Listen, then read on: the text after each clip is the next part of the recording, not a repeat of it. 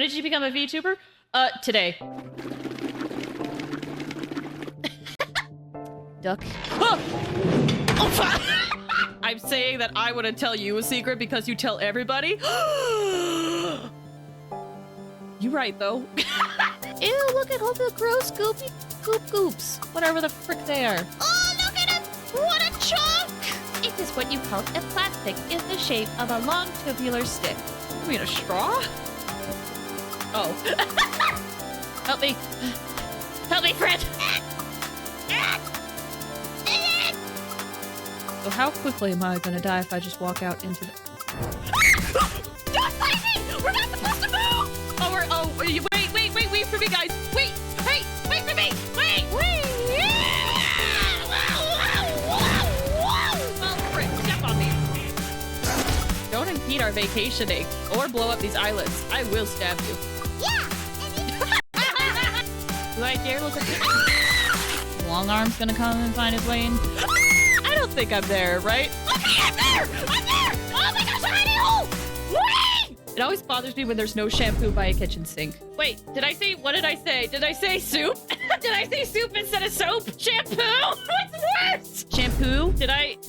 Please tell me I said soap this time. I said shampoo! No! Here we come!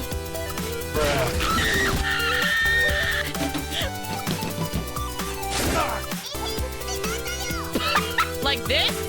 You want me to stop looking at you like this? Good spoofs tonight? Ah! Are we okay? Are we safe? Does his arms reach into here? Ah! Oh my gosh. You know what I do want? I want tits. The Twitch integrated throwing system. Roses are red, violets are blue. Omae wa mo shinderu. Nani? Oh, you slut! This is my first limited character constellation. Shut up! It's been a little bit tiring. What the? I'm dead! Why am I not dead? Why am I not dead? Say hello to my little friend.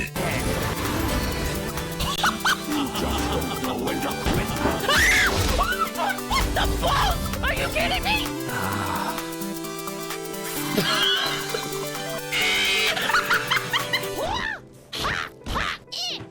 Oh. Has already managed to make contact with the divine. Oh no! Big traveler. Big traveler. Get down! You don't know how to do it!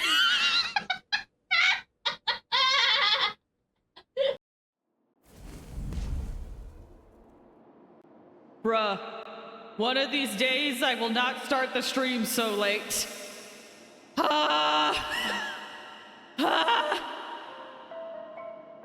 Anyway, hi.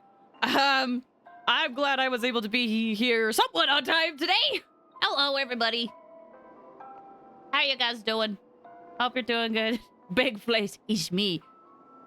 The Big Place. Hello, everybody.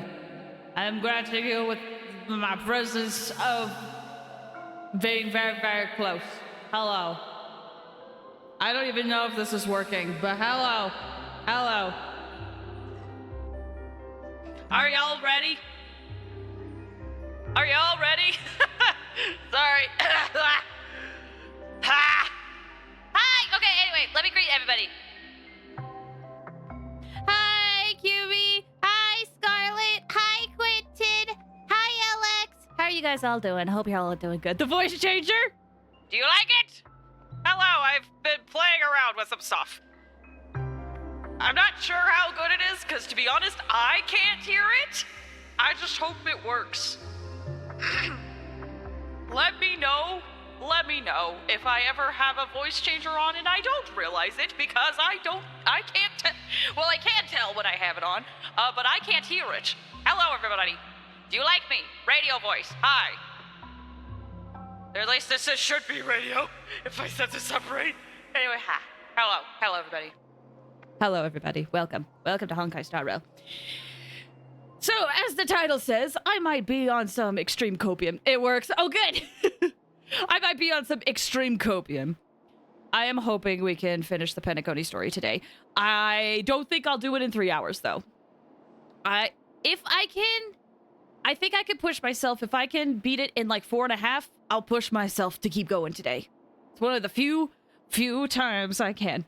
Never tell, please. That's also an option. I also could talk to you guys like this for an entire stream. Hello, everybody. It's me, Fly Fires, coming to you live from Honkai Star Rail's Penacony.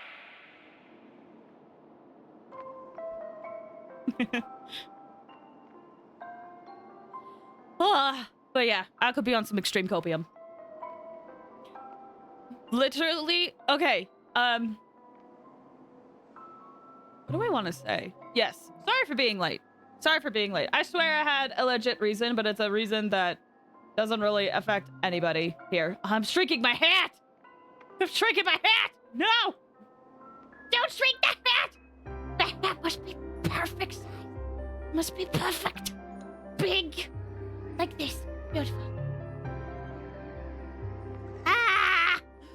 Okay, well, let me get my team up that I like to do for the story. There we go. Ah. So, yes, I might be on some severe copium. Oh, I told myself last week that I was gonna put myself where I needed to be. Hello? Why is it telling me? I stopped here. Why is it telling me to go to the... I'm confused. Either way, I had told myself I was going to start here and then we could just walk forward and keep going with the quest, but that did not happen. Yeah. Okay. How are you guys? I hope you all are doing good. I do want to start the story soon, but I feel like I just kind of rambled a bit and didn't even ask how everybody was doing. I hope you guys are all doing good. Maybe I gotta like teleport in or something. Let's see what happens if I teleport in. Doing okay? Need dinner? Bruh, I had actually considered starting stream while I was still eating. But with how everything panned out, it didn't work out that way. But I might actually, to be honest, if I'm able to start stream sooner, because I like to talk to you guys a little bit before I play the game.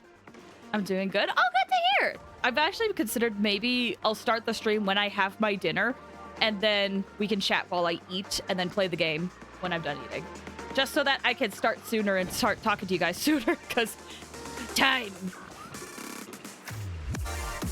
Time. I think I'm gonna increase my volume a little bit, actually. I'm so picky about my volume that I don't know what a good one is. So it still tells me it's here. Also, well,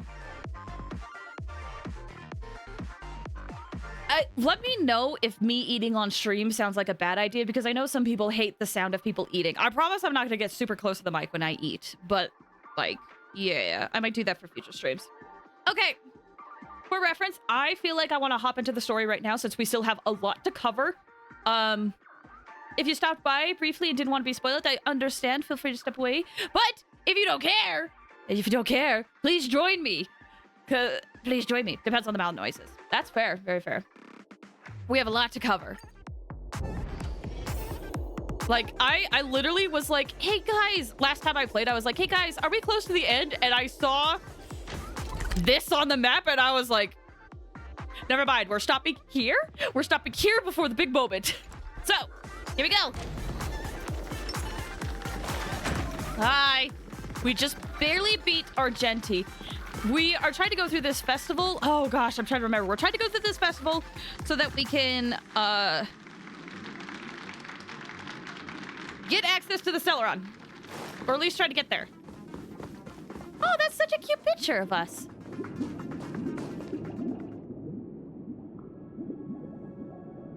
Congratulations to the both of you on becoming the festive superstars of this year's Charmony Festival. Before entering the Grand Theater, What's up, Sunday? on behalf of the organizers, extend my sincere congratulations to you, wishing you joy under their radiance. What are you doing here? You already worked things out with the Dream Master? All I get are sincere congratulations. Where are my stellar shades? You already worked things. Wait, what are you doing here? Can I talk about the Dream Master plan? I feel like I will spoil it. What are you doing here?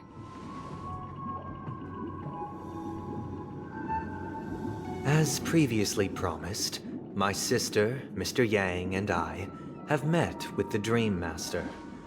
We delved into the truth about Penacony and its Stellaron, and have come to a consensus. Both I and the Oak family cannot acquiesce to your request. Just as expected. We acknowledge the perspective of you, Nameless. Penacony does require change, but not as you propose. The planet of festivities cannot and will not revert to a place characterized by chaos, disorder, or anarchy. Through your journey of overcoming obstacles, you must have glimpsed the essence of that era. The vulnerable ruthlessly eliminated, equality non-existent, common folk living precarious lives, eking out a dreary existence. Ultimately, only heroes like yourselves manage to achieve success. But I would dare ask, if you did not possess the special status of having a Stellaron, and you were but an anonymous and frail member among the masses, which Penacony would you prefer? A dystopia for the survival of the fittest? Or a sweet dream paradise for all? Whatever the intended way is, there's nothing wrong with being the fittest. Sweet Dream Paradise is a... I don't know, why are you asking me? This is such a non-answer, but at the same time, I'm... Why, sir? Why?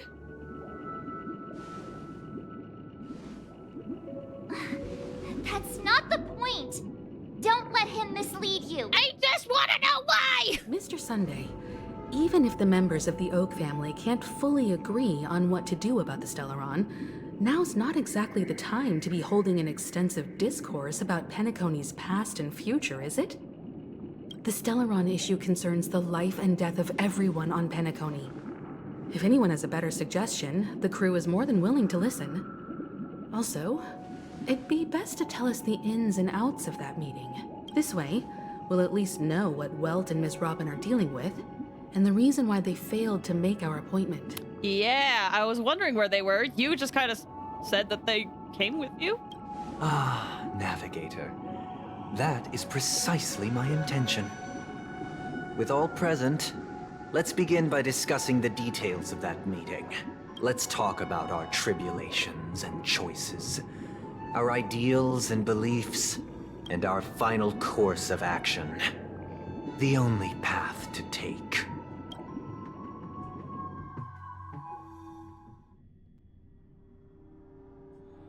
A while ago. You mean to say that for the longest time, there have been scoundrels who would use the Charmony Festival that I have bequeathed to the masses as a tool to realize their ambition? Indeed, Dream Master. Once the Charmony Festival begins, the Stellaron's powers, along with the song, will be broadcast across the entire planet of Penacony. And then everyone in their dreams will be unable to awaken. This is indeed surprising to me. The dreamscape is maintained by the collective effort of the 5 families. If someone were to use the Charmony Festival to recklessly disseminate the power of the Stellaron, this individual must hold a position of great authority. Do you have any suspects? I'd like to ask, did you really not know of the Stellaron's existence? I would have never thought that this Nameless would point the spear at me. Quite astonishing indeed. If I have offended, the Astral Express extends its sincere apologies. But the current circumstances are dire and leave no room for meticulous inquiry. We're doing this out of concern for the Dreamscape's safety. So, if you could, please alleviate our concerns. Dream Master, it's just to prove that the Charmony Festival has nothing to do with the Stellaron. If we're being overly cautious, I will return to the stage to offer tribute in song, just per the arrangement. Sunday, Robin. Hello? I've watched you two grow up and know your dispositions like the back of my hand. Both of you, right now, can surely be lauded as their most devout advocates. I already know your resolve. The magnitude of this matter is enormous and cannot be taken lightly. Since Mr. Yang has asked with such earnestness, I will personally respond in kind. If there is a need, the entire Oak family will be mobilized to heed your call. Someday, might I ask you to beseech them to cast their light unto me, and question me in their stead, so that no lies may be concealed? I will do as you command. Robin, could I entrust you to be present as a witness, to document the truth, and to proclaim my innocence, so that all slander may be utterly dispelled? I will do as you command. May thy will be carried out on earth, just as it is in the heavens. Oh, triple-faced soul, please sear his tongue and palms with a hot iron, so that he will not be able to fabricate lies and make false vows. Let us begin. What? There is nothing else to prepare. Understood. Question. Have you devoted your life to your god, never worshipping other gods? Naturally. Do you love your god as you do yourself, always heeding their admonishments? Naturally. Have you strayed from the path expected by your god, betraying their name? Never. Have you ever been inordinate with your asks of your god, coveting more than the foundation of the creation itself? I'm sorry, every time the bell rings, I get so distracted. Hello? Who is pinging the bell? Sorry, anyway.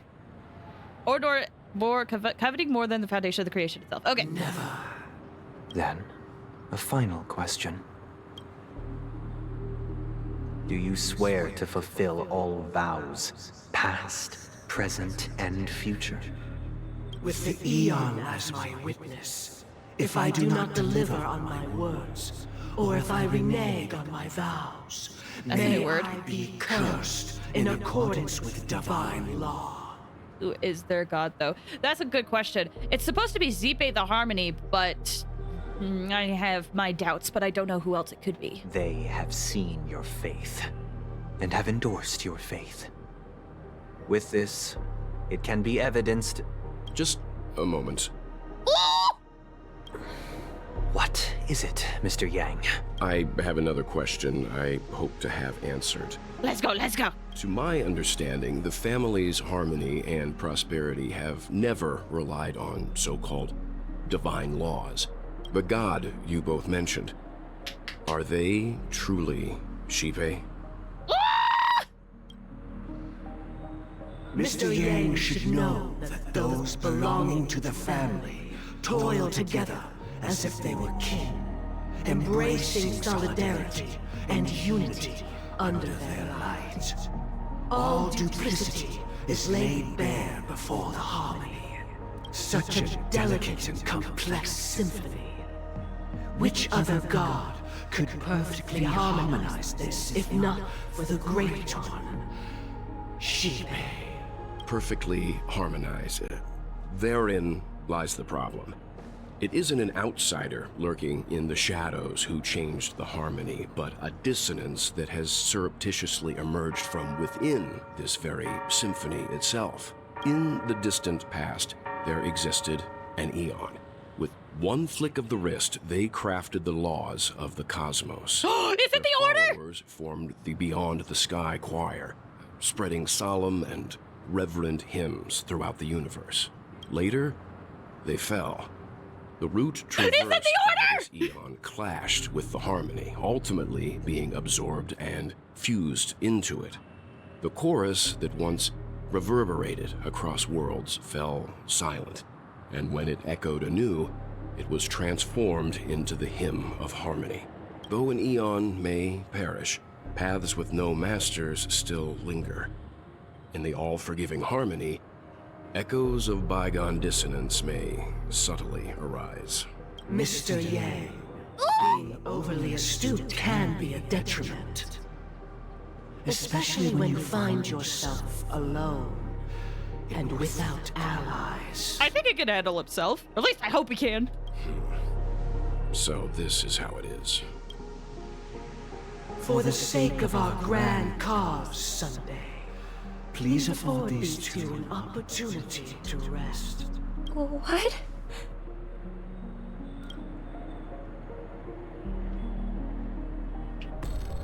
Uh-oh! Sorry, Robin. It's just you. I did not wish for you to know this. It's a pity that things have turned out this way.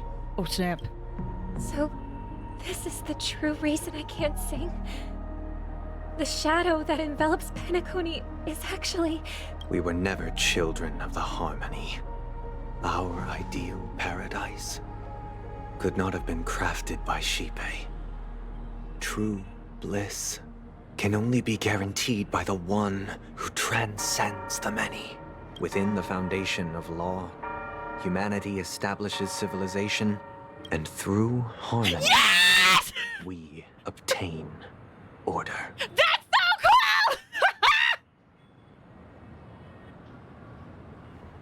cool! Sorry. Okay, I'm not crazy then. It was one of those things where I kept going through Simulated Universe and I felt like I remember that the Order and Harmony were interconnected because the Order eventually disappeared and it was believed that it like fused with the Harmony, or at least that's what I think was in Simulated Universe. Oh, that's so cool! Order! I forget what the Order's name is though. I can't remember it off the top of my head. But have you guys seen the like sprite for the Order? I actually really like it. It made me kind of sad knowing that the Order was an eon that is not like an active path that just got absorbed. That's so cool! So he's brainwashed. I don't know if I would say brainwashed, but he's aware that they don't follow Xipe. I mean, maybe he is brainwashed. Like, maybe it's like voluntarily brainwashed. Anyway, because like, as Penacony has been going on, I definitely have felt like there's things that feel disconnected from what the Harmony actually is, you know? So, for those who don't know, oh, excuse me. Different paths basically are like different ideologies, right? And sometimes if there is a path that is greater or more all-encompassing, then the smaller of the path, like the more narrow the path, will get absorbed into the more all-encompassing one. So Order was the narrow path, whereas Harmony was more of the broader scope of the path. They both kind of have a similar ideology, but it is different, and there are differences. His dad isn't the best person. Yeah, it seems like there's been a few things. Okay, anyway, sorry, the revelation makes me so happy, because it confirms some of my suspicions. Yay! Which also, this opens up the door. Sorry, I'm rambling, but this opens up the door for more paths that have been absorbed to play a more prominent role, which includes things like Long and Ouroboros. And all those paths will be able to maybe be included in some way. Anyway, like Enigmata. I think that one also got absorbed. Or maybe it didn't. Enigmata. Either way. Yay. Also, this sucks for not Sunday. Robin and Welch, though. My excitement aside, I worry for them. Unbelievable. To think that there would be remnants of the Order on Penacony. What have you done with Mr. Yang and Miss Robin? Don't worry. I just gave them some time alone to ponder their fates. Do you guys think if Sunday becomes playable, he wouldn't be a path of the Order? Nah. I got super excited there because I was like, what if we got a playable character that's on a path that doesn't exist anymore? But then I realized the Trailblaze is technically a thing and we have different paths. Anyway. You should know that these actions make you an enemy of the Astral Express. Should we need to stand against the Nameless, it would only be myself and the Oak family involved. But we haven't reached that point yet. Your efforts for the justice of Penacony are evident to everyone, and have been widely observed. You want to talk terms with us? Stop beating around the bush and get to the point. Give Mr. Yang back to us now! Oh, I intend to. But that hinges on the outcome of this negotiation. If it is the Order that drove you to imprison Welt and Robin, and you're using them to coerce our compliance, then there'll be no point in entertaining any type of discussion. You're mistaken, Miss Himiko. They are in very safe hands, and just as the family has always proclaimed, no one can be harmed in the dreamscape, least of all in the beautiful new world belonging to the Order. Penacony and the entire universe have witnessed far too much innocent bloodshed. The strong wield their blades against the weak, and the victors push the vanquished to the brink of life. Natural selection. The world abides by this principle, establishing the well-being of humanity atop the corpses of the downtrodden. Only we, or rather, I, possess the power to put an end to this farce. So you've decided to resurrect a dead Eon? No one's ever done such a thing. If Miss Himiko is interested, let's draw back the veil and speak candidly. I've always firmly believed that people can understand one another through peaceful means. I'm willing to divulge the unembellished truth as to the intentions of the Order's Pathstriders, so that you will make better judgment for the Astral Express, for Penacony, and for this stretch of the universe. Words can hardly do justice to the beauty of that ideal. So, come with me, everyone. Let us retrace our steps and see once again where this road leads. Are you glowing? Huh? Where'd he go? Welcome. This isn't any location in Penacony's dreamscape. It's my inner world.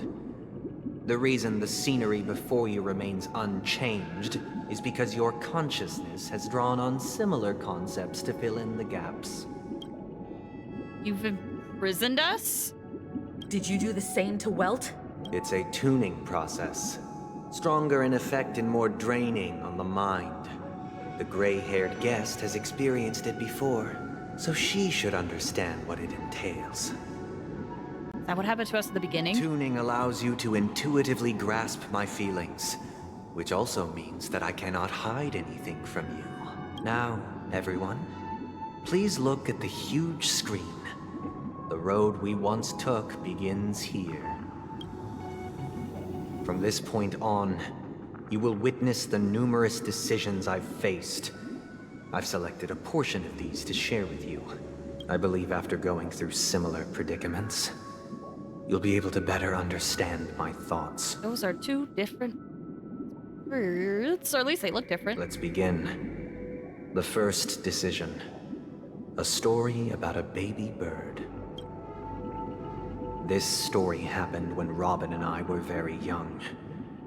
We were victims of the Stellaron disaster, and the family's Mr. Gopher Wood, who would later become the Dream Master of Penacony, saw that we siblings had no one to turn to and took us in. Later on, Robin and I lived a time with nary a care in the world. One day, after dinner, while my younger sister and I were lounging about in Mr. Gopher Wood's yard, we spotted a fledgling Charmony dove all on its own. That baby bird was tiny. It didn't even have all of its feathers, and it couldn't sing. When we found it, It was already on its last breath, having fallen into a shrub. Probably abandoned by its parents, we decided to build a nest for it right there and then. However, thinking back, that winter was unusually cold, with fierce winds at night in the yard, not to mention the many poisonous bugs and wild beasts in the vicinity. It was clear that if we left the fledgling in the yard, it stood no chance of surviving until spring. So, I suggested we take it inside, place it on the shelf by the window, and asked the adults to fashion a cage for it. We decided that when it regained its strength enough to spread its wings, we would release it back into the wild. The tragic part, something that we'd never considered, was that this bird's fate had already been determined long before this moment. Its destiny was determined by our momentary whim. Now, I pass the power of choice to you all. Faced with this situation, what choice would you make? Stick to the original plan, and build a nest with soft net where the Charmony dove fell, or build a cage for it, and feed it, giving it the utmost care from within the warmth of a home. I eagerly await your answer. Oh boy, I can't wait to be judged. Talk with the others and see what they think. Oh, I can do that? I would love to do that. Let me grab this.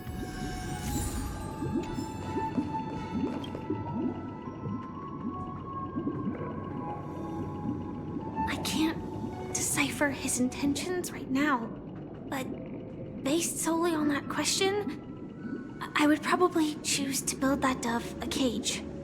Even if I was gonna release it back into the sky, it'd have to be strong enough to fly first. If I left it where I found it, I fear it'd never get the chance to fly ever again. What do you think, Himiko? It looks like he really has no intention of imprisoning us. If it's just a quiz, I suppose it's fine to humor him. Back to the question. I would personally choose to build the little Charmony dove a cage. No special reason. I do think that a fledgling should have the right to fly into the sky. But if it can't even live to that point, then there's nothing to talk about to begin with. March, what do you have to say? That guy just casually throws this kind of question at us? What exactly is his deal? But fine, I'll answer, I guess. If it were me, I guess I'd choose to build a cage for the little Charmony dove. After all, leaving it there, it's bound to get hurt by wild animals or something. And that'd just be too sad. Yeah. The thing is, I know what he's going for with this question, but I don't like it. Because I also feel like I would give it a cage because it would at least give it a chance for the future, but it feels like this is him fishing for it. Or maybe I'm misinterpreting his intentions, but it feels like it's one of those things where it's like, I can't help, but why is everyone agreeing? I guess they all have a similar mindset. I guess, like, I remember my biggest thing is like, what this feels like is I probably not build a cage. So, so you would make the nest and then just hope that nature doesn't kill it? Because that's the situation where it's like there's a lot of things out there that a huge infestation out there that would most likely kill it overnight. But it sucks because it's like because I could see it two ways. I guess I'm thinking about what the end goal is. I could see him arguing like build a nest because that would be him being like, that's what nature is. Nature is taking its course. Nature has order, survival of the fittest. But I could also see him trying to take the cage argument of being like, this is why things need to be contained. They have to be controlled because it's for the best. And it's like, all of these just feel like This just feels like him trying to get an answer out of us and manipulate it so that it proves that he's right. That's what this question feels like.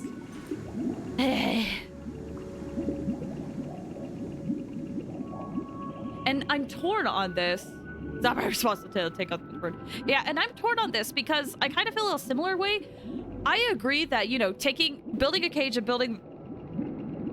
taking the cage and putting it inside would be the best way for it to survive. But the thing is, I don't know how to take care of birds. And this is, you know, weird exceptions. I don't know how to take care of birds, so I don't know if I would actually give it a good life. But I also feel like giving it a nest would give it a good chance to die. And this, unfortunately, is something that did happen in my life. Where, I don't think I could go into too much details, but I was with one of my grandparents and we found some injured birds and we gave them a spot to try for them to recover. And unfortunately, nature did its course and they died. So I am genuinely torn on this because I feel like either way,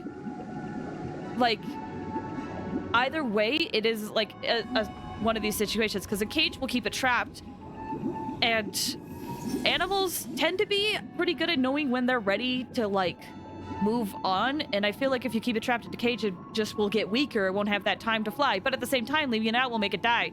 So it is hard. I think I am gonna go for the cage just because I like the idea of giving it a little bit of a chance to live longer. But it could go either way.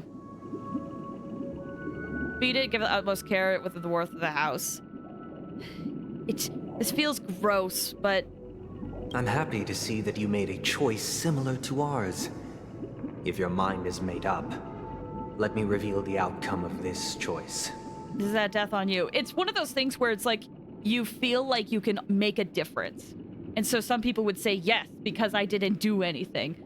But I know that's not always the case, but that guilt is still there. We passionately nursed it back to health, preparing only the best food for it every day. We even preened its feathers. Later, on the day that Robin left Penacony, we opened the cage door and let it fly back into the sky. I watched it for a long while by the window, probably about 3 or so days. In those 3 long days, the little Charmony dove tried again and again to spread its wings to fly into the sky, but fell to the ground, only to keep trying. Yeah, that's what birds do. Finally, on the 137th attempt, it succeeded. But its attempt did not go perfectly. After flying unsteadily for a while, it fell to the ground. Unable to grasp the direction of the air currents, the fall shattered its wings. It writhed helplessly in my embrace. But it was all for naught, finally succumbing to a painful demise. And in that instant, our tender care, our given love and hopes, they all became the inevitable push that sent it to its death. I deeply regret the choices we made. Next, let us head to the second decision. This time, it's the story of a dream chaser.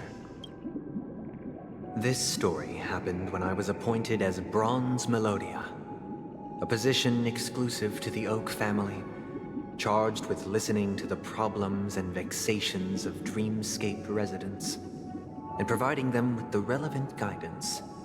It was during that period that I had the opportunity to hear voices from all corners of the Dreamscape. Joy, sorrow, arrogance, regret. The complex tapestry of human nature that formed the world. And I was fortunate to catch a glimpse of it. He was a dream chaser and an illegal stowaway. Just like the rest of them, he came to Penacony in search of a better life. Except that, to most people, the price he paid, I suppose you could say it was everything. He told me, I sold everything I could at home. The house, the land, even his 2 children. He said he could not afford to raise them, and that at least they could eat if they lived as slaves. He had a plan in place. He would buy back his children once he had made his fortune, and enjoy Penacony's beautiful dream with them. Alas, his plan to smuggle himself was somewhat clumsy, and he was sniffed out by those pig-headed hounds. After hearing the Dream Chaser's story, I immediately appealed to the Bloodhound family to cease their pursuit. That way, at least he could live peacefully.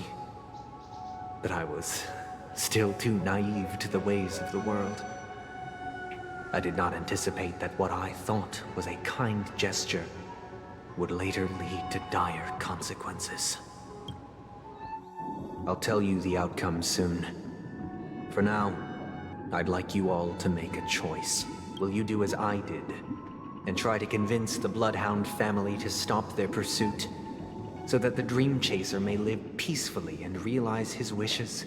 Or will you remain silent, leaving him to languish while the hounds are hot on his heels, until his inevitable judgment arrives? I look forward to everyone's decisions. Who knows? Perhaps they might even alter the outcome of this tragedy. I'm definitely torn on this one. Okay, Firefly, what do you have to say? This question... Surely it has some connection to the baby bird story. And this connection is precisely the breakthrough Sunday aims to use to persuade us. I'd probably choose to ask the Bloodhounds to cease their pursuit. I'm also noticing his wording. Whenever he talks about what his decision is, it's spoken with such positivity, and the other one is spoken with such negativity that it almost guilts you to feel like you can't pick the other one. A Dream Chaser story.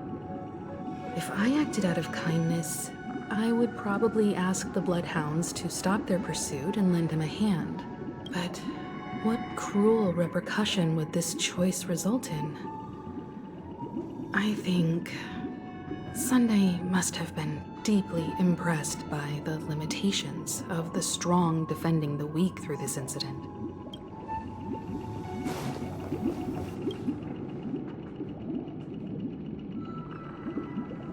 It seems illegal stowaways are really quite common on Penacony. But that guy in the story, I don't think he deserves any sympathy at all. He sold his kids to chase a dream. Yes. Even if he intended to go back for them, it's still insanely irresponsible. This is the thing that shook me, where he's like, oh, I sold my kids, but I want to get them back. I'm like, that feels weird, dude. With that thought, there's only one choice. Let the Bloodhounds send him back home. This person deserves to be punished. Because, like, here's the thing. If I had the power and I was able to, like, help someone maybe fulfill their dreams, I would like to do that. But there's 2 things that are interesting. For, like, that's what tipped me. I was like, you sell your kids. Yes, because I remember last stream when I reacted to that, I was like, you sold your kids? And it's like, well, at least you're remorseful. But at the same time, it's like, you made that decision a long time ago. What makes you think that your kids are going to want to see you? So here's the thing. I probably would still, like... I feel like I would want to, like, you know, cease the like, not in this situation, but in general, if I had the power to help somebody, I would like to. It's actually something that's really bad with me that I have to try to hold back, because if I could, I would try to help everybody, but I can't do that. And also, I don't have the energy to do that. But I actually think I want to be silent for this one, because the guy itself irked me a bit, you know? And when Sunday kind of felt like it felt like Sunday basically was, I'll forgive you and help you. It rubbed me the wrong way a little bit, but I was like, well, maybe he sympathizes or something. I don't know. Nice. But I also want to do it just because of how Sunday keeps wording this, where he puts his opinion in such a high regard and then the other one at such a low negative regard. Frick you. It seems you, like me, pondering whether a different choice could have led to a better outcome. Sadly, his fate would only be more tragic. Say he never gets caught. He would only die from delirium. The methods with which illegal stowaways enter dreams are unorthodox. Not flawless like the hotels. Living in the dreamscape would be a mere pipe dream. Welcome, Pat. How you doing? I hope you're doing well. Should he be apprehended? Could the hounds afford to turn a blind eye? The answer is a definitive no. They couldn't bear the resulting consequences, and thus wouldn't dare extend a helping hand. As to your choice, I once again offer my heartfelt apologies. Next comes the third and final decision, and the story this time is my own. This story happened the day I was appointed the Oak family head. At that time, Mr. Gopherwood was the current Dream Master, and as per his wish, we had a private conversation. What surprised me was that the Dream Master had only come to deliver a letter to me. He let me read its contents, and it was a letter from my sister. That kind of implies to me that the Dream Master may have read it himself.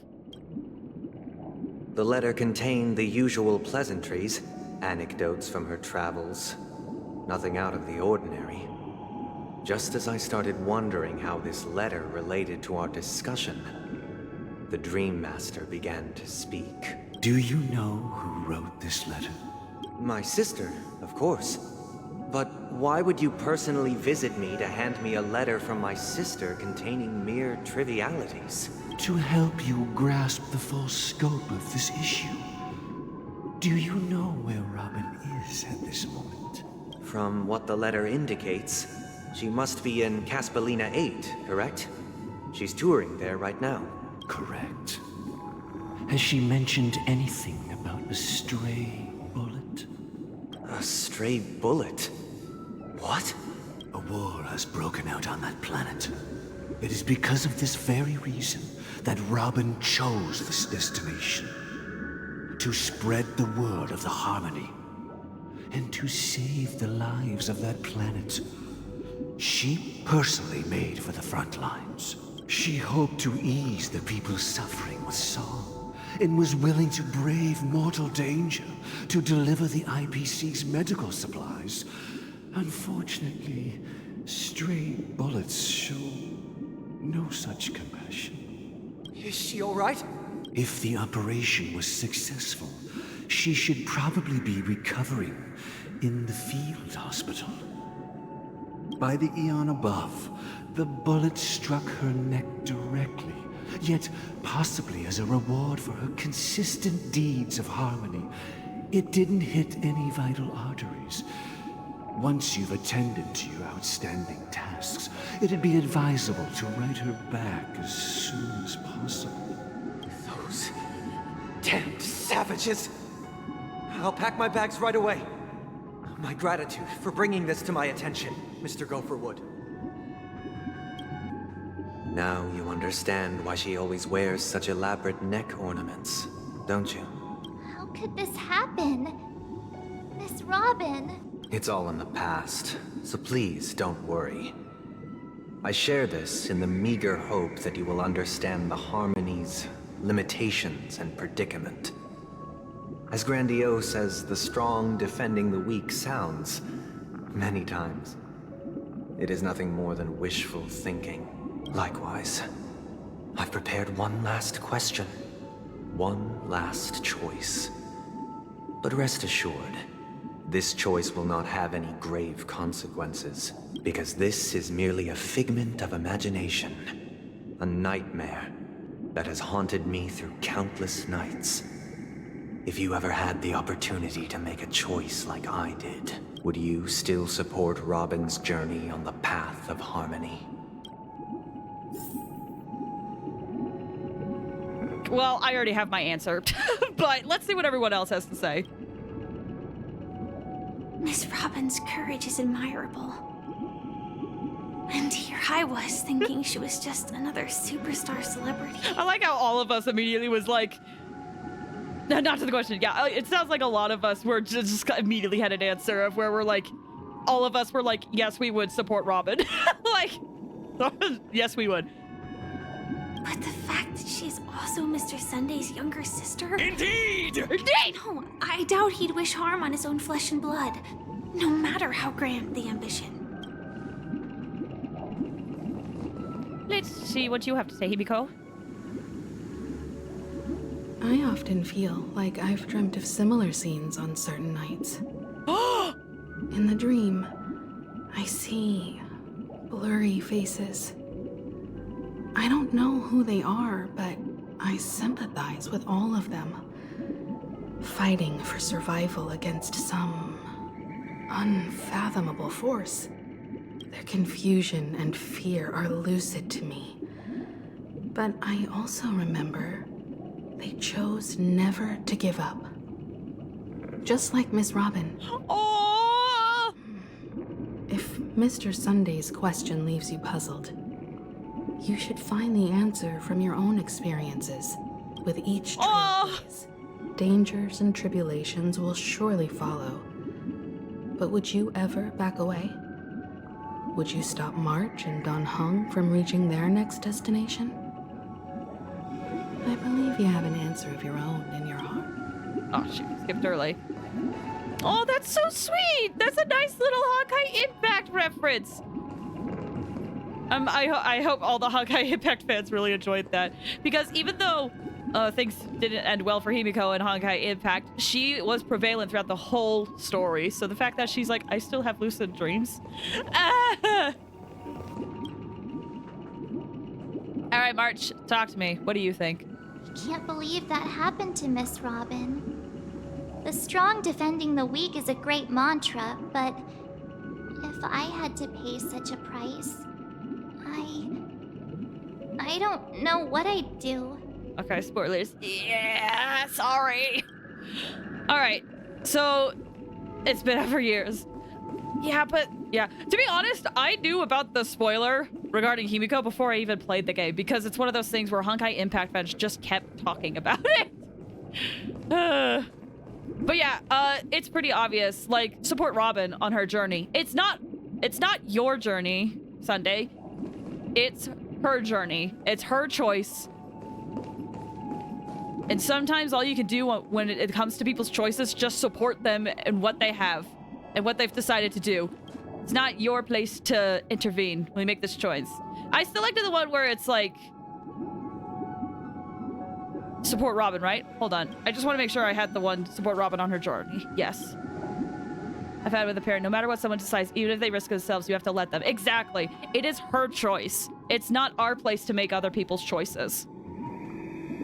Can't see the spoiler of Honkai. Unfortunately, I wish people kept it more on the down low. All right. Support Robin. I see. I am now aware of everyone's stances. Can I just say, side tangent? I love to hate Sunday, you know? He's one of those characters, like, his logic grinds my gears, but I love it, you know? I love it! Oh my gosh, I'm loving Sunday so much! It's like so twisted and illogical. And it doesn't make sense. He feels crazy. It's great.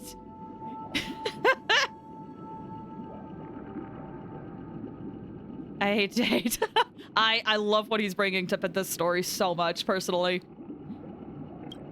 Raising these questions merely serves to illustrate one point. The plight of Penacony cannot be salvaged by the harmony. The true foundation for a sweet dream paradise can only be established through the order where the strong govern the weak. I know the suffering of being tormented, the turmoil of losing your way, how sorrow and even despair set in when matters don't work out. All of this causes me unending pain, because this is not what happiness is at all. We must teach the weak how to live a happy life, And this life isn't some noble propriety that the upper crust preaches, but in definitive terms, a way of survival that belongs to everyone. So what is your definition of living a happy life? Have a good nap, Pat. Good question. Human consciousness is fundamentally an illusion, a cage known as self-worth. People lured in by this illusion make mistakes, yet still ask that external influences bear the burden. When one mistake after the next permeates the masses, they become impossible to trace. Thus, the amassing of these individual cages culminate to form a prison. A place dictated only by the rule of survival of the fittest. Nature is always accompanied by predation and sacrifice. Its antithesis is known as order. That is what I want to do. Unite Ooh, I just got chills. happiness under the banner of order. They won't need to make bitter choices any longer, nor face the weaknesses of humanity. They can cast aside their primal instincts to build a haven for mankind. Simply describing thoughts is far too abstract, so allow me to provide a simple example. As you all may know, there are societal norms like weekends and long weekends that exist on some worlds. During these hard-earned rest days, people are given the chance to extricate themselves from the stresses of everyday life, allowing a certain tranquility to return to their souls. And it is only on these days that people do not have to adhere to the law where the strong prey on the weak. They can live out their lives happily during these brief intermissions. It's just a pity that 2 or 3 days are still too fleeting compared to the span of a lifetime. From where I stand, society's ideal system should be 7 rest days. Following Sunday, there should ensue a second, a third, and indeed an infinite procession of Sundays. This should be the face of the new world. Idyllic, eternal, peaceful days.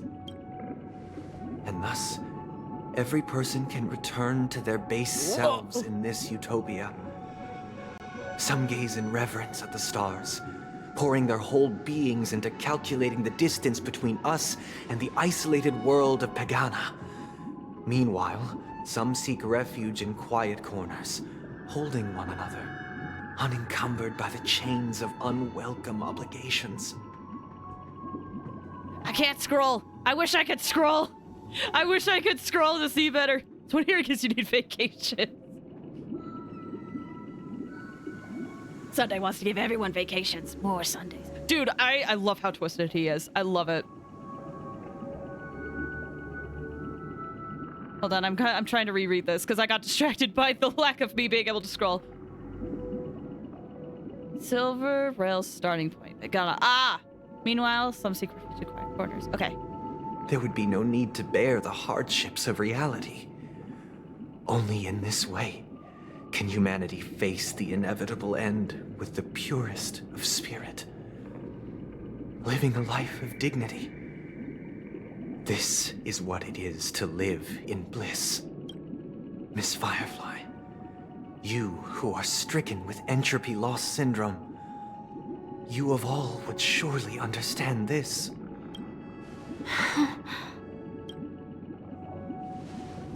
It sounds like a flawless theory.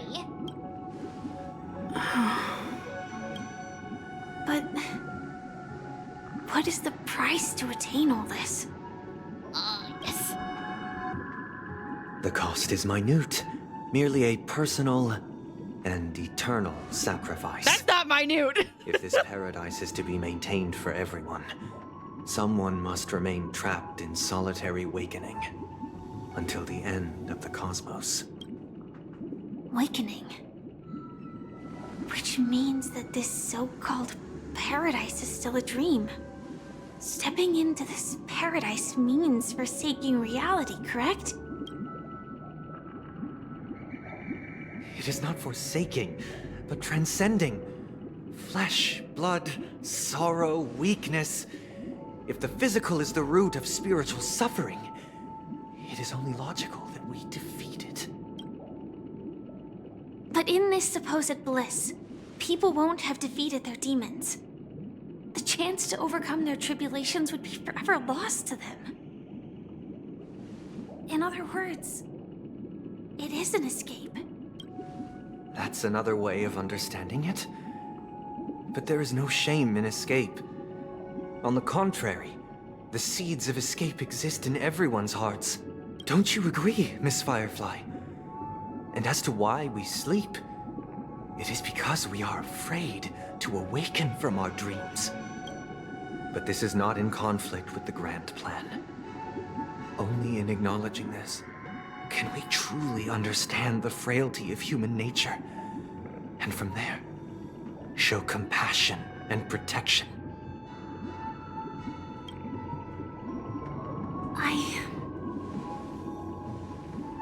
I admit that you are a born leader. Your perspective on humanity brims with pessimism. Yet you express compassion for all, even when your heart pities them. But unlike you, I live for the self. From my perspective, individuals making choices for themselves is their birthright. The want to escape may be innate in the weak. But whether they are weak or not, it is not up to another to decide. Gosh, I love her so much! Ah! Ah! Also, it's totally okay to have escapism. There's just got to be a limit, you know? I was trying to find a way to slip that in somewhere, but nothing felt right. Perhaps in your mind, you also view me as weak. That's my girl. That's my girl. That's my girl. There she is. Oh, I love her. Because I don't think so. Oh, I love you. Since Miss Firefly has said her piece, the Astral Express will also naturally give you our answer. We'll leave it to you. Just as Mr. McHale instructed before. Tell him our choice.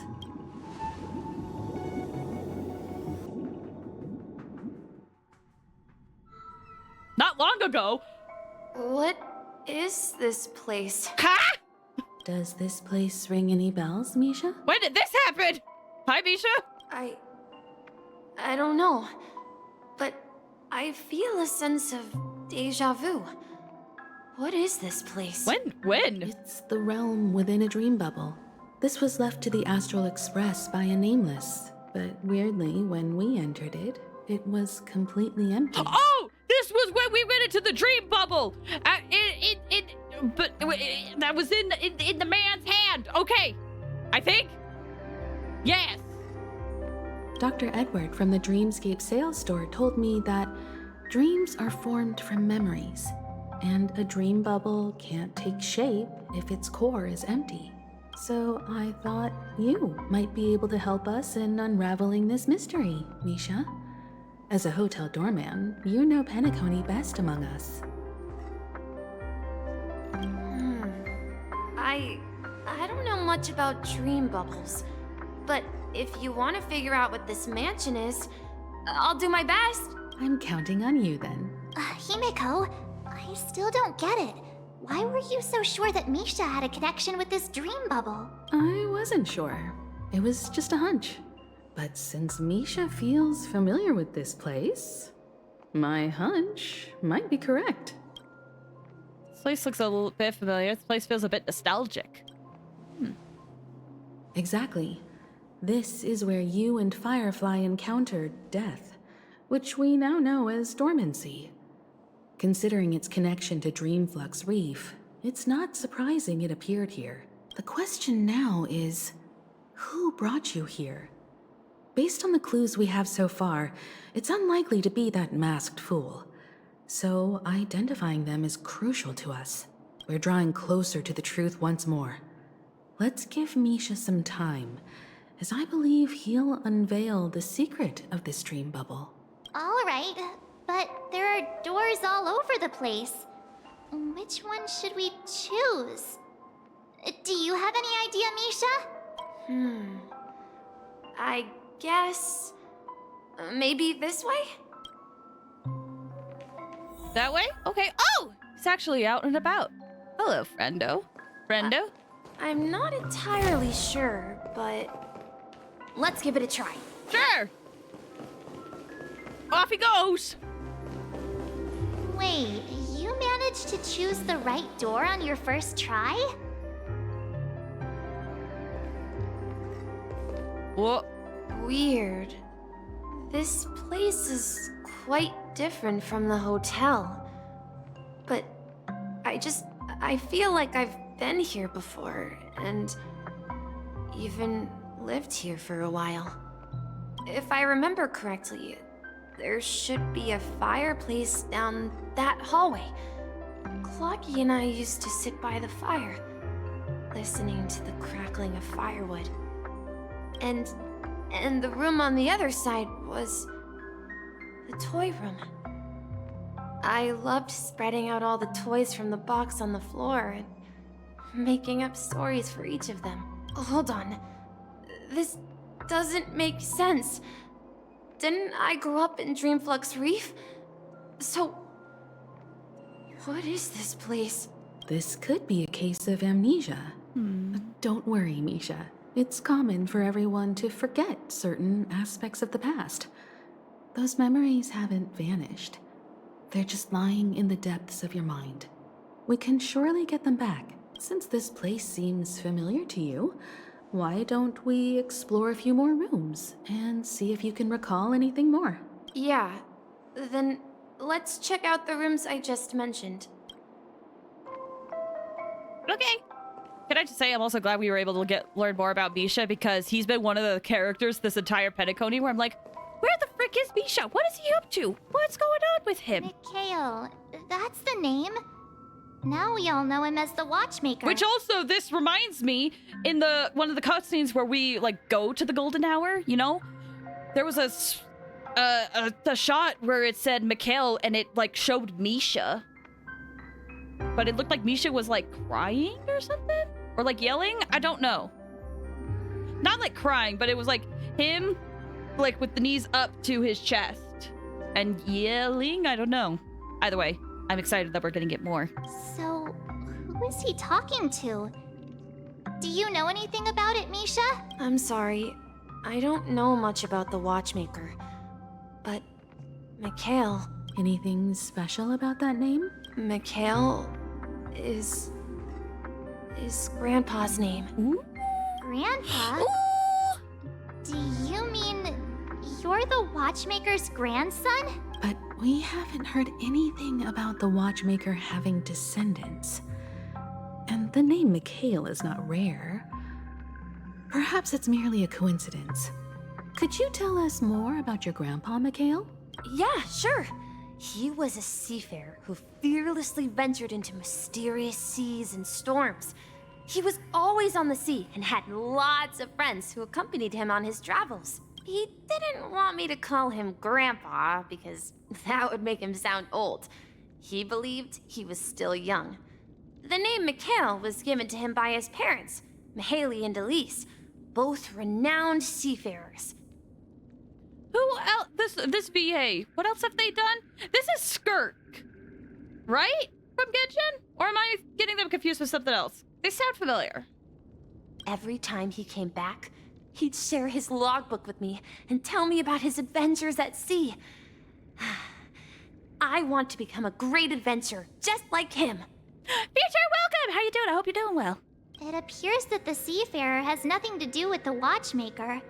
So, perhaps it's just a coincidence? So, where is your grandpa now? He went off on a new journey. And it's been quite a while since I last saw him. So, where has Clocky gone? Did he leave to protect Dreamville? I'm gonna adjust my mic. Need to keep yourself safe. Okay, Mikhail. Promise. Whoa. Whoa. Wait, what does that say? No, come back. What do you say? You said something. You showed something. Please return. Curses. That Skirk, such a rage. Right, dude, honest.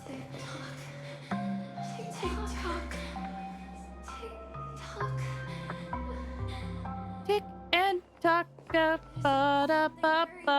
Such a rage. I feel like English VAs often don't get enough credit for the range that they get. They often just get bashed on. Okay, there was something that appeared there, but it disappeared. I heard some noises from the room. Origami Bird? That's a friend of mine. You and Origami Bird are friends? Misha's friends with all the dreamscape thingies, whatever they are. I have collected almost all the origami birds. I just have to do the new areas. Yeah. It's a member of the Compass crew, just like Clocky and Miss Mirror. And there's more than just one origami bird. They are a big family with lots of brothers and sisters who look the same. They follow Miss Mirror's orders and handle all sorts of jobs on the ship. They're the best sailors. Sailors?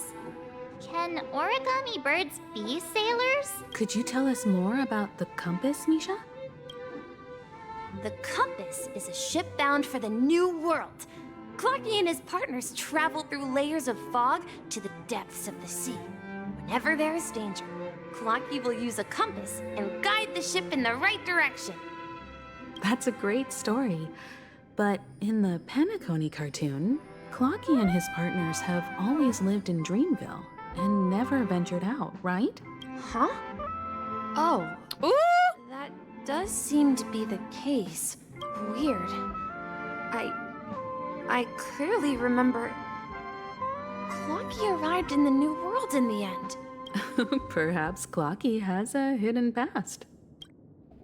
I think I hear the sound of water.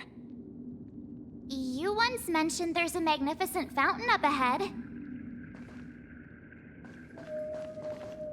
Take this for you. I'll protect you from harm. Protecting Dreamvale.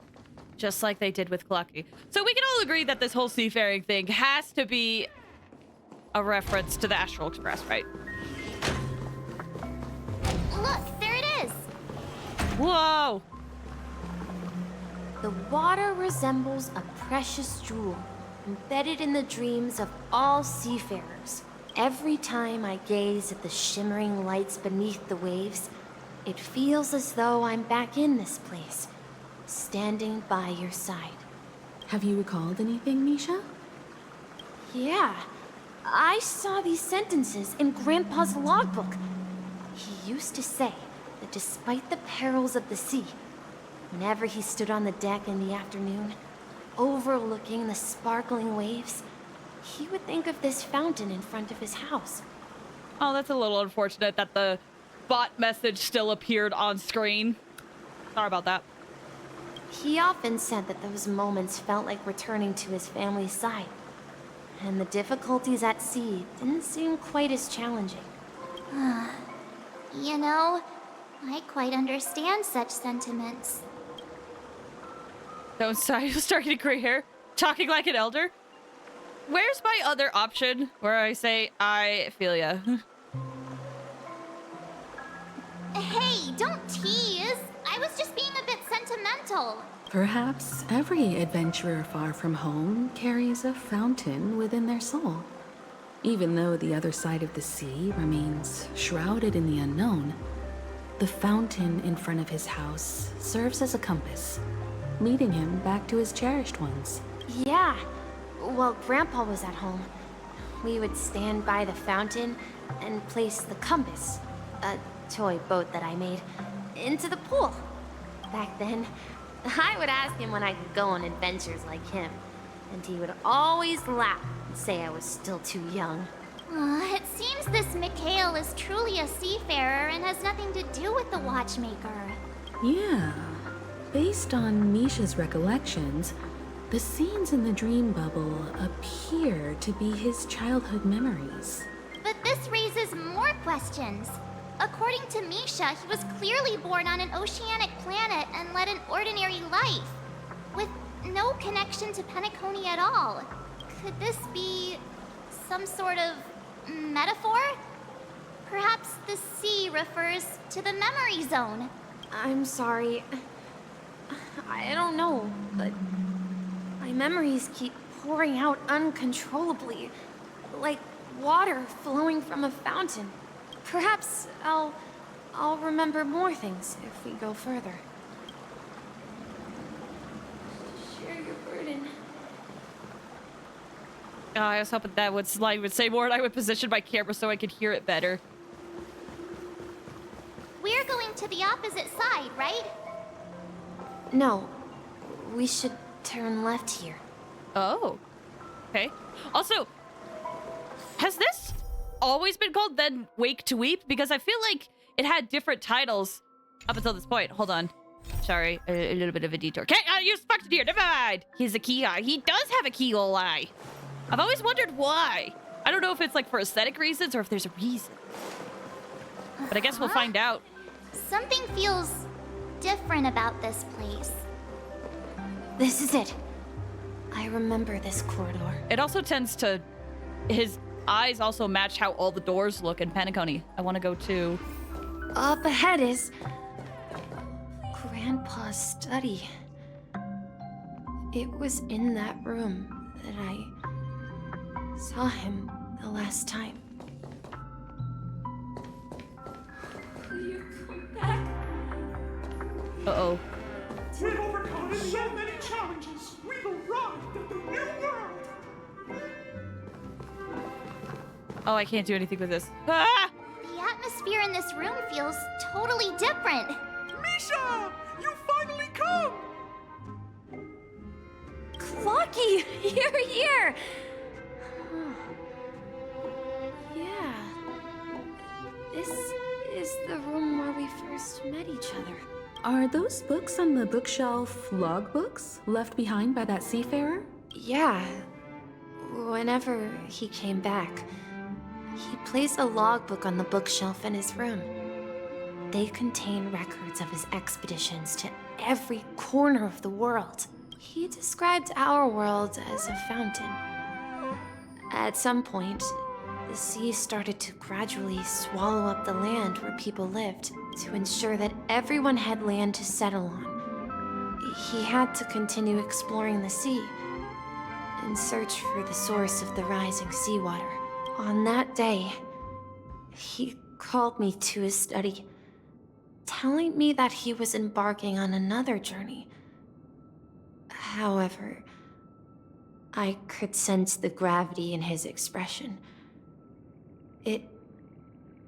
It was the same look I had seen on my father's face before his final voyage.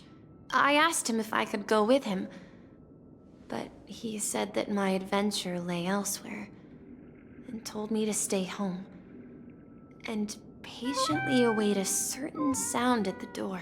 What sound? He told me about a vast ocean in the sky. An ocean of stars. He spoke of a train that transports children with a desire to venture far away, traversing the sea of stars without ever stopping. He said that he knew the crew on the train, and that he had asked them to take me along. He said the journey I had always dreamed of would start there. A train? Could it be? It's the Astral Express. I remember now. Grandpa's friends are a group of nameless who came to this world to resolve a disaster caused by a star. Then, he gave his pocket watch to me. It was his cherished treasure, appearing in every one of his adventure tales. He explained that difficult times were ahead, but assured me that the watch would guide me. Oh my gosh! I just realized! Sorry, I know this was my excitement totally destroyed the somber mood going here. But I just noticed this! This right here is on all of the Nameless's outfits, except it is red instead of this blue. Like, Himiko has it, March has it, Donhung has it, we have it, Welt has it. I just realized it's right there! The whole time! He said, as long as I kept moving forward, I'd eventually reach my desired destination. And then, it was as if I heard the distant sound of a train whistle echoing throughout the room. Exactly, Misha! And then we followed that whistle, didn't we? Yeah. I think I can still find the way we took back then. Ooh. We lost our way, we covered some challenges. I knew the secrets out of this continue sailing. We finally come out of the fog. Across the ocean is our destination. Now heading in the correct direction. This is the dream jigsaw, right? So we're supposed to find the exit. But where can we find the last piece? Do you remember? You said you obtained a mysterious shard when you stumbled into this place. Babe. Hey, the shape seems to match. So this shard is also connected to Misha? Looks like we're just one step from revealing the truth. Let's get to the other side and investigate. Okay. We will do that. Let me put this together. Gosh, I'm really feeling it in my legs. I need to, like, stand up in a bit. But I don't know what a good time is. But I'll give it a few more minutes. This is it. This is my room of clocks. While I spent my time waiting for Grandpa to return from his voyage, Walter gave me this workshop. And it became my secret base. Here, I learned how to repair clockwork and gears out of my fondness of precision mechanics. In my dreams, I was the captain of the compass, embarking on adventures with my companions, Clocky and Miss Mirror, in search of the new world. I was born and raised here. So, this building in the dream bubble is your childhood home? Yes, but not exactly. To be more precise, this dream bubble itself is my home. Looks like you've remembered everything now. Wait. Why does it feel like everyone else knows something I don't? Yeah, you're the only one still in the dark. Too bad I don't know either. I feel like I know. I feel like I know. I'll say I don't know, though. March, do you remember when she mentioned the clocky that only she could see? Yeah, the little guy here, right? But we all saw him in Dreamflux Reef, right? And Mr. Yang even greeted him. Looks like everyone on the Astral Express has a childlike spirit. The answer lies in the Astral Express. Her experience shows that neither Firefly nor Acheron can see this clocky. And when we were in Dreamflux Reef, you may have noticed that for some reason, nobody outside of the crew had ever talked with Clocky.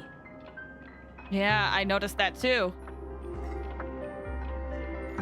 People ignored him. That can only be seen by a select few. It's just like a hidden message left by someone for the nameless. But Misha can see Clocky too, right? They even grew up together. But Misha hasn't started the way of the Trailblaze yet. Are you sure about that? That's the key to the mystery, March. Now, take a moment to recall. Have you ever seen anyone outside of the crew interact with Misha? Oh my gosh, it's confirmed!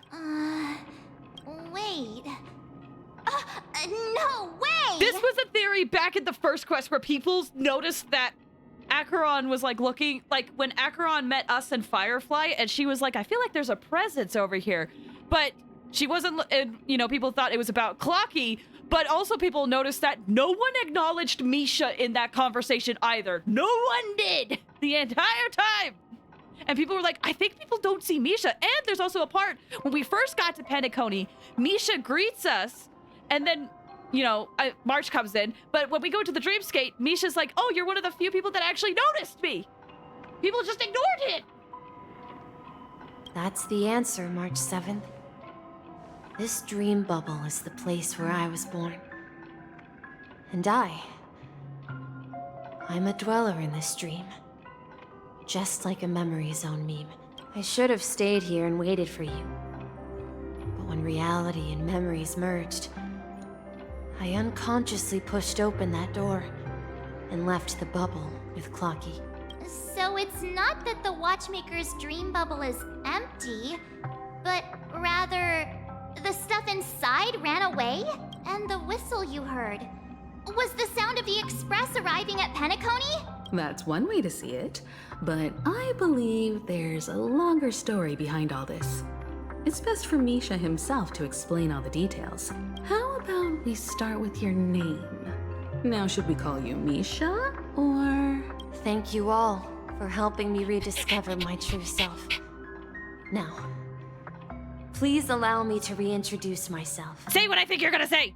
I was born on Lushaka, in the Presmere system. Adopted by seafarers Mikhail and Char. They gave me a treasure. A name that carried their hopes. Okay, wasn't expecting that, but... No! Oh, wait! Mikhail Char Legwork. Ah! Or simply, Misha. Ah! So his name is Mikhail! I thought it was Mikhail, but it's in a different way than I thought! But it's Legwork! Oh my gosh! The Nameless! If you prefer, you can call me by a more familiar name. The Watchmaker. Ah! It's him! Actually him! So I was like, when I saw the old man, I was like, man, he kind of looks a little familiar. Things make so much more sense now. So, you're the Watchmaker himself? Unless I'm like misunderstanding, but Unfortunately, that legendary figure is no more. I'm only a reflection of his life. As for the child who has been with you, he's the innocent protagonist of Misha's childhood dream. A friend of Clocky, a young apprentice, and a future mechanic on the Express. And this also marks the beginning of his journey, devoted to the Trailblaze. At the end of the journey, I left this little flame, which I so cherished, in my deepest dreams, hoping to pass it on to the nameless of future generations. However, I wasn't expecting two voices. Somehow left the dream bubble and forgot all about his task. I apologize for all the confusion this caused. Because he was born with a desire to trailblaze, wasn't he? I don't think Misha has forgotten his role as a guide. He remembered it, and that's why he mistakenly appeared as a hotel doorman in her dream from the very beginning. The one who brought our unconscious friend here must have been Misha. If that's the case, we encountered the Watchmaker's legacy from the beginning, didn't we? Well, I have a sarcastic friend who says I always take big detours and end up back where I started. Perhaps that's what every nameless has to go through. But in the end, you found me. I'm sure you're all wondering what my legacy is. I believe my hound has mentioned the Stellaron and my wealth. If I may apologize, the Stellaron part is real. As for my wealth, however, it's nothing more than a baseless rumor. I figured. I left my homeland as a child and embarked on the journey of Trailblaze. I traveled to various planets until finally reaching Asdana.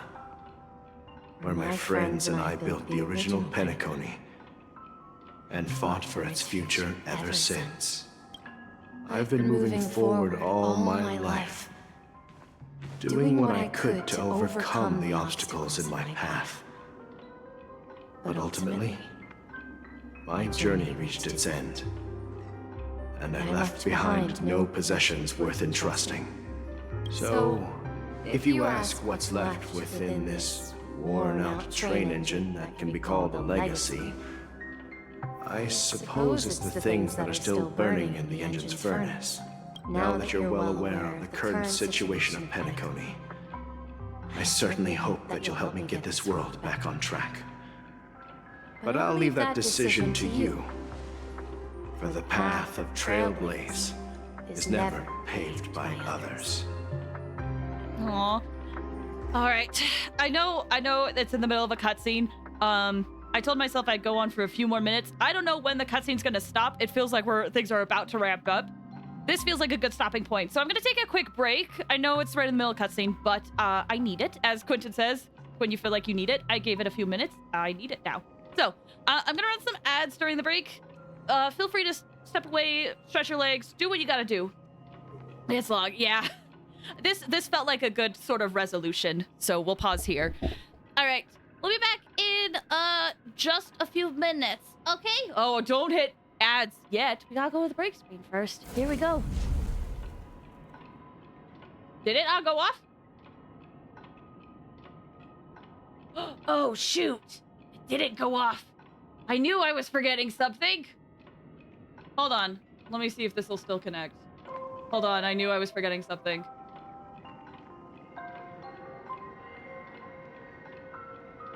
Ha! Okay.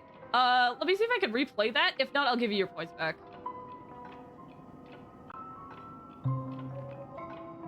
Dang, it looks like I won't be able to replay it. Sorry. I forgot I had to turn this on. I'm so sorry. Let me give you your points. Alright, we'll be back in just a few minutes, guys. I've also forgot to set this up. Oh my gosh, guys. I really tried to get back on here and stream as fast as I could. Where's the thing I need to do? Okay. BRB!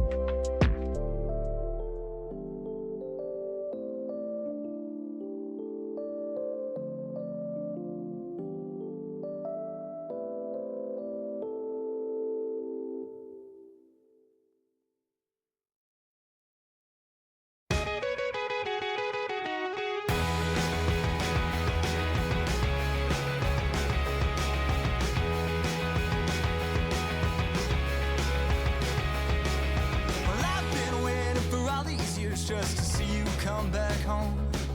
But each step that you took towards her, well, you took each one not alone. And every time you said, my God, how is it up there on that phone? Well, I've been waiting undefeated just to hear you say that I'm not needed. I said I was an honest man. You said I wasn't at all, but I wanted it. Well, I think you're just afraid of the fall, but you won't be there at all. No, you won't be there. And oh, my God, I hope you're falling apart. My God, I hope you're falling into. Oh, my God, I hope you're falling apart. It's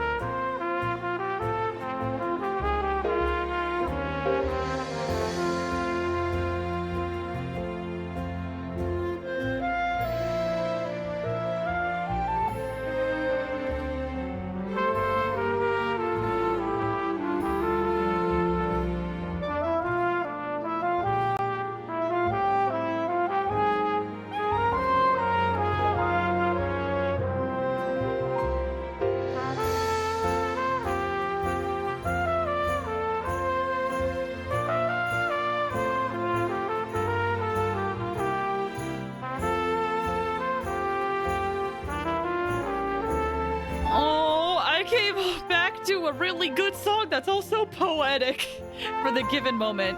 Hello, everybody. Is that Good Kid? Yes! Good Kid released a statement where they said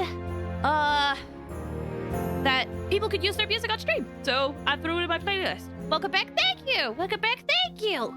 Thank you. Thank you. Also, can I just take this moment to say that, Kumi, I'm glad you have liked Misha since the beginning with all this revelation that has gone on. It warms my heart knowing that you liked Misha well before all of this came out.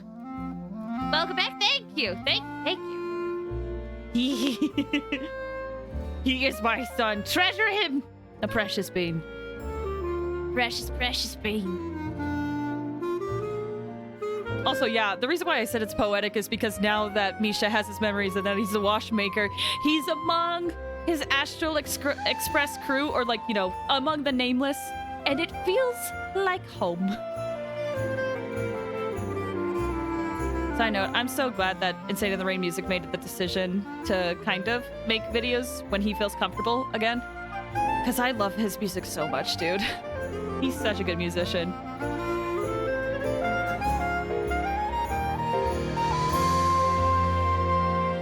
Makes me so happy. Okay.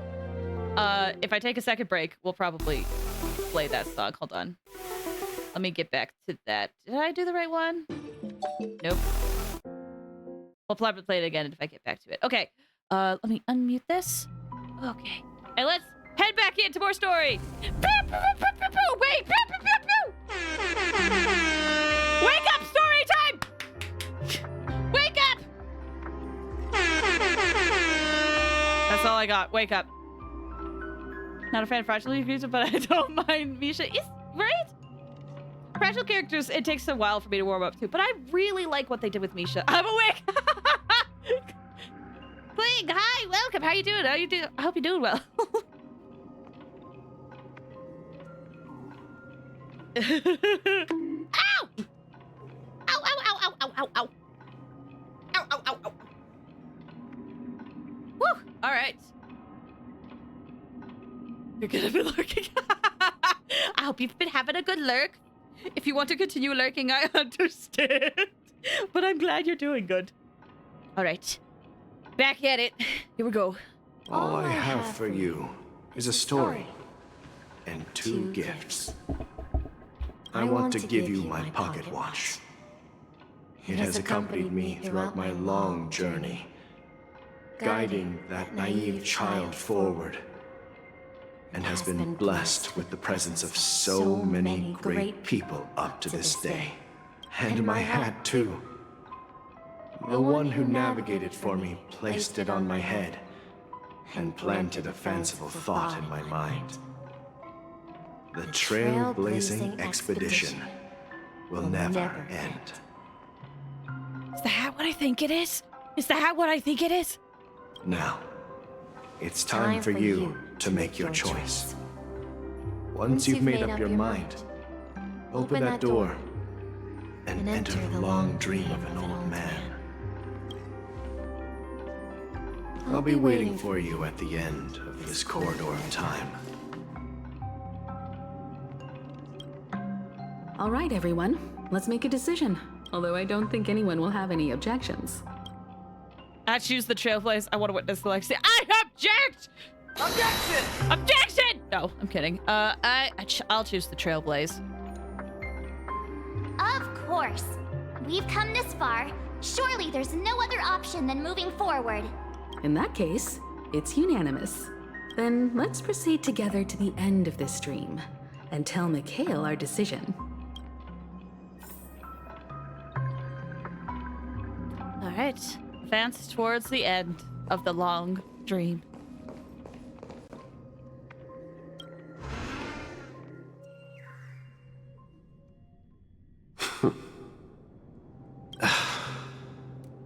Mikhail, where are you going? Someone has to step up and save Lushaka. So why can't it be me, Misha? Please don't go. And if you must, please take me with you. Don't leave me alone. Even without me, you know how to proceed forward, brave Captain Misha. The compass is waiting for you. Haven't you always wanted to be a better adventurer than me? Now go, board that train and start your journey. Where are you going, Mikhail? I'm going to clean the floor in the parlor car. I've promised the conductor. Wait, first tell me, did you fix this watch? Yeah? I know what it looked like before. Its chain was broken, the back case torn, and the marks on the dial all worn out. How did you manage to fix it? Well, it's hard to explain, but I knew it could be fixed. It's the hands, Mr. Amundsen. Its hands were intact and pointing in the right direction, so I knew there would be a way to fix the rest. I see. You'll work with me from now on. Haven't you always wanted to tinker with this train? You're its mechanic now. As for the conductor, I'll do the talking. But I only know how to fix watches. Don't worry. You've got what it takes. I'll teach you what you need to know. Where are you going, legwork? It's time to head to our next stop. I'm staying in Astana with Rosalina and Tiernan. I see. This place reminds you of home. The people of Astana have only achieved a tiny victory, and still have a long way to go towards true freedom. Hanunu needs us. Don't worry, not all journeys lead to the stars. Even if I leave the Express, our path of Trailblaze will continue. I just realized the hat! The hat! Anyway, let me review this. Even if I leave the Express, the path of Trailblaze will continue. Yes. Yeah. I knew you wouldn't stay on the Express forever. Leave in peace, my friend. And, take this with you. This is Mr. Amundsen's hat. But why? When he departed, he said he would leave it to his best student. Well, I suppose the time has come. Aww. Farewell, legwork. Take care of Tiernan and Rosalina. And don't forget to write to us. Was Pop-Pom not the conductor? It seems like he wasn't always the conductor. Where are you going, Watchmaker? Don't worry, Micah. Just going on a little trip. Someone has to be at the forefront of the interstellar frontier, and I'm the only former Nameless in Penacony. So why can't it be me? Because you're all we have!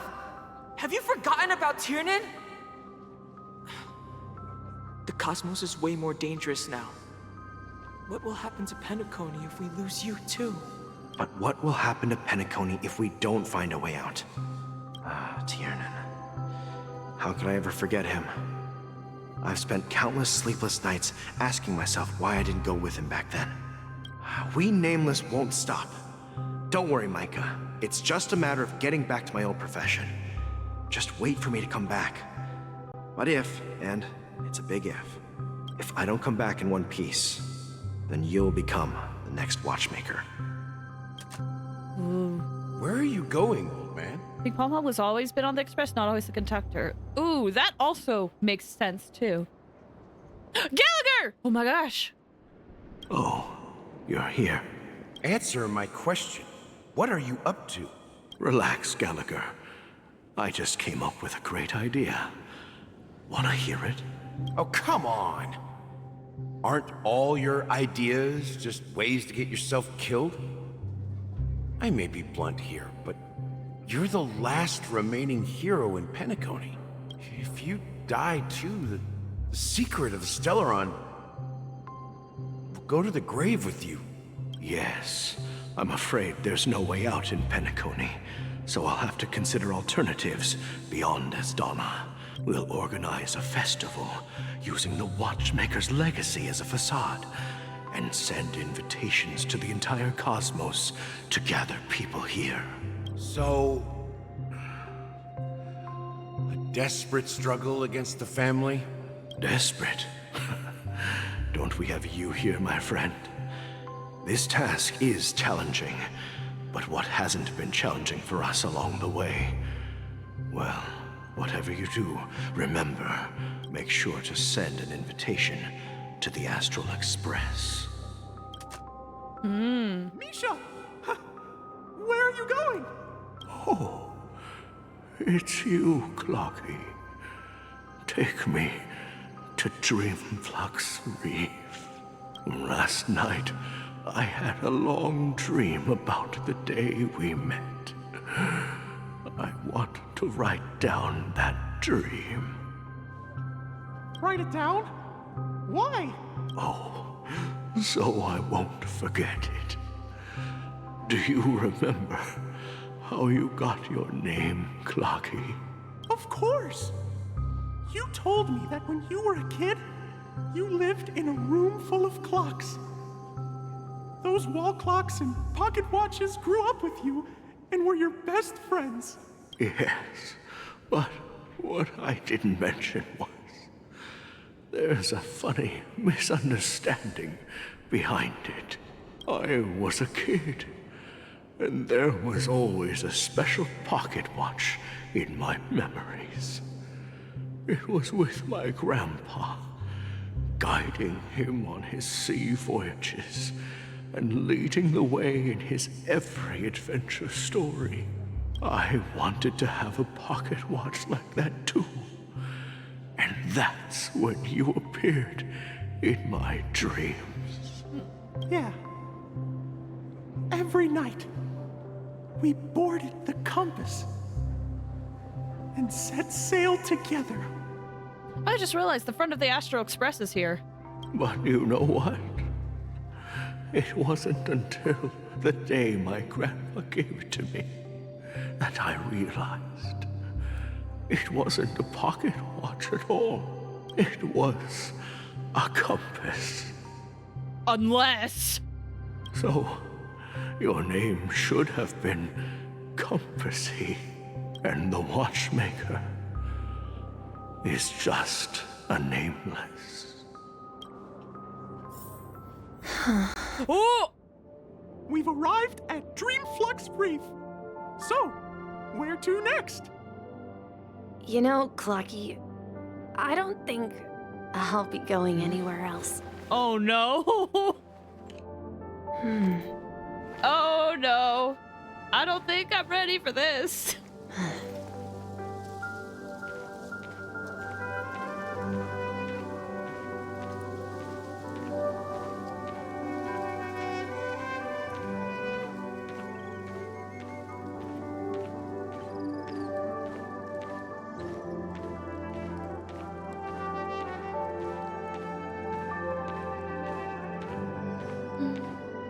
Oh, rest under the moonlight.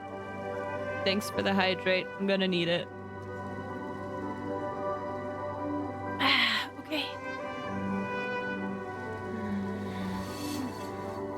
Thank you. I've traveled far enough, and it's time for a little break. Oh. So, we'll set out again. When you're rested? No, I'll stay here. And then, this is where it ends. This is... where it ends? What do you mean, Misha? You told me that the trailblazing expedition would never end. Yeah, that's what I said. So now, it's up to you to decide your next destination. My next destination? What's that supposed to be? I've been following you, Misha. You're acting weird today. If you're feeling down, we can just do what we usually do. With the clockwork.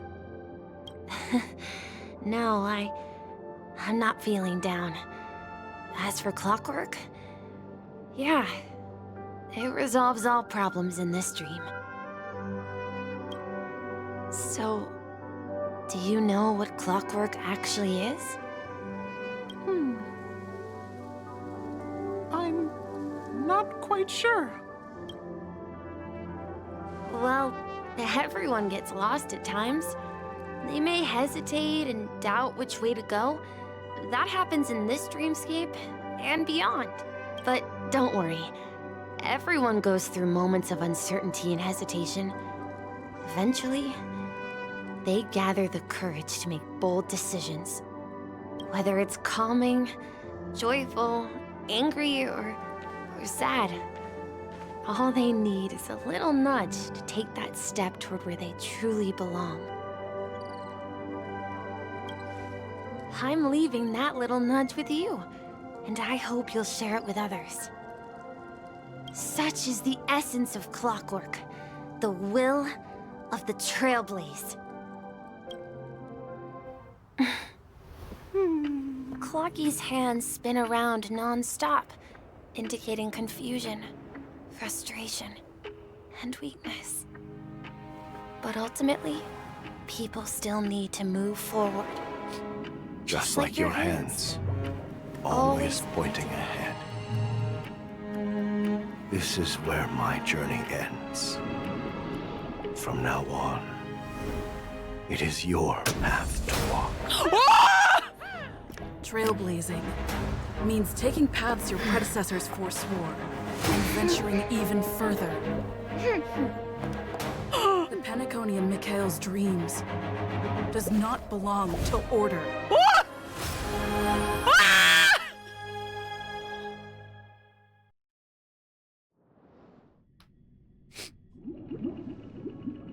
Stop! I have a hat! I have new drip! Bet you're mighty jealous, because I look fire! Don't mind the tears on my face! I look cool and intimidating! I swear! And I have the actual Harmony following me! Suck it!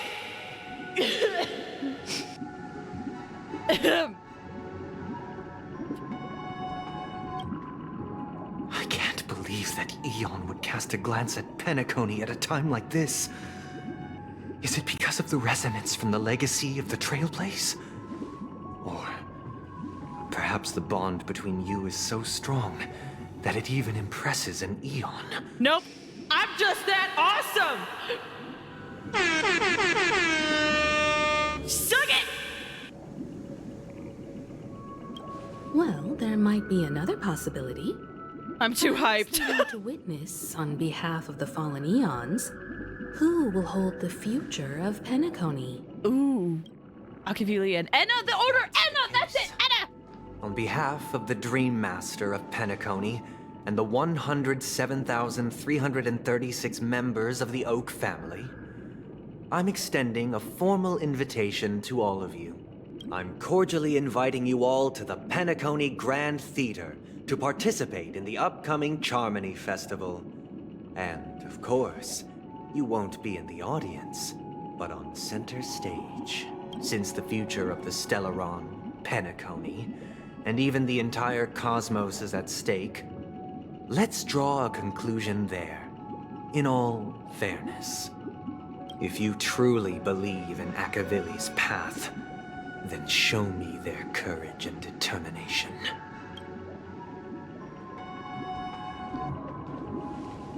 Oh, I thought he was just gonna disappear, but no, he just walks past us.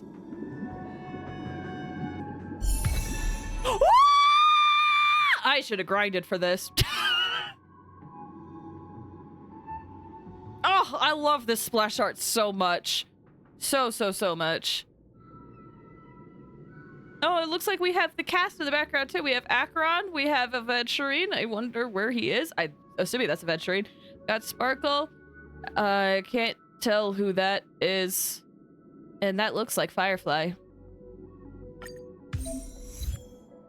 Nisu Dorma, which I thought was one of Kafka's constellations or something. Or no, that's the name of her trailer. Either way. New path, Harmony. Light codes and relics of the Trailblazer who walks on different paths are independent of each other. Nice. Oh, good. I still have high level. You can trial your current path here to further understand the combat mechanics. Oh, that's actually really nice that they do that. Let's do it.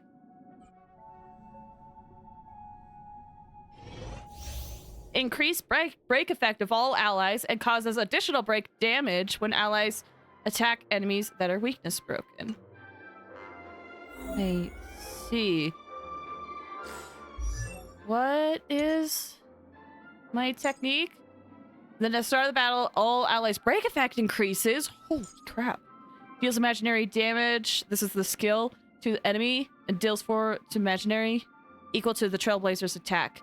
When using the skill, additionally increases toughness reduction of the first instance of damage.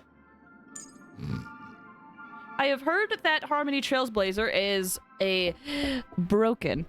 So, when you talent impair, immediately regenerate energy when a target is weak to this broken. Oh my gosh. And then the ult grants all allies the backup dancer effect lasting 3 turns. This duration reduces by 1 at the start of the Trailblazers every turn. Allies with backup dancer effect have their break effect increased by 26%. Wow.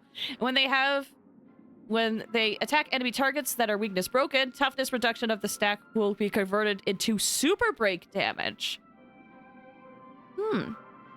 Number of enemy targets on the field is 5 or more. The super break damage triggered is increased. Dang, that's good for AoEs then. Oh, I can throw the hat! Oh, that's so fun! Oh, that's so fun! Please stay tuned. So you can say you're putting on a show. Yeah, it looks like it. Oh, I wish I had grinded for this. I didn't think I would get it now. I thought I would get it at the end. So this basically goes everything we just said. I just love this splash art, dude. That looks like either... Okay. No, that's Black Swan. Okay. Time to test our rapport. Oh, look how gorgeous she is. Amazing. Do you admit this crime? Step up, let's see ya. Also, I'm slowly building my Gallagher. He's not where I want him to be, but he's there. Okay, let's try this. Do come true. Enemy targets detected. Fun! Enemy data net markers activated. Time for This dino dude, right? This dino has given me such grief. In the mood for another beating? Time to mix things up. Thanks for the support. Ew. Not good. Slice like a good brew. Full, my friends. Oh, we got our ult. Indulge yourselves! Hold on. I wanna slow down and I wanna see the ult in slow-mo. The mood is set just right. Oh, look at her! Let the show begin.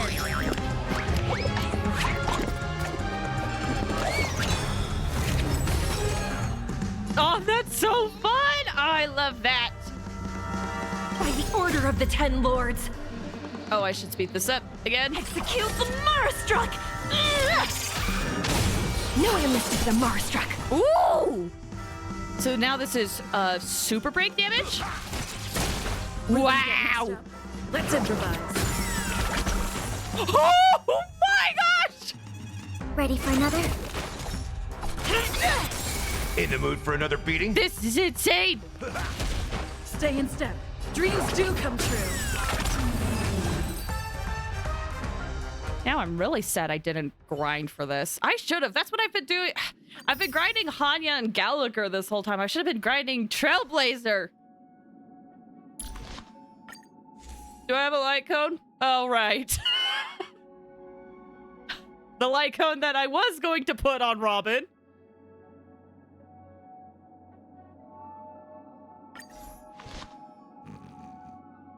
It's so good. It's insane. How much can I level this up?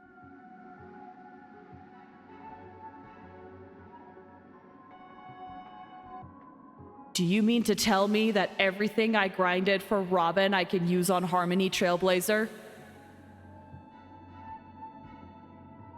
Well, shoot! Might as well, here we go! Before our paths diverge, savor the shared journey. Before our paths diverge, savor the shared journey. Oh, I should pay attention. Oh, no, wait, we did. I saw those. Okay, here we go. One second. Savor the shared journey. 1 second, everybody. If you could just give me, if you could just, hold on. Actually, I have something super silly. Y'all ready for this? If you guys could just give me a moment of your time as I just take a minute to level things up. I swear it won't take too long. We're just going to level up a few things. It's perfectly normal behavior. Definitely was as intended. Did not that I could do this. All according to Keikaku. All according to my master plan. I definitely intended that these resources would go towards the Trailblazer and not Robin. Who's Robin? Who's Robin? Who would lose their 50-50 to Robin? That's silly. That's absolutely ridiculous. We're just doing perfectly normal behavior, guys. Like, didn't everybody just have these resources on hand? They totally weren't gonna put this to a character that they really desperately wanted, you know? That could have been really cool on their taste. But it's fine, because we have a cool free character that uses these materials that I can use. So, it's fine. It's totally fine. Perfectly normal behavior going on right now. Gosh, this feels great that I can level all of this stuff up. Let me just up your break effect. Look how much there was. Isn't that ridiculous? Who would grind so much for a free character, man? And I can only level up one of these, it looks like. Let's try the, when enemies are weakness broke, that's probably the best thing to level up. You know, it's just fine. It's fine, guys. It's fine.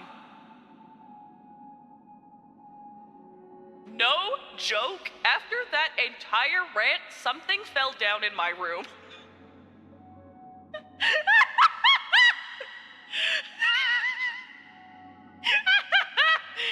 Even reality was like, I give up. It's Robin. Oh, it looks like I can max this out if I wanted. I have a feeling I will be using Harmony Trailblazer a lot, so you know, might as well. It's probably a bad idea, to be honest. You're probably gonna be using Gert's skill a lot, but I saw it. Okay, what does this recommend?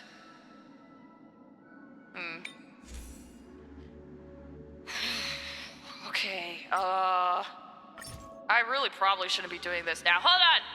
Let me do a quick search. Harmony Trailblazer, what do they recommend for you? They do recommend the Watcher. I don't have that. Thiefless Shooting Star, though, I do have. We could probably put that on temporarily. Bob, can I have Robin? We have Robin at home. Just more break and call it a day. True.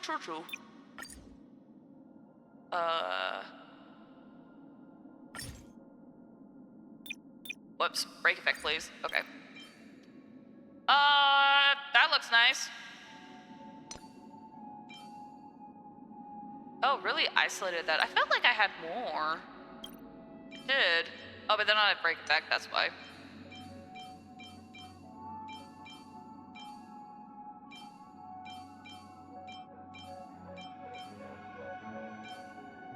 Man, so many of these have effect hit right. Ooh, that has crit.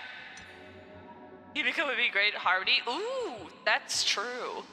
Mom, why is my Robin taking charge again? Trust the process, dear.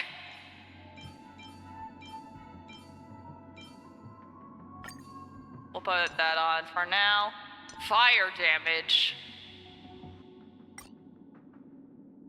Do I really not have... I feel like I was grinding this for something.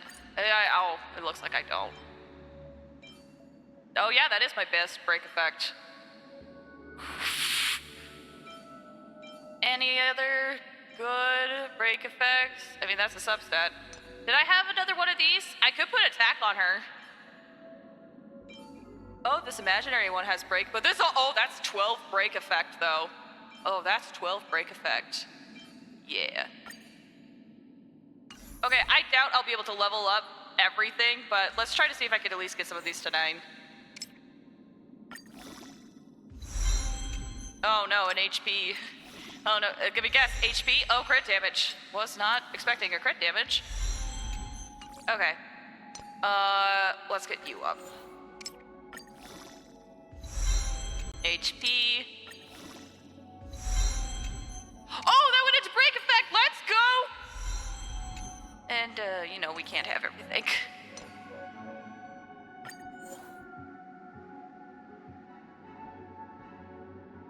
Sorry, I heard something in reality. I don't know if you guys could hear that. Dang. Oh, I'm sure that's fine. Let's see how many if we can take these to 12.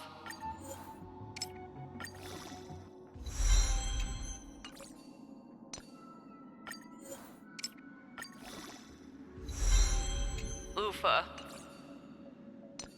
You're at 9. Oh wait, did I not even have this equipped? Oh, I do.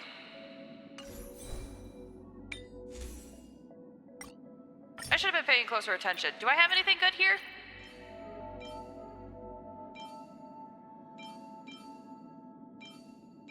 A lot of these are effect hit rate. This is a break effect. Well, I wasted so many resources on this, though. When did you... Oh, shoot! I was on radio and reverb this whole time! When did you have a voice changer that's so chaotic? I love it! I forgot I had this on! To be honest! Hello! It already happened. Day 1 of me using this and it already happened. I told you! Just roll it to break effect, please. No one will. That's... yeah, no one will. Okay, I'm gonna get this up. Yes! Yes! Yes! Oh wait, I should equip it, because I didn't actually equip it. Yes! Yes!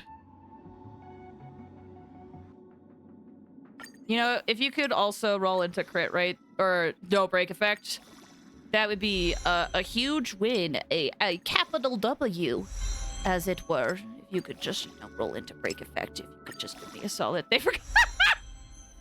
Thank you for the link! And it was break effect! Let's go! What software is it that you're using? I'll be honest. Let me double check. Because I believe it's a plugin I actually use in OBS. Technically, I probably could pick a different... Probably could,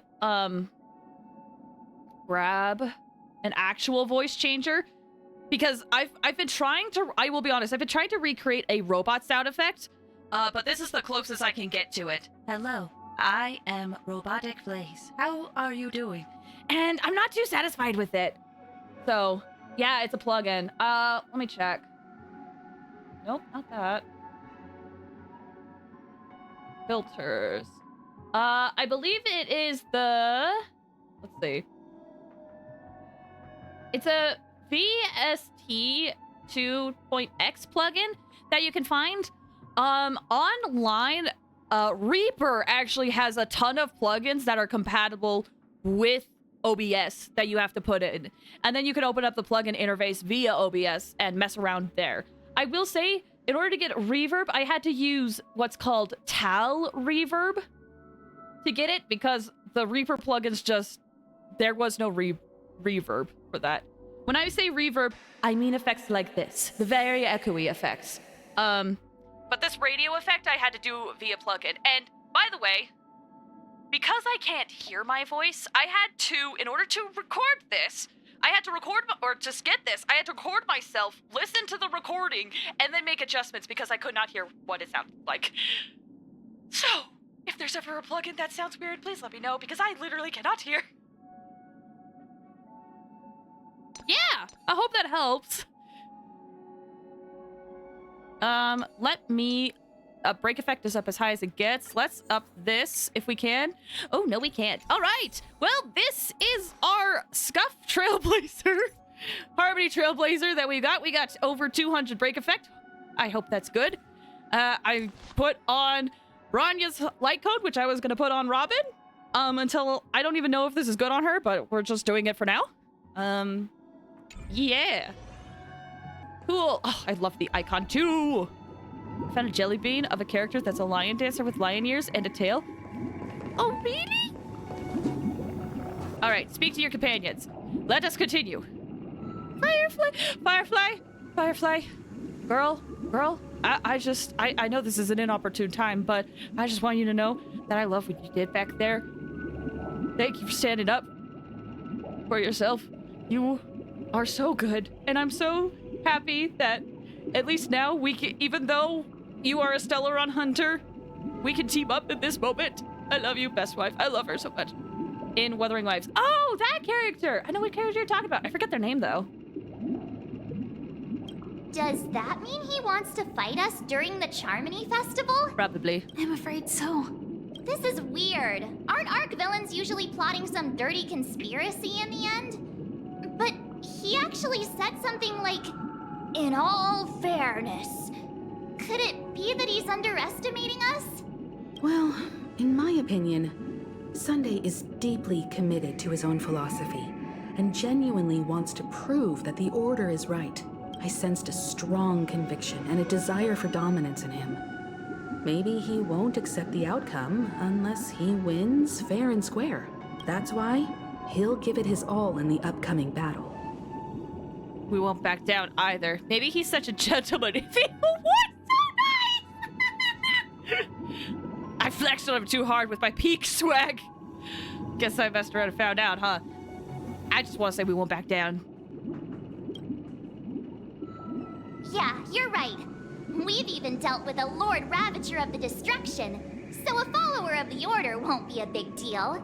Anyway, we can't leave the Stellaron unchecked. This is about trailblazing a bright future for Penacony and fulfilling Mikhail's and his predecessors' long-cherished wishes. Now that we've taken up the mantle, we can't afford to fail them. However, the same applies to the Order. Their plan didn't materialize overnight, and they have the profound collective consciousness of the planet of festivities behind them. A desire to dream, to slumber and escape reality. All those hidden emotions have given birth to the sweet dream of the Order. They've harnessed the will of an entire planet to create an eon. This confrontation is far more complicated than a simple power struggle.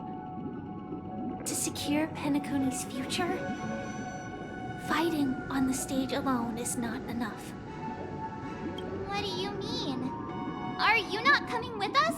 I believe Firefly is trying to say that she's heading off to another battle. Oh, I'll miss you. Before I left, the Destiny Slave told me that this journey would bring unforgettable rewards. Even though the script he gave me only had a few lines, I couldn't ignore them. Because one of the lines said, "I'll experience death 3 times in the land of the dreams." 3 times? This can't be serious, right? The first time was a painful death when I was stabbed by the Blade of Dormancy, which led to all subsequent events. The script will always come true, but in a way that will only be revealed when that page is turned. So now I've understood the meaning of my second death. And I am prepared to face it. If all goes well, my efforts will provide crucial support for you.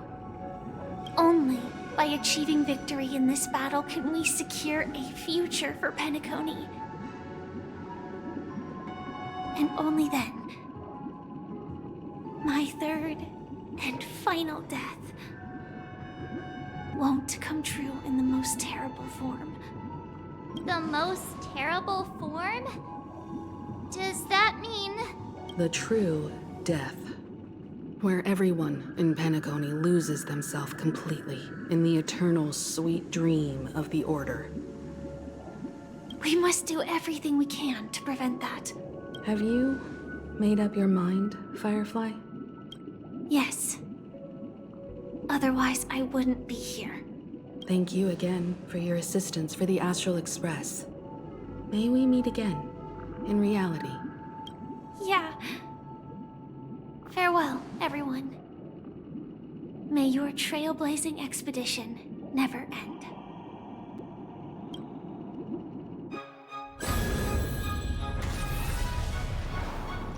Oh no! Oh no!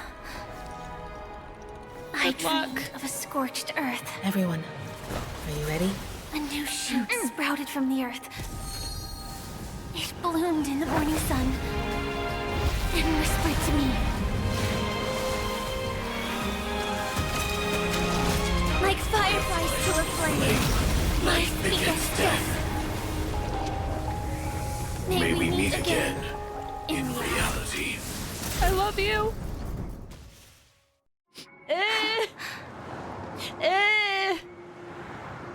After today, Japella's name will disappear from cosmic history, and the Everflame Mansion will take its place. In the not-too-distant future, you'll receive an invitation. That's your next stop. Land of the dreams. Penacony. I hope you find whatever you seek there. Be it answers or salvation. You mean my 3 deaths? Silverwolf told me about it. It's such a shame that it's not part of my script. Well, I want to live. I'm never afraid of death. The opposite of death is eternal life, and that's something I'll never desire. People die, and I am no exception. Death is like a script, a fate that cannot be defied. But that's exactly why we have to choose where we want to rest forever. Do you exist just to perish? Are you not the same, Blade? The end you desire is not one dictated by others. If I were to die now, I would only be a weapon. I believe I should die as a human. I don't like where these implications are going. I'm scared because Firefly said, I want to do this for second death and prevent the third death in a way, right? I'm scared what the third death is. I'm really scared. But I guess we'll just see what happens. Though its definition escapes me, isn't this the answer that ordinary people look for their whole lives? A name that can be carved onto their tombstone. The tombstone that belongs to me once bore the inscription, Glamoth's Iron Cavalry. Then it changed to Stellaron Hunter. But one day, it will bear the name Firefly. And all the brilliance she showed at the end of her life.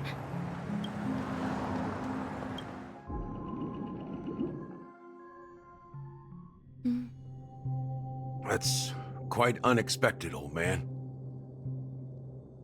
Who would have thought your crazy plan would actually work? Do all you nameless fools just act on a whim? I can sense that this false sweet dream is coming to an end. The nameless may be young, but they had the ability to achieve this goal. Just like you did in your time. It's a shame you won't be able to see it firsthand. Maybe I won't either. Once something fictional is seen through, it ceases to exist. Yeah, not just those nameless. Even Mr. Wings is just like you. Stubborn, won't listen or give up, no matter what. Well, fate is unpredictable, I guess. If we weren't bound by those cursed paths, maybe we could have had some good talks. But in the end, we managed to do it. And now we can find solace. Remember how those idiots cursed us? They said, "Go to hell, you worthless traitors!" Well, I don't know if they really meant it, but... if longing for freedom means going to hell, then I'll be joining you soon, you fool. Let's get together and have supper again in hell. Oh, I almost forgot. There's one more thing. Here's to you. A glass of hello and goodbye, Trailblazer. To the imperfect tomorrow. Huh. Oh, Akron! You're lucky to have found shelter from the rain. Let alone fresh berries in this desolate place. Before I continue, I saw something in chat and I was hoping I could have a moment to talk about it. But it keeps going. So, Fear Tear, you said you got Encore. I actually really want Encore in Wuthering Waves, but it's because the voice actor voices the character in Xenoblade Chronicles, and I'm just crazy like that. So, yeah. Anyway, back to the game. Okay. Back to Akron's flashback. I was just following the scent of life. It's particularly strong in a place like this. It's a shame these berries don't have much flavor. Seriously? In case you didn't know, this fruit is pretty juicy. The only downside is that when you chew it, it becomes extremely spicy. Oh. Have you lost your sense of taste? I can still taste certain things, like a faint sweetness. Before coming here, I stopped by a place called Orkron. It had barren cliffs and nights lit by bonfires. Burgundy snow would fall from the sky, and when it landed on my tongue, it tasted like raspberries. The flavor wasn't exactly sweet, but it left a lasting impression. When I think back on my past, I realize that what's tying everything together isn't the big events, but rather these small yet unforgettable moments. Don't worry about it. Losing oneself is a reality that every self-annihilator must face. At least I haven't completely lost my senses and memories yet. Well, congratulations on adding another footnote to your journey. By the way, are you always alone? No, I had a companion in Orkron. She's a short, nameless girl who aspired to explore IX. She always said she'd walk a path deeper and farther than Akavilis. Quite an ambition for such a small girl. So, what happened? She became stagnant water. Kiana, that's what I'm wondering, if this is her. Well, or the counterpart of her. my condolences. Condolences. I don't need them. The girl left with a smile. She never regretted her choice and most definitely wanted me to say goodbye with a smile. So, that's what I did. That's proof that you're grieving for her. Or perhaps I'm just afraid. Afraid? I rarely sense that emotion from you. What do you fear? I'm afraid I'll forget the 30 days I spent with her. Just like all the other days in my life. Most of them have already washed away with the rain, disappearing into an unseen realm. I fear that those vivid red memories will fade away too. There isn't much color left. And besides this faint, warm red, there's almost nothing. Hard to imagine. A ranger accustomed to bloodshed, destruction, and chaos finding warmth in the red color. Because I have experienced this warmth many times. Long ago, I promised someone that I'd bring it to more people. And that for every remaining moment of my life, I'd strive for a better ending for all. As long as this red color still lingers, I have a chance to fulfill that promise. It represents a burning fire, a blooming flower, the berries in this cave, and life itself. Fleeting yet still dazzling. In the end, it will lead me beyond the horizon of existence. And on the other side, I will cut off nihility. The one blessed by the sleeping and shapeless is considering how to kill them. That's truly pure nihility. But you're right about one thing. After spending so much time near this stagnant water, only when I look at this vibrant red fire do I realize that I'm still alive. When will this rain ever stop? Perhaps when the sorrows of the departed have finally quieted down, the sky will clear up. Oh, 4 hours until the festival.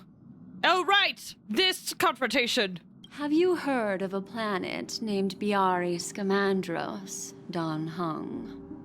It's one of the Paradise Kingdoms under the influence of the Harmony. A sought-after wonderland for the inhabitants of the Dardanu Major and Minor systems. Half an Amber Era ago, the family held an unprecedented festival there. And after that, everyone on the planet became part of the family. Wait, hold up. Paradise, sought after wonderlands. Okay, not what I thought it was. I thought it was the place Robin visited, but it was a long time ago. Half an Amber Era ago. Long time ago. Do you think the same thing will happen on Penacony? Yes. Or how else can we explain it? The family deliberately used the Watchmaker's invitation to keep all the Pathstriders here, but banished the Emanator of the Nihility. Because of the Nihility, I'm rarely affected by the power of other paths, but somehow I can unconsciously infiltrate them. Maybe that's the risk they're trying to avoid. I would disagree. Biari Scamandros is not part of the credit system or connected to the Silver Rail. It's nothing more than a remote civilization sheltered by the Harmony. But Penacony is different. If the family messes with Penacony, that would be like declaring war on almost half of the factions in the cosmos. They have no reason to do that. No, they don't. If they truly serve the Harmony, that is. What do you mean? The path in Penacony is impure. The Harmony here has impurities. Do you remember the ancient swarm disaster? Tazeronth, the propagation, that's how you say brought it. endless havoc to the universe. And it eventually evolved into a fierce battle among all eons. It was really cool because it goes over this in Simulated Universe, and like you could actually see which eons like start gathering together and stuff. I have my gripes with Swarm Universe, but the lore in there was always so fascinating.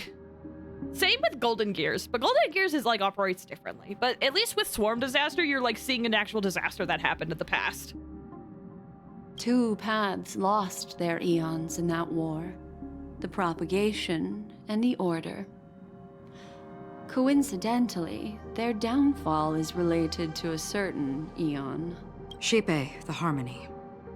Legend has it that they participated in the crusade against the Imperator Insectorum, and devoured Anna the Order for unknown reasons.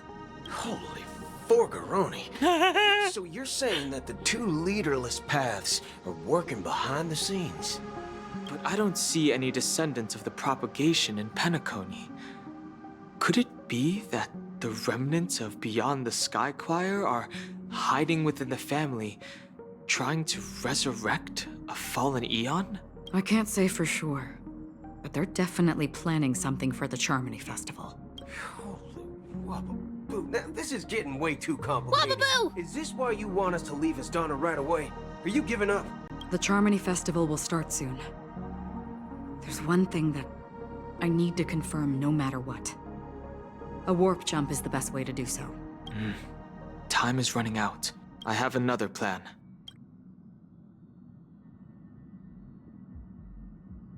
Hold on. Are you thinking of using the Jade Abacus of Allying Oath? I noticed that they played the Shienjo music here. Exactly. The assistance from the lawful Cloud Knights would be enough. Think it over carefully. You can only use that once in your lifetime. I have considered it thoroughly. My companions are...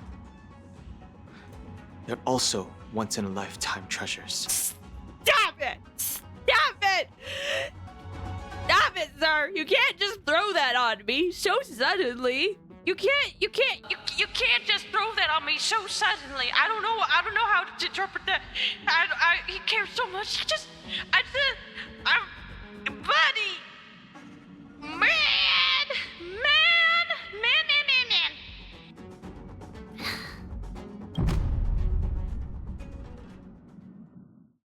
That was super sweet, dude.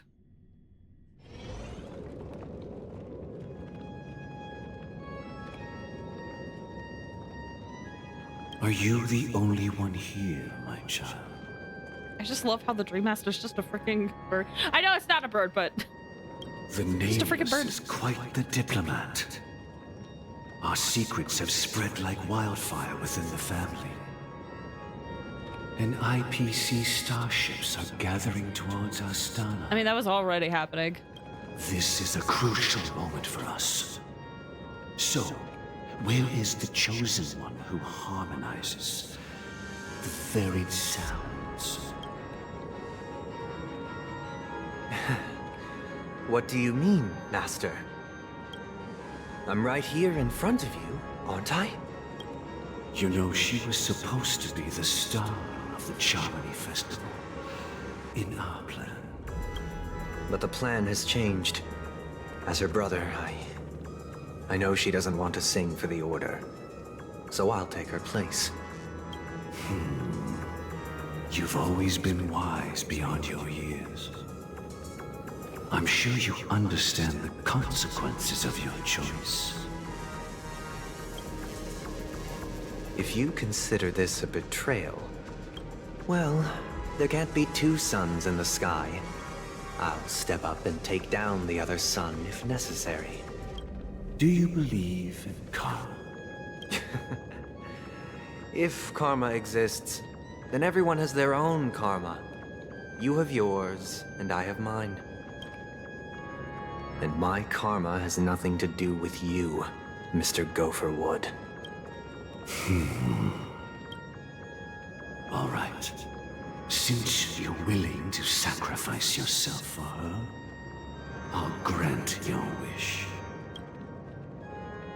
Well, the compromise came sooner than expected. Why? You and your sister were born as twins of the Order. And one of you is destined to follow this path to the end. Is this part of your plan? Of course. You're still as clever as you were when you were a child. The opening is near. Go, my child. Seize the power of the harmony and reveal your karma. I have one final question, Master. Why did you choose to bring the Order to Penacony? Wouldn't it have been better to choose a desperate world instead of a city filled with hope and dreams? Why? It's for justice, my child. If we lose justice in our hearts, we'll make the same mistake as the Harmony did. So, it's not you who manipulates the dreamscape with the Stellaron, but... Well, that's where our conversation ends. Go ahead. The 107,336 souls of the Oak family have dreamed of this moment too many times.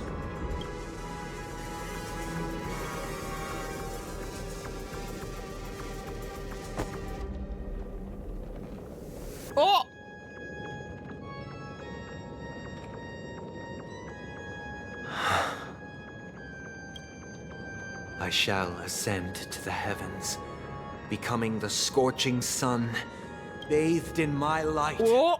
My people shall flourish, while all evil shall be eradicated. This is the interior of the Penacony Grand Theater. It's quite exhilarating to be flushed into the air by Soul Glad. But why is the venue still closed when the Charmony Festival is about to start? And not only that, the entire theater is eerily quiet. No audience, no staff, no one around. Looks like the Charmony Festival was a flop at the box office. No. Are we too late? Even if we're late, a grand theater like this shouldn't be completely empty. Let's explore around. Be careful, everyone.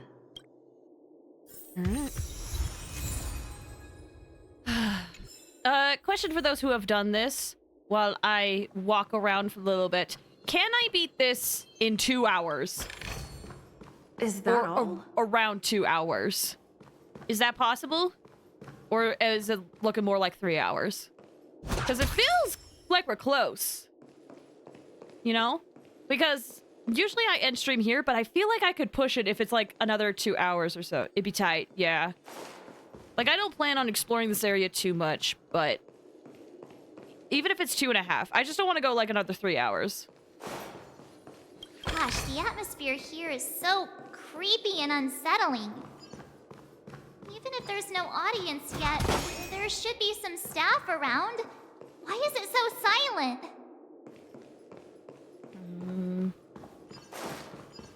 In the meantime, I'll keep progressing just a little bit until I see something big in the distance. But it looks like I can kind of just walk around a bit. Also, this is a little unnerving seeing these type of mannequins. It would be kind of tight. But this is when things really run. You would just have to not get super distracted. A challenge to be sure for someone like me.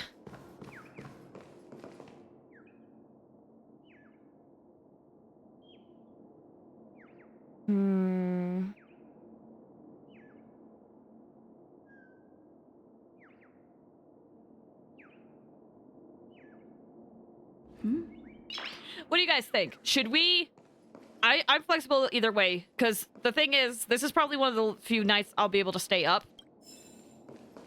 We could go whole hog, or we call it here, and we'll just have to do another stream next week for it. I was kind of hoping I could do Cyno's quest next week, but if you guys think this is a good stopping point, we can stop here, or we can keep going. I'm flexible. What do you want to see? That's up to you if you want to finish. That's the thing, is I really, really want to finish. I really want to finish.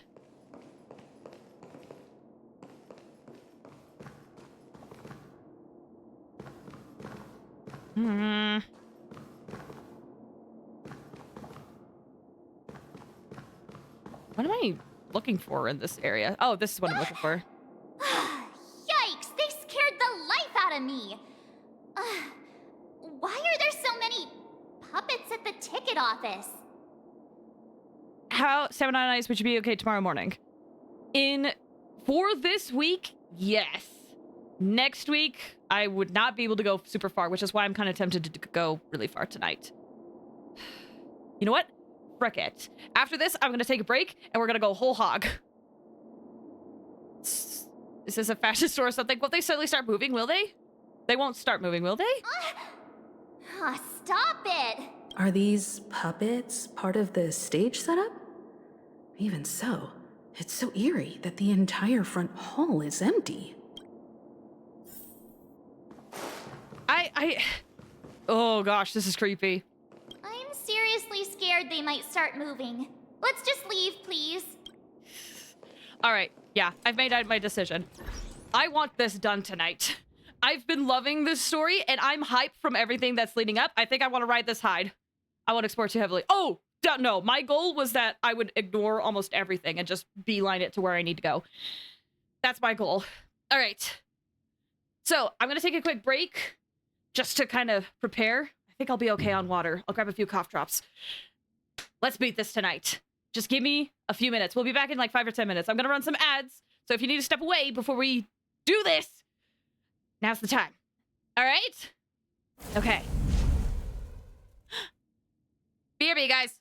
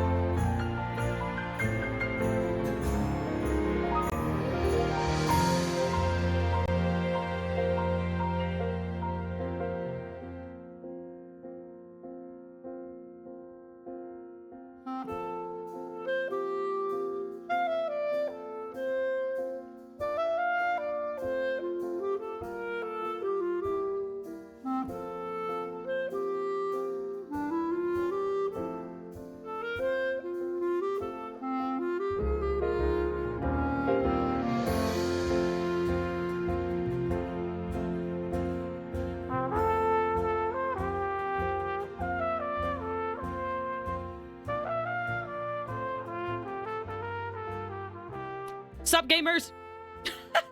You ready? Let's do this. Let me pause the music. Let's do this, y'all. Here we go. I hope you guys had a good break. Welcome back. Thank you. Hey, thank you. You got this. You got this. We're in the right place, right? There's no other grand theater in the dreamscape. So Sunday's messing with us? He said we'd have a final showdown on the stage, but why is there no one here? Welcome back. Thank you. My apologies for the delay. March 7th. You scared me. Where are you now? The speaker system. I'm waiting for you behind the curtain. Following the Asdana tradition, I invite you to enjoy a stage play in 3 acts before the festival begins. History is a mirror reflecting the universe's true essence. Let's use this opportunity to delve into the rich history of Penacony and the eons. Oh! Within it, naturally, the future takes shape. Ooh, that's exciting. Let us commence with the dawning of the world. After the Dusk Wars, darkness veiled the sky, and chaos consumed the earth. Enna the Order emerged, destined to restore all existence. Whoa! That marked the first day. There's a person in the corner. Yeah, I'm sure that's totally normal and fine. Wow, this is so cool, dude! They gathered nebulae and forged them into picks, thus creating a grand lyre with black and white keys. Strike the white keys, and the sun rose. Strike the black keys, and the moon rose. And so... The puppets are gathering around the frame. Are they expecting us to enter it? That's something I was afraid of if I kept progressing forward and the dialogue didn't finish. Okay, good to know for the future. Sorry that dialogue got skipped. I'll try to be more mindful of that.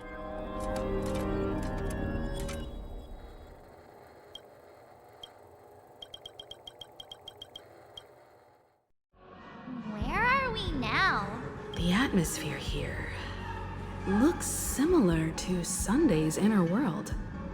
Perhaps this so-called stage play is created with his abilities. Do y'all hear the music? Ode to Prisoner. Given the atmosphere here, I believe it's about Penacony's past. The distorted vocals are so cool. Finally looking up as I managed to dodge prison during my recent trailblazing expeditions. But now it looks like I'll be back behind bars again. Tradition! I Tradition! genuinely wish to avoid a violent clash with my esteemed guests from afar. Therefore, I've arranged 3 acts before the situation becomes irreparable. Where shall we start our narrative? Well, let's start with the time when Penacony was still a frontier prison. Interesting. With the movie themes, I mean, it is the land of, like, entertainment. You'll discover scattered dream bubbles on the map. Due to them being connected, these should cannot form bridges. Corresponding dream modules or trajectory will be highlighted. Can be moved at designated trajectory. Meets the requirements.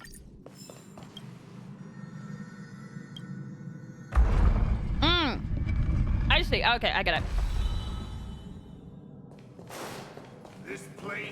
In 2147 AE, a prisoner named Hanunu ignited a struggle for liberty and emerged triumphant. IPC referred to it as the War of the Frontier, while the Asdanians dubbed it the War of Independence.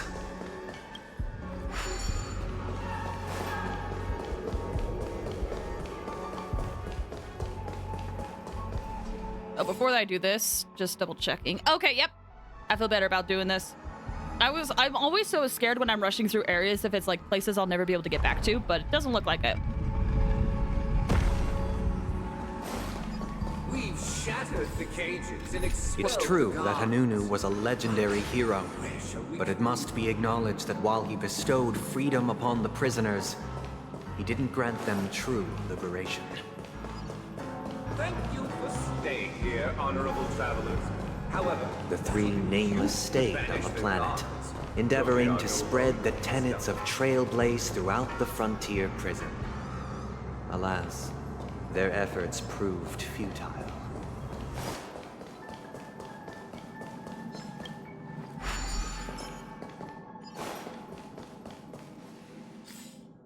Oh, I keep hitting the team button.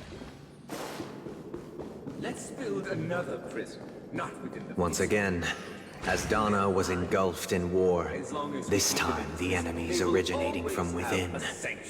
The prisoners remained prisoners for the rest of their lives, fighting for freedom rather than living for it.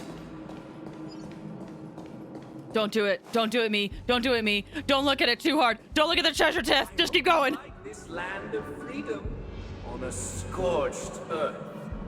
As you can see, their sentences have long ended, and the IPC guards have long been expelled. Yet, these prisoners remain enslaved, not by external forces, but by the confines of their own minds. Freedom permeates every corner, except fragile souls. It gives solace only to those who believe in its existence. Prisoners, this is my order. Learn the essence of freedom and teach your fellow prisoners to fight for their lives. These dolls. Dude, right? Why don't we have to fight while enjoying the show? For I desire not only your enjoyment, but also your assistance in its completion. Eternal sleep. Yeah, these dolls gave me some grief when I was doing Memory of Chaos. 100%. Owie! Easy, Numby. I don't gotta talk to the dolls. I mean, that's fair. I personally want to look at it just for like extra lore, but I don't want to linger too long. It's one of those things where it's like, if I can read what they say, I want to move on. Let's settle this. Stay in step. Let the valuations liquidation! Right! Investing in victory means playing the long game! Your answers? Oh, I have no SP, and I really need it for this thing. I'll see you off. Take your positions. Let's improvise. But luckily, it's kind of easy to get skill points when I have Topaz and Locha in the team. The measure of truth and falsehood. That should do it. No one can restrain you anymore. You are free. Thus concludes the first act. Amidst a raging war, the frontier prison headed toward becoming Land of the Exiles. This must be how Penacony was constructed. With the aid of outsiders, the prisoners were finally liberated and established the Land of the Exiles. However, it appears that Sunday aims to convey the spiritual plight of the prisoners more than the physical aspects of imprisonment. This show is a bit too literary for my taste. But the battle part is quite easy to understand. Anyway, we've arrived at the exit. Let's go! I was very distracted by that guy behind there, but anyway. Where are they guiding us this time?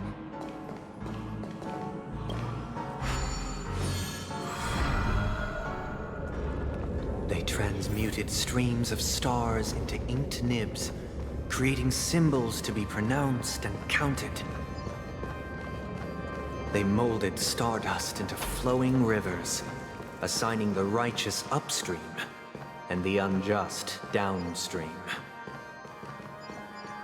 Thus, all things were marked, and the world learned to discern between good and evil. That marked the third and fourth days. Look, another frame. Ignore everything, ignore everything, ignore everything. Don't pick up anything, don't pick up anything. Just keep going.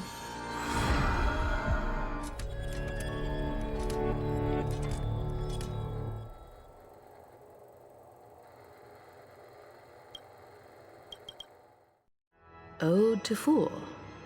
This must be the second act. Wow. The surroundings are different from before.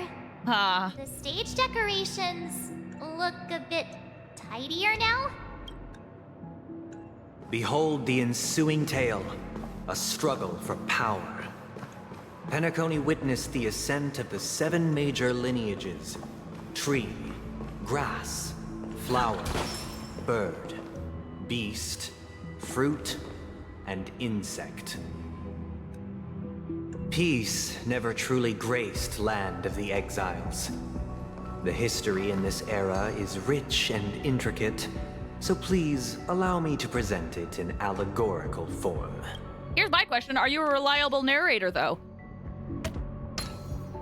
Because you could be an unreliable narrator.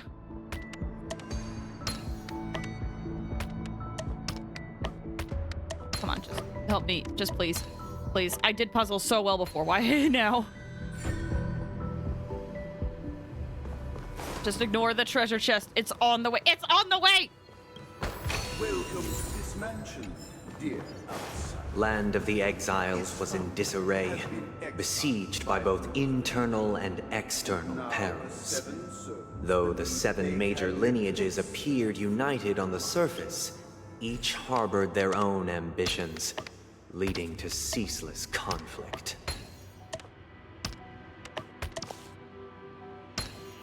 I'm glad I can listen to him talk while I do this.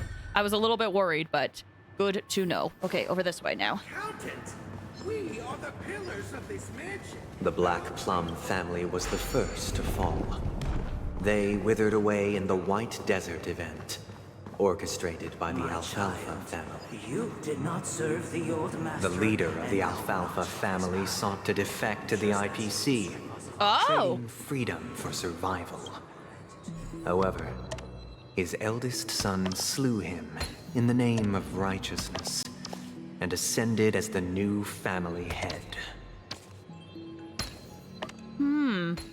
I must have missed that the IPC was involved back then.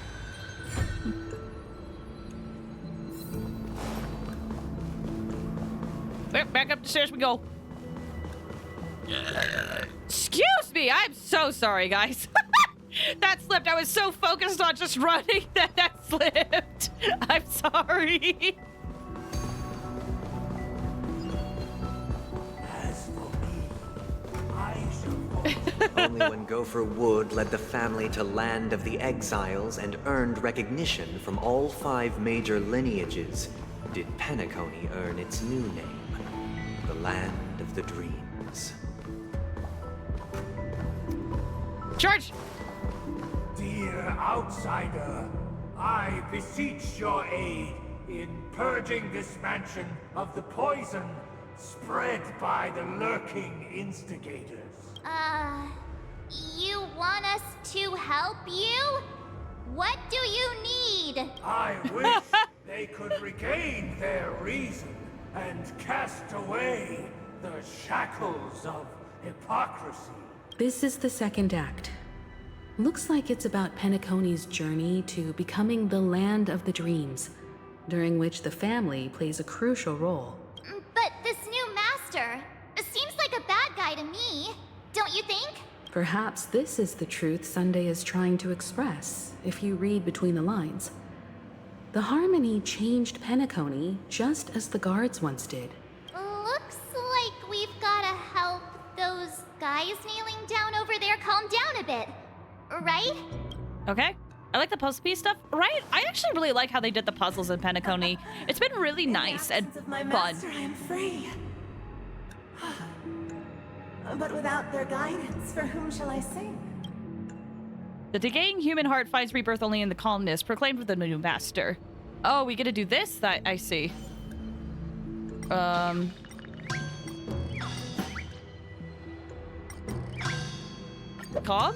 Oh, shoot.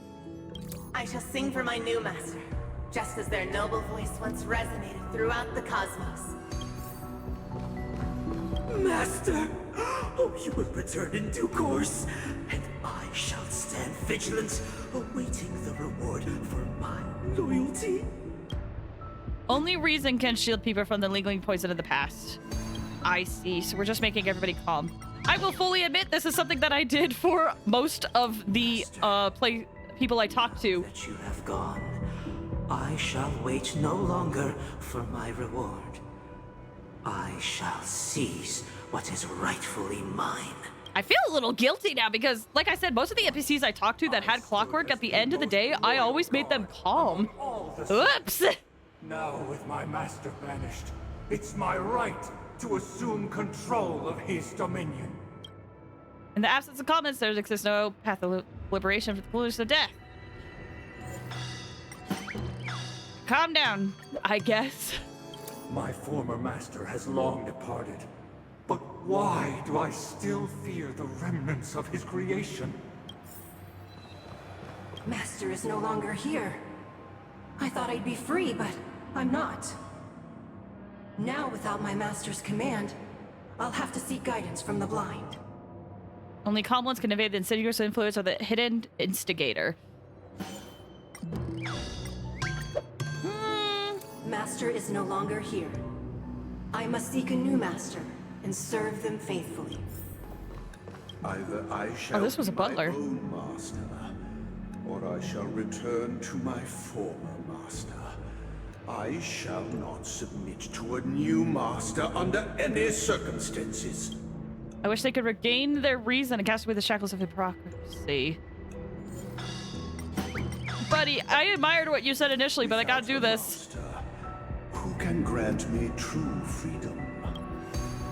Thank you, dear outsiders. My servants have regained their sanity. I gotta admit, I really do enjoy this design, though. Your former master shall not return. It is through righteousness and unwavering support for one another that we shall attain true perfection. Cast aside the veils of hypocrisy and embrace one another. Get ready. You know what? I can see Looks it. like another fight is about to begin. Oh, okay. Is this why they call it immersive theater? Like, it's one of those things, like, when I fought it, it didn't make sense, but looking closer at it, I'm like, dang, it's really good designed.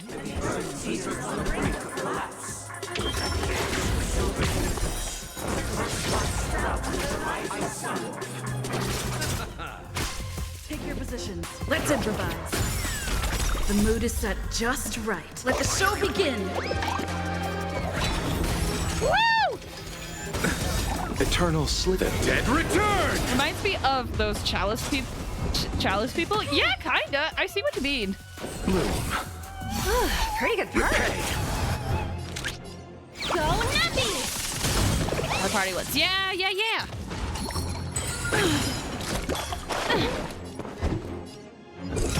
Test. Free. Rhythm get messed up. Oh, super break! You chose the wrong enemy. We need to get rid of this guy too. It's gonna bother me. Sparkle one is one, right?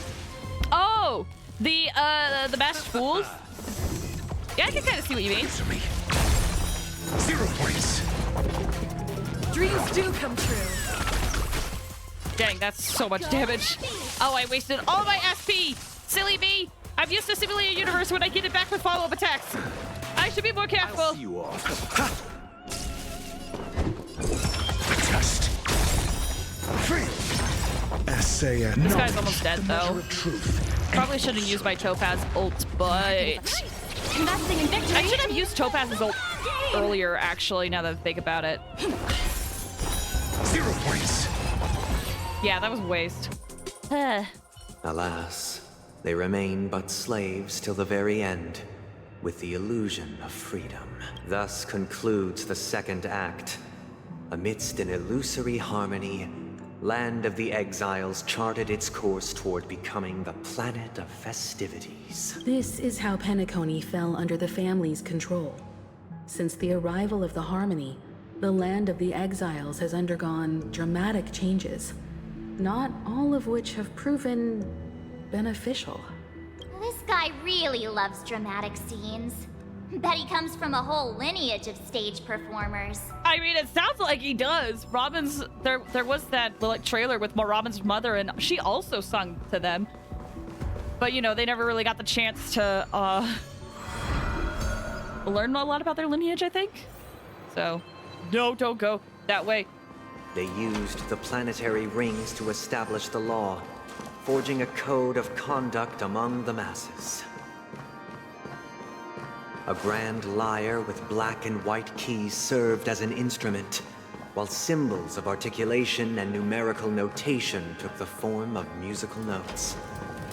The downward flowing river became a melody, and the canon of law dictated the form. Thus, all mortals found their unique place within this symphony. That marked the 5th and 6th days. This guy is really into these puppets.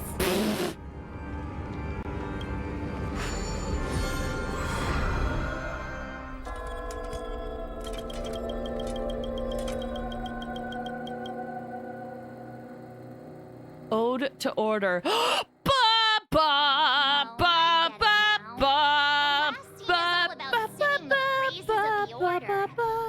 And the atmosphere here is completely different from the previous 2 scenes. This is the concluding act of this play. I have showcased the past and present of Penacony, hoping that my desire for change resonates within you. Now, I shall reveal its future to you. Without a king, who shall bear responsibility for the people? I see. This is your utopia, you think. We will make choices on their behalf and bear the responsibility.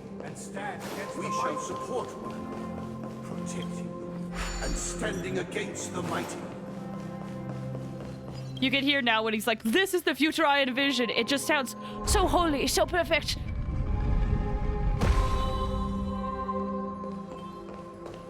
Okay, I feel like I always describe characters poorly, but is it accurate to say that it feels like Sunday has a savior complex? Or am I misunderstanding that? Everything followed its natural course, and so it shall continue, even after the king's departure. I don't know if I'm using the phrase right, to be honest. After the king's departure,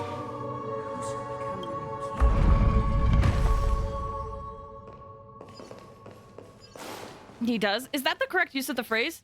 No, you're right. Okay. I always feel like I misstate phrases like that, so... Hey, aren't we supposed to kick off a short story and have a fight here just like we did in the previous acts? Why aren't any of these puppets saying anything? Perhaps we'll need to complete the story ourselves, just like we did before. So, do you think their mind needs tinkering or something? Maybe. Okay. He does. He kind of just wants to save everyone. Yeah, in his own twisted way.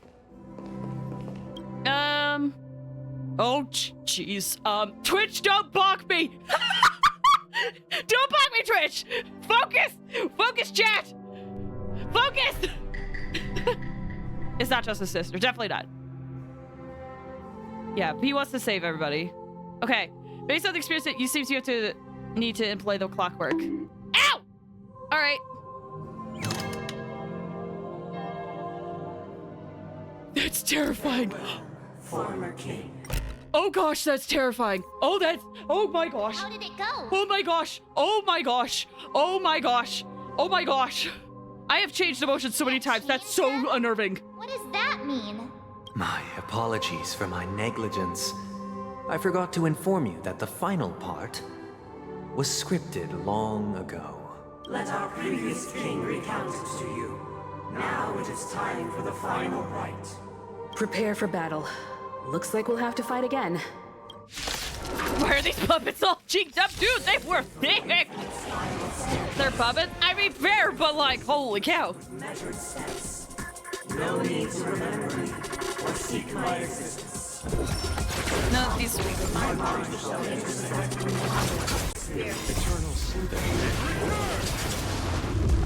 None of these people are weak to imaginary. I feel weak.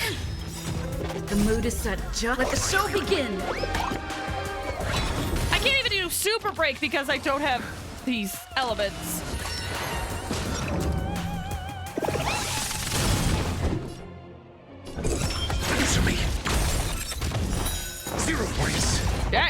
Okay, well. Stay Focus chat. Thank you, Fear, there for the clip. It'd be so fun. Divinity. Pretty good. I'm gonna have to go back and grab all these. That reminds me, I still want to make my stream highlights. I've just been so behind. Take your positions. Let's improvise. I've also been wanting to try to get back into making shorter form content with the stuff that you guys clip, but I feel like I have to do that like shortly after it's clipped. Otherwise, I'll just forget about it. I don't know. I think this is me ruminating while we fight. Knowledge, the measure of truth. I just want to do all the things, and yet time is so limited.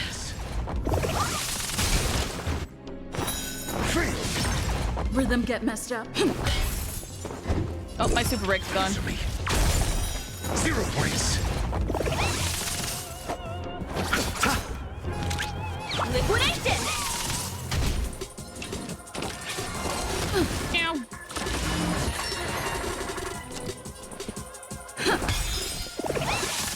Your answers? A test. Oh, that's actually a good question. Will Imaginary be good on the fight coming up? Let me know. Nocturnal reverie, I leave faint traces behind. No need to remember me, or to recall the essence of dreams. What is mine shall wane, while you shall transcend its delicate nature. This is the final scene. It's much more straightforward. He wants to expel the Harmony and establish an empire based on the Order. Let's go. Once this stage play concludes, it'll be time for the main event, the Charmony Festival. Okay. I think you're good? Okay.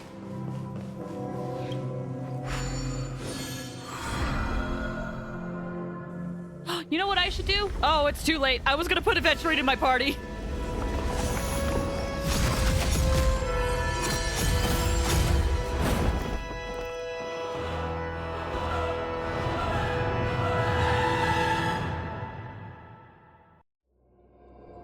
One system hour.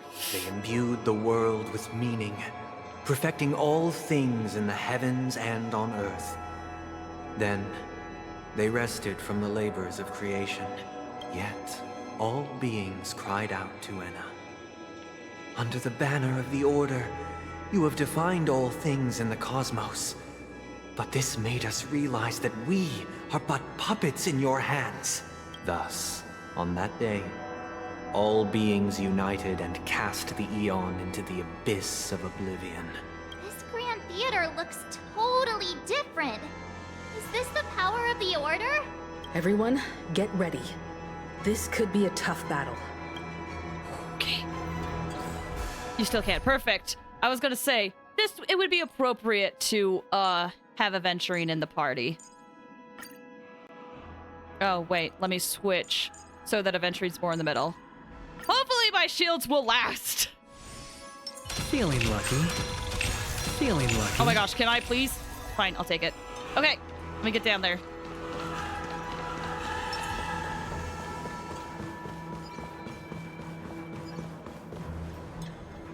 That marked the 7th day. Cheers and chants reverberated in unison.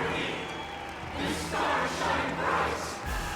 Praise the great one. The Order is dead. Oh, I love the build-up. I love the build-up so much. Like how they're all chanting the Order is dead. I'm loving this. Look, there he is! That concludes everything related to the Order. What are your reflections on this, my dear guests? Nevertheless, this is but a trivial blip in the annals of galactic history. What truly matters is the course this river shall take in the days to come.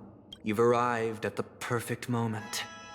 The Charmony Festival is about to commence, and it would be a shame if you were absent for the Harmony's prologue. Allow me to extend my warmest welcome once more. Welcome to Penacony Theater, the very core of the sweet dream, the abode of the Stellaron, the grand stage of the Charmony Festival, and the very place where the future of Penacony shall be determined through conflict. And the very place where your schemes get smashed to smithereens. Your unwavering faith in the Trailblaze is truly impressive. True goodness can only be achieved through faith. Allow me to point out that falling into a permanent slumber is not happiness, especially when those people are driven by someone else's will in their sleep. Do you still believe that the Order only seeks to control the universe as their puppet, Himiko? No matter how perfect your vision of paradise may be, a cage remains a cage. People will never achieve true happiness in a world like that. They would just be toys for the Eon. It seems you have misunderstood my intentions. Allow me to clarify. My desire is not to resurrect a fallen Eon, or become one myself. My sole objective is to create a paradise free from Eons, where the Order ensures the dignity and happiness of all humanity. A paradise exclusive to us human beings. That's not the case. If people are to live with dignity, there must be nothing and no one above them. In your so-called paradise, you would be the one reigning supreme. Looks like we won't be able to convince each other. Now that our conflict has been destined, let's unveil our paths and reveal to the universe the true path. However, before the prelude to the future begins, please take a moment to ponder the questions I've posed. Is darkness equal to daylight? Are sinners equal to the righteous? The closer you get to the light, the bigger your shadow becomes. Born weak. Which god should you turn to for solace?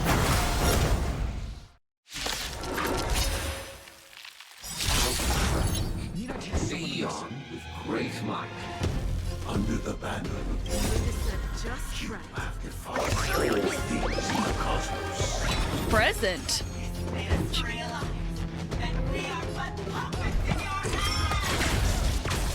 And future. Woo! Hedge your bets. Okay, we need a shield up. Take your positions. Dreams do come true. Hopefully, Topaz is targeting one of the side enemies. Oh my gosh, girl, I love you. The market is unpredictable. Right! Investing in victory means playing the long game! SAS knowledge. Let's just keep focusing on the one on the left end, I think. Free! Watch your head. 0 points. Your answers? Answer me. Free! Sure, I'll play along. Okay, we're doing okay on shields because we just barely got boosted it. Let's improvise.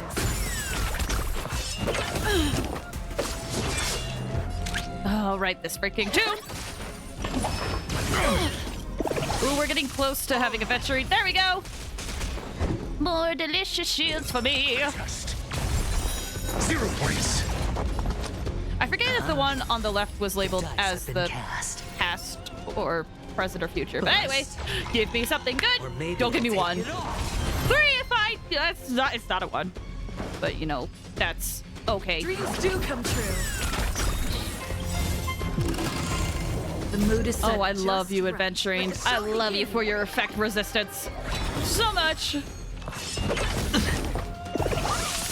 Watch your head. Low risk, high reward.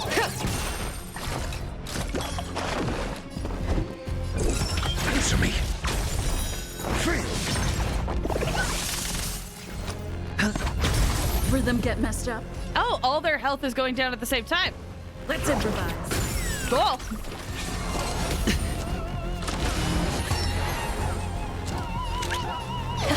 Well, if it's all going down, let's just keep focusing on this guy. Test. 0 points. All SAS This should do it. And falsehood. Oh, there's phase 2. Okay.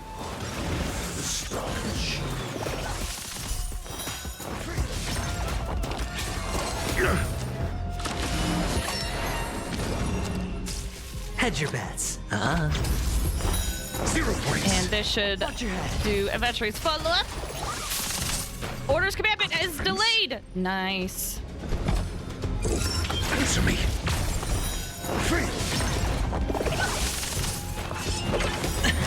The dice have been cast. Bust. Ooh. I should break the other one too. I think we'll do more damage if we can. Goodbye. The market is unpredictable. Right! Investing in victory means playing the long We'll get game! Topaz's ult up again. I'm good on shields. Dreams do come true.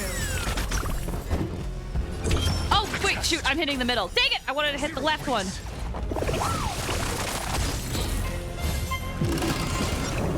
Oh my gosh, my Trailblazer keeps falling asleep. Sure, I'll play along. Let the valuation be. You know what's kind of fun? All these characters that I'm using right now were all in Penacony. I know Topaz had like 10 minutes of screen time, but she was there. SAS knowledge, the measure of truth and falsehood. A sleepy show. The sleepy backup dancers, just very tired, just want a break.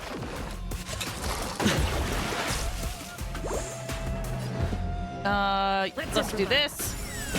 The mood is set just right. Let the show begin. Let's get our super break up. They'll risk high reward. Hit here. Come on. Answer me. We're very close to this. I was struggling a bit because my Acheron kept falling asleep. Oh, dude. I guess I should count my blessings then that it wasn't my Topaz or Dr. Ratio that kept getting hurt. The dice have been cast. This is fitting as well to use this with adventuring. Bust. Or maybe I'll take it all. I got 1 point! Dang it. I already know your decision. I now permit you to gaze into the sun. On these 107,336 stones, the almighty and powerful strings of harmony are at my disposal. Supreme tuner, harmonious choir, Dominicus!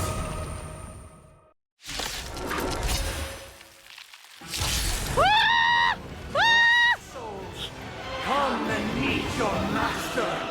The embodiment of the harmony. So the true purpose of the Charmony Festival is to usurp it?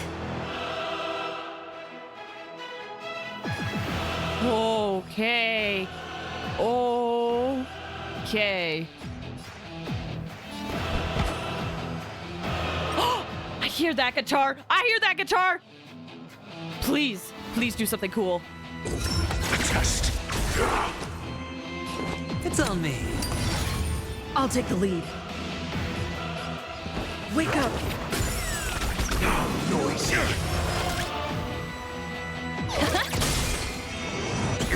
Ow. Why is it receptive as you are? Answer me this.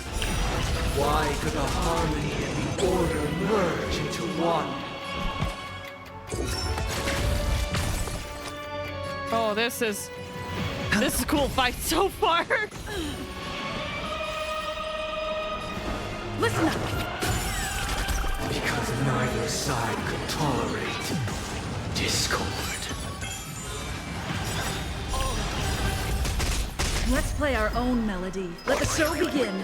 Okay, I don't really have the team good for crowd control, but we do what we can. The measure of truth and falsehood. Like, literally, the crowd control on my team is Adventuring and Trailblazer. That's about it.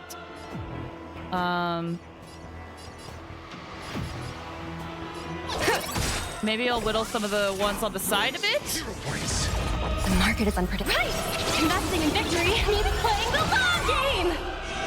Mediocre. Watch your head. Please break one of them. Disorderly noise. The dice have been Got another shield. Man, we're gonna be impenetrable, I think. Bust. Or maybe I'll take it off. Noisy. Oh. That's half though. It's true. Answers? Let's just keep going for you with starter ratio. Disorderly noise time. Disorderly noise. Oh my gosh, he does just say disorderly noise. I didn't pick up on that. Come on! I'll take the lead. Wake up! Let the valuation begin. Okay, they're all broken. Let's focus on him now. I'm feeling like there's another world in front of my eyes. It's the power of tuning. Don't let the song distract you. Okay. Listen up. Let's play our own melody. Let the show begin.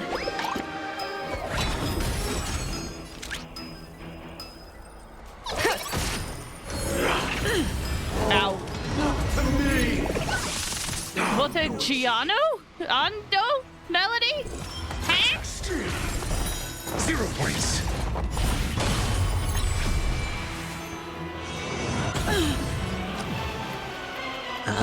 What is this melody that's about to happen?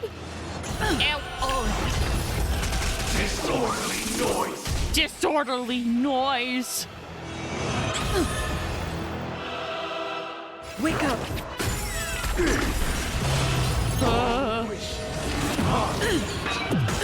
Ow. Noise is fading. Watch your head. Says the costly. You know what this reminds me of? Get up on the Hydra's back! Among other things. Think you can take me?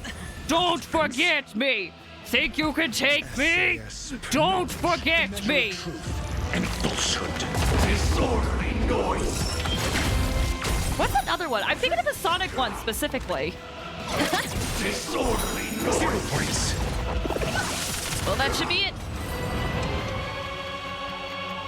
But is there a phase 2? The time has come. Creation will be reborn from the remains of the gods. Done, huh?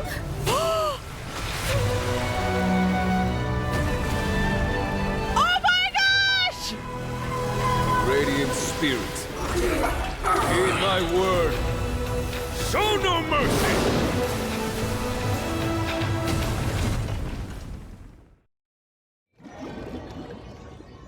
Wow, they really showed up.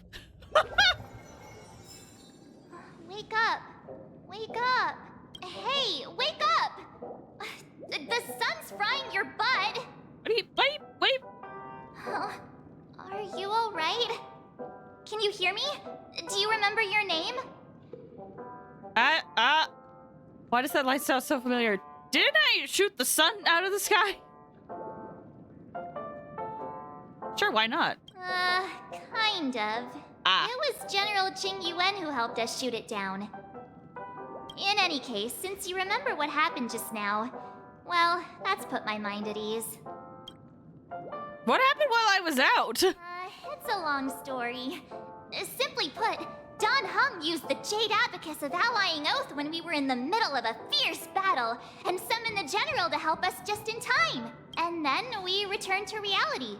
Look, this is your room. I don't trust anything. Everyone else has also returned from the dreamscape. Himeko and the rest are at the lobby discussing matters with the General. And now that you're awake, we should tell the crew that you're all right. Come with me. I don't trust anything. Not going to come chat with me, sleepyhead. That voice. Is that Black Swan?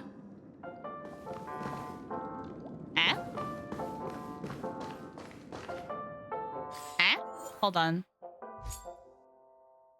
Shared HP. Okay. Huh?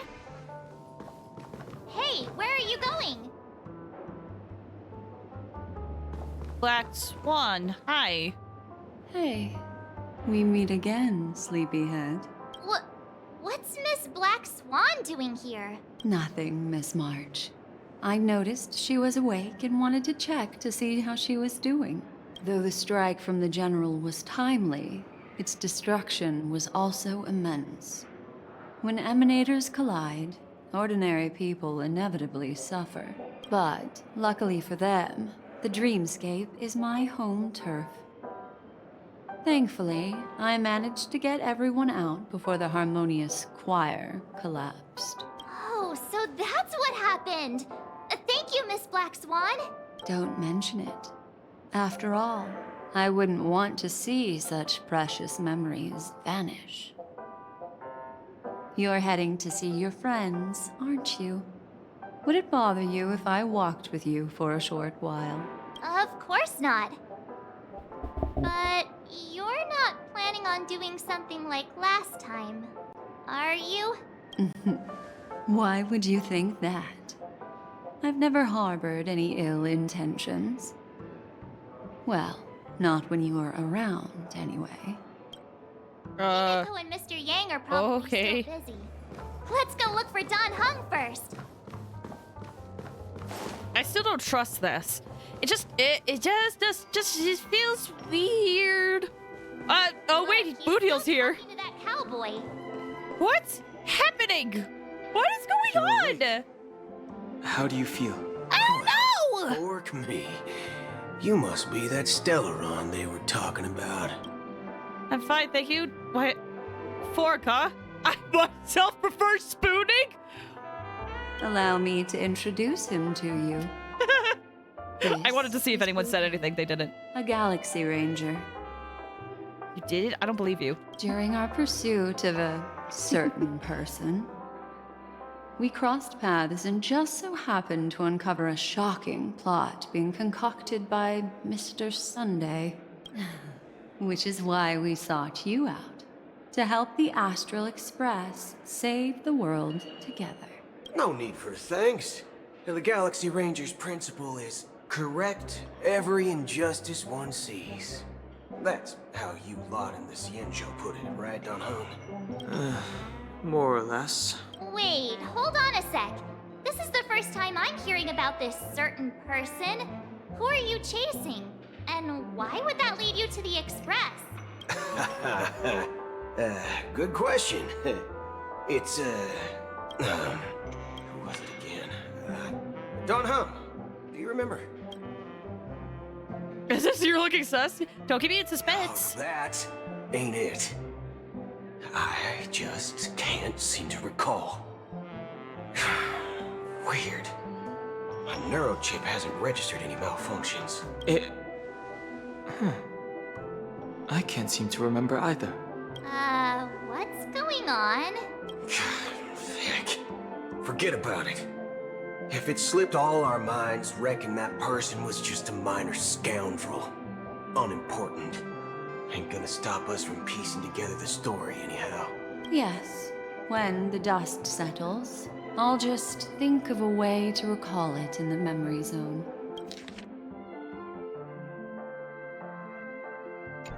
Everyone, just reminding me of something. Look for Miss Himiko, shall we? She's now a minor star on Penacony, and the entire hotel's concerned about her well-being. You're right. Let's head to the lobby then. Something's definitely up. Oh, I can talk to Boothill. You guys go. I'm an outsider, after all. I'd rather not disrupt the long-awaited reunion. Something's definitely up.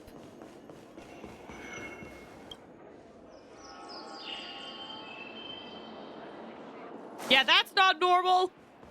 That's not normal. They're with the That's all right. In these times of conflict for the sake of utmost safety, it is only right that the Alliance steps forward to mediate on behalf of the Astral Express. We must not allow you to take unnecessary risks. Furthermore, despite the IPC's eagerness for success, it prioritizes peace above all. And the family, trapped though it may be, professes a desire for harmony. The Alliance has always won people over with reason. I firmly believe both parties can indeed put aside their differences and come to a peaceful agreement. The General possesses a deep understanding of the greater good. With the Cienjo Alliance mediating, peace for Penacony is within reach. No! No, no, no, no, no, no, no, no, no, no, no! But ultimately, it's been all down to the Express. Without your efforts, this sweet dream paradise would have been claimed by the last remnants of order before there was even a shot at peace. It just feels wrong. It just feels wrong. I don't know, maybe I'm over-exaggerating or I'm being weird, but it just feels wrong.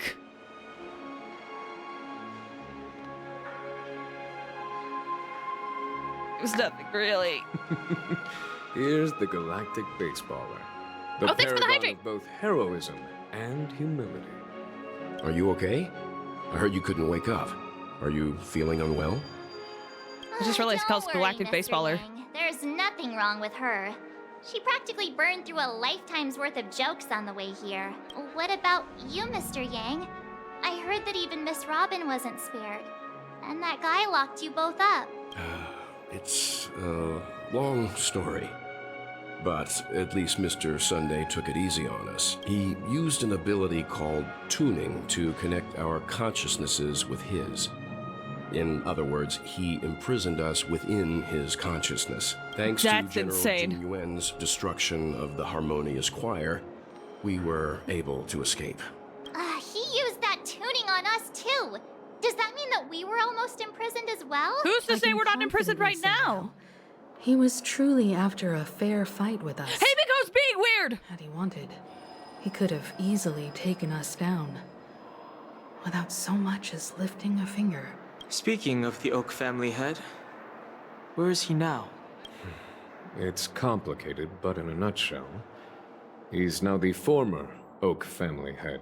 The IPC has named him the key figure in the family's Penacony split, citing a threat to cosmic peace. He must represent the family and answer for the unrest caused. His trial is set to take place at Pier Point. The family quickly labeled him and the remnants of the Order as enemies, declaring the turmoil an internal rebellion. This move effectively barred the IPC from intervening in family affairs on both moral and rational grounds. Everyone really has their own agenda, after all. Then, what's going to happen to Miss Robin? She and Sunday won't be able to deny their involvement in the Charmony Festival. They're sick. Shoot, sorry. Why the sigh, General? I can only say that this incident is an unexpected mess for the girl. The Alliance will try to persuade the family to consider this matter carefully during mediation. It's time, everyone. The IPC's key members and I have agreed to consult one another before the upcoming negotiation. Do any of you wish to sit in? Given the General's invitation and the matter's significance to the universe, the crew will naturally accept. However, if the IPC has any reservations... Why, of course you're welcome. They've mentioned that your team is a trusted ally of the IPC in Penacony, so there's no reason not to welcome you. Besides, if there can be reliable observers from the Astral Express present, discussions will go more smoothly. So, what do you all think? Well then, we shall oblige. I'm kind of allergic to those types of situations. I think I'll just head back to my room and start packing. Not to worry. Himiko and I will take care of things. I'm afraid I'll also have to return to the Express first. The conductor is worried about us. It's best I go and explain the situation. Thank you. What about you, Will you join Welt and me? Or have you got other plans? I have to help March pack. Don't know why, but something tells me I only have one option here. Sorry. Thing froze. This feels weird. Great. Although I'm not too sure of the reason, the representatives from the IPC have insisted on her presence. Allow me to lead the way. Follow me, please. The negotiation will commence at the hotel lobby. Everyone, please follow me. Am I gaslighting myself? Is this not weird? Is this how that's really ending? It can't be. No, there's more. there's more. There's more. There is more. I know there's more. What's happening? Ah, I'm so confused. Also, welcome back, Link. Am I gaslighting myself?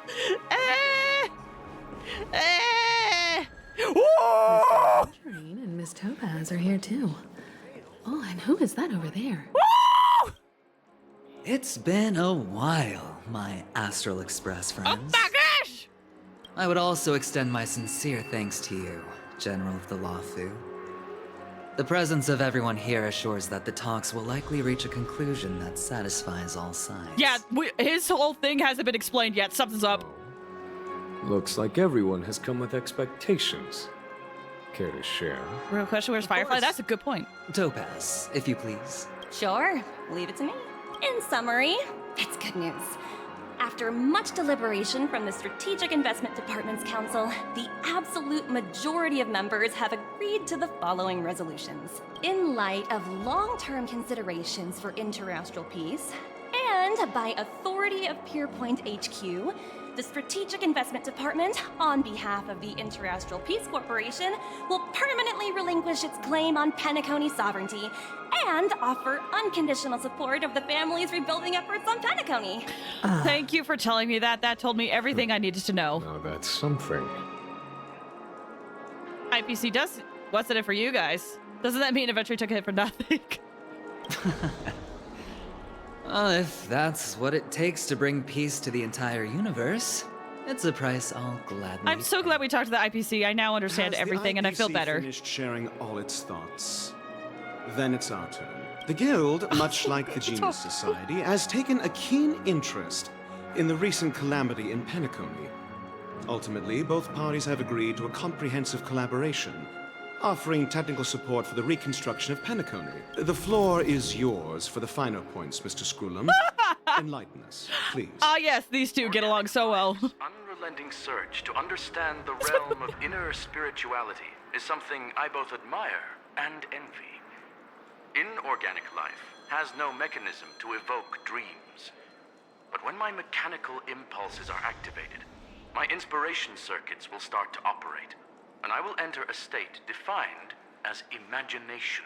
Every time, within the realm of imagination, there emerges a fire from the shadows. It is warm, bright.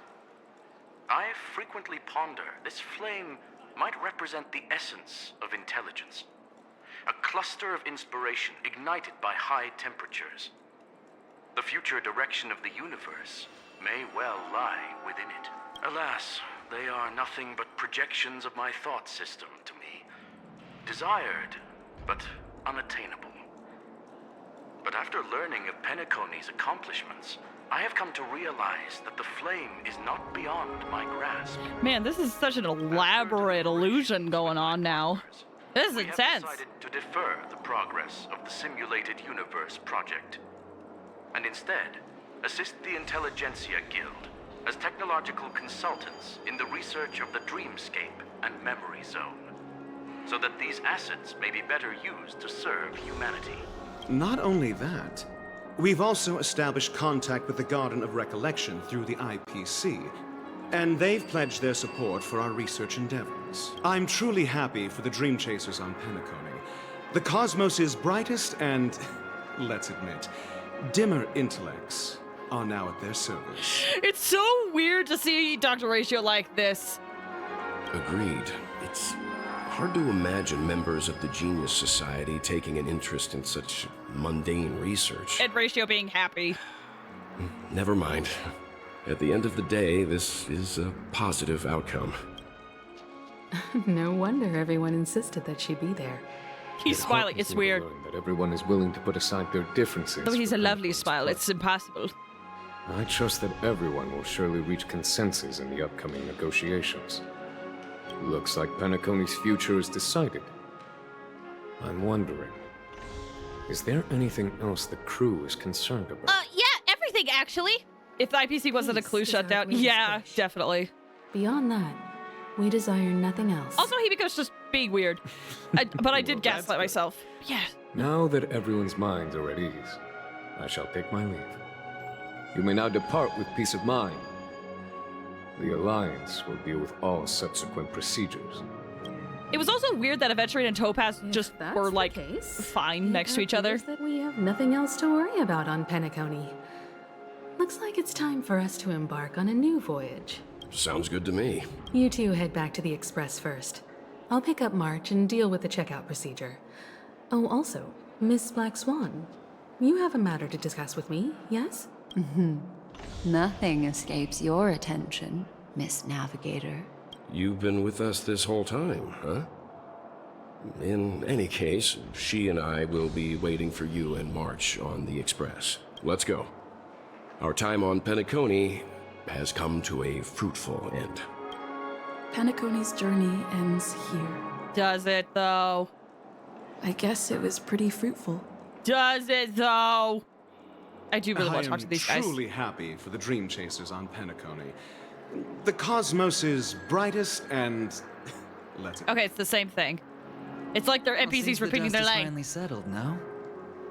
Well done, friend. You never called in for that favor, or did I miss This that? is all due to your heroic deeds in Penacony. Everyone's been moved by your integrity and selflessness. Yeah, you're acting different too.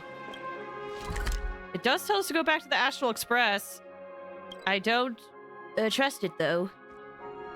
The navigation meeting is about to start. We're all waiting for you.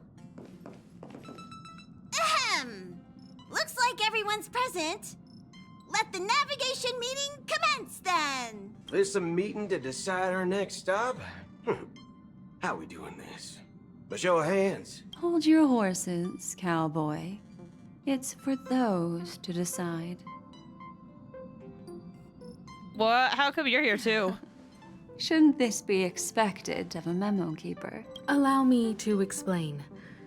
Mr. Boothill and Miss Black Swan submitted a request to temporarily travel with the Express for their own personal reasons. Okay, As but you real all talk, that would know, actually be pretty cool. The Astral Express never declines any passenger whose heart yearns for the distant stars. Therefore, they will be traveling with us for a while until they reach their destinations. Whoa, the Express is going to be much livelier now. But, Miss Black Swan, you better not use your memo keeper abilities to pull any pranks. Understood, Miss March. I promise you, you'll never see me in your room while you're taking a break. Don't! You're freaking me out. All right. Now that everyone's met everyone, we can continue our navigation meeting. Firstly, Pom-Pom wishes to thank everyone. If it weren't for you all unearthing the truth about Penacony, Pom-Pom would have never known where Mikhail and the rest had gone. What they had to go through was regrettable, but I reckon they all fulfilled their wishes. And it was thanks to all of you. Thank you, everyone. Now then, we come to the crux of this navigation meeting. We must decide on the Express's next stop.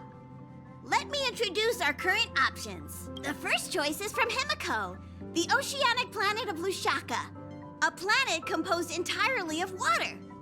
Many aquatic races reside there. Of course, it's also the home planet of the venerable, nameless Mikhail.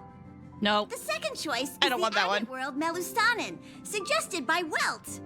It's famed as one of the initial sites of the Stellaron disaster, and the place where the beauty Idrilla ascended. Today, it's celebrated as a planet of undying allure. The third choice is Edostar, a planet nestled within a vast ion storm region, currently under assault by the Antimatter Legion. However, the distress signals from there have recently ceased, prompting the IPC's wish for us to check in on the situation. The last choice, courtesy of Black Swan, is the glass belt Petravia, a massive belt of asteroids that was turned to glass by the Lord Ravager Zephyro. These days, it's apparently known to house one of the branches of the Morning Actors Troupe. Ooh, so many options. I'm seeing stars already. Next up, everyone will select the destination that they wish to visit. And then we'll put it to a vote. Black Swan has arranged to meet a morning actor there.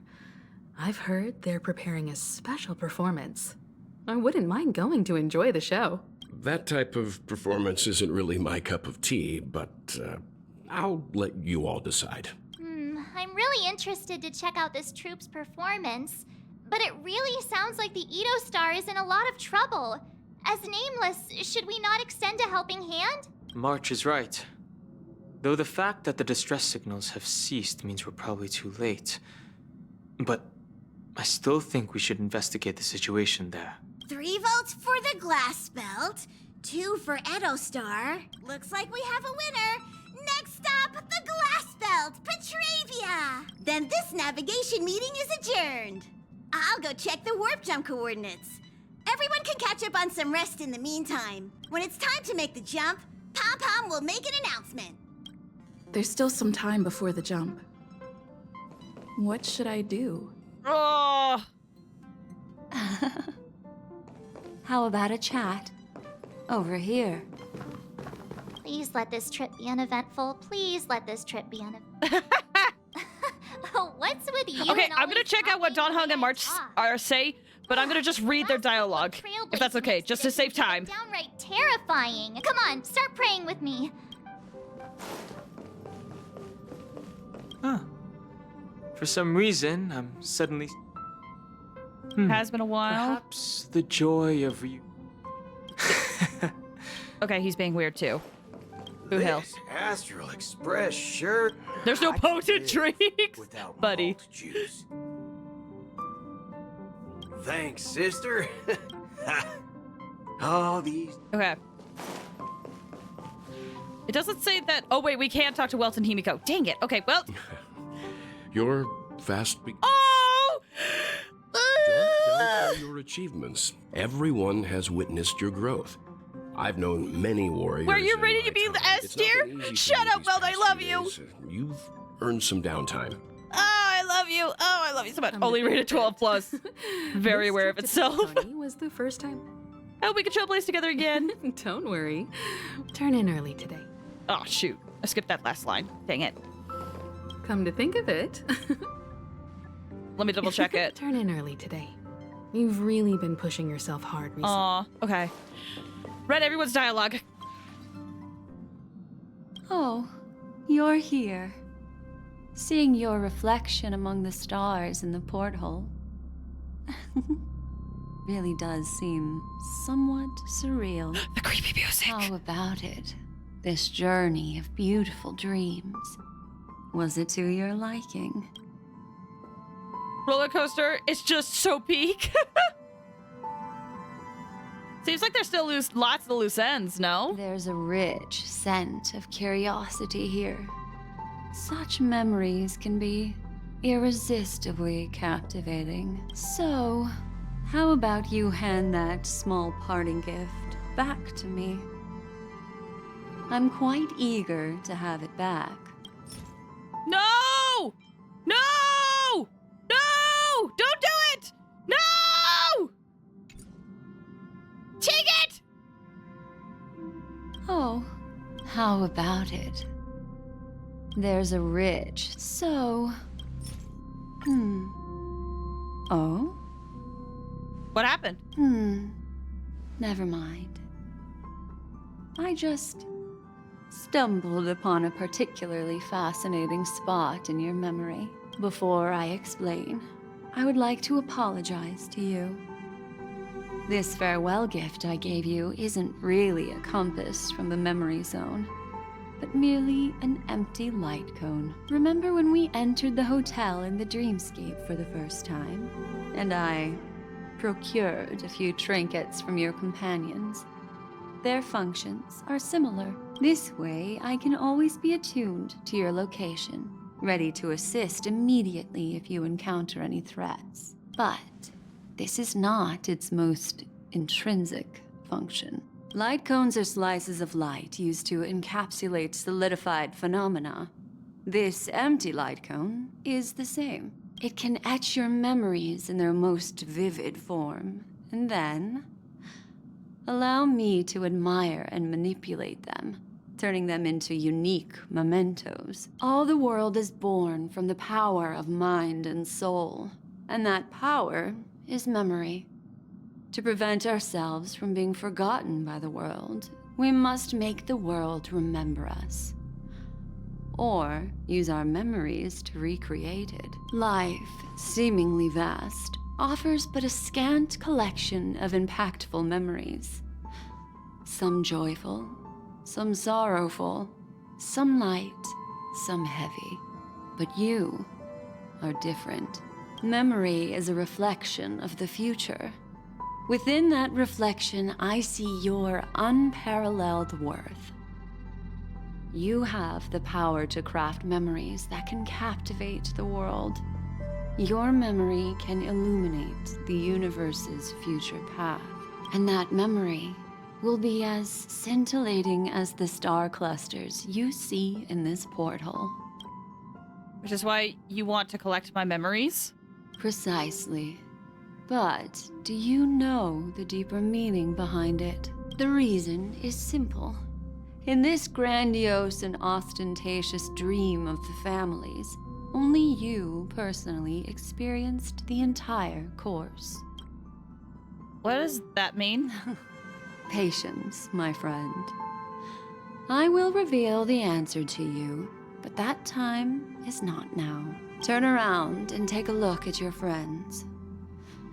Every one of them is reveling at the arrival of their next destination, all filled with hopes and expectations of their own present and future. Revealing everything at this moment would be a bit of a buzzkill, wouldn't it? I'm looking for an opportune time, a time when you're totally at ease. Perhaps when the night grows hazy and you're about to drift off would be the most opportune. How about one fine night? I will prepare the candles, aromatics, and even a cushy couch to create a cozy dreamland for you. And then I will tell you the answer in the form of a little bedtime story to lull you to sleep. Hi! Hello! Attention all passengers! The express is about to make the jump! Please be seated and hold on! It looks like we're finally about to set off. There are countless gleaming memories out there waiting for us. Why don't we just leave it at that for now? That's right. As a small token of compensation for playing that little trick on you with the empty light cone, I will gift you with some words. They hold great significance to me. Life is akin to a winding labyrinth where memories serve as our sole companions. You'll remember these words dearly, won't you? Yep, totally. In the year 2158 of the Amber Era, the first year of the new epoch, the universe resumed its intended trajectory. The kindling of conspiracy smoldered in Penacony, the land of the dreams. Failing to erupt into a blaze, it instead flickered briefly on Klapoth's anvil, before vanishing in the blink of an eye. The dead and those fated to die remain in their eternal slumber, while the living find solace in deep sleep. All clamored in a cacophony of silence, and then went about their own ways. The cosmos emanated a vitality characteristic of a new era, all for the modest price of a brother and sister's mild grief. No. Babies are born as stars extinguish. The silver rail unfolds. The story of the Astral Express comes to a close, yet it also embarks anew. Time marches forward, heralding the arrival of a new chapter in the history of trailblazing expeditions. Did I get a bad end? You won the game? No! Stop it! Stop it! Stop this! Stop this! Cease! Cease! Desist! Stop! Stop! Don't you lead actors! Excuse me, there's several other people that should be there. What? No! Stop! Cease! You won? I don't believe you give my earnings to charity or something. What the frick? Also, question mark for March and Acheron, and eventually it was Concussion. Oh, that's actually kind of sweet. The Veritas ratio, cool. Dream Master, Sunday Serpent, Dream Master, Sunday Serpent, Dream Master, Script Super Elio. Oh, that's actually kind of funny. Wait, where was Firefly? Did I miss Firefly? Hello? May this journey lead us starward. Stab. Countless shooting stars streak the sky tonight. If you can pick the right one, it will carry your wish to thousands of distant worlds. You're feeling very relaxed now. I'm scared. Aren't you? I'm scared. So, then, it's time to tell you a little bedtime story. I'm scared. Well, let's start with a conclusion. The crew was defeated in the battle against Sunday. Everyone in Penacony failed, and no one survived. But don't panic. The truth, as horrifying as it may be, is not yet irreversible. There's still a glimmer of hope, and that's why I'm here. Next, I'll use this empty light cone that carries all your memories to relive everything that happened before. And when this story reaches its end, I'm sure someone as clever as you will notice that. There's a major flaw in the story you have experienced. Yet, within that flaw lies a glimmer of hope. Are you ready for it? Do you remember everything? When the clock turned back, the Express started a warp jump, sending you to a strange dream. You were bewildered back then, and then a Galaxy Ranger named Acheron showed you a way out. When you arrived at the Reverie Hotel, you met the doorman Misha and had a confrontation with Aventurine, an IPC representative. Thankfully, Acheron appeared again and helped you. After that, you saved Firefly and explored Penacony together. During the tour, you ran into Sparkle disguised as Sampo and accidentally entered a child's dream. There, I rescued both of you from death, but Firefly didn't return to reality. She realized the truth and tried to involve you in her plan, but that resulted in an accidental death. Even more unsettling, you soon encountered another murder. The 2 cases of death prompted you to investigate the truth behind the sweet dream. Right. Despite your efforts to gather information about the 2 victims, you didn't make much progress. But you did learn about the watchmaker from Gallagher. Meanwhile, Aventurine was secretly carrying out his scheme, in which you were one of the pawns. In the midst of a fierce battle, Acheron revealed her true identity as an emanator of the Nihility and unsheathed her sword. That strike foiled Aventurine's plan and opened a passage between the sweet dream and the original memory zone. Upon your arrival at Dreamflux Reef, you learned the truth that death was actually dormancy, as well as the truth about the dreamscape, the Stellaron, and the bellboy, Misha. You split up with Sunday and Robin, looking for a way to seal the Stellaron. However, it turned out that Sunday and the Dream Master had their own hidden agenda. And you had to engage in an ultimate duel on the stage of the Charmony Festival. Finally, the story reached its conclusion. You emerged victorious, with the Trailblaze triumphing over the Order, and Penacony embracing a bright and peaceful future. This marks the end of the thrilling journey in Penacony. I'm sure you've already noticed something unusual, haven't you? The major flaw, which contradicts all the known information, hides in this story. Oh, jeez. I was just absorbing everything. I wasn't critically thinking about stuff. My first encounter with Misha, the fake deaths of Firefly and Robin. I mean, the Robin is the biggest thing that confuses me, because Robin was missing for a while. Well, although the fake deaths of those two ladies don't align with our initial assumptions, this fact itself doesn't contradict the information we have so far. I'll go ahead and eliminate that incorrect answer for you. Dang it! So, what is the fatal variable? Proves I'm silly.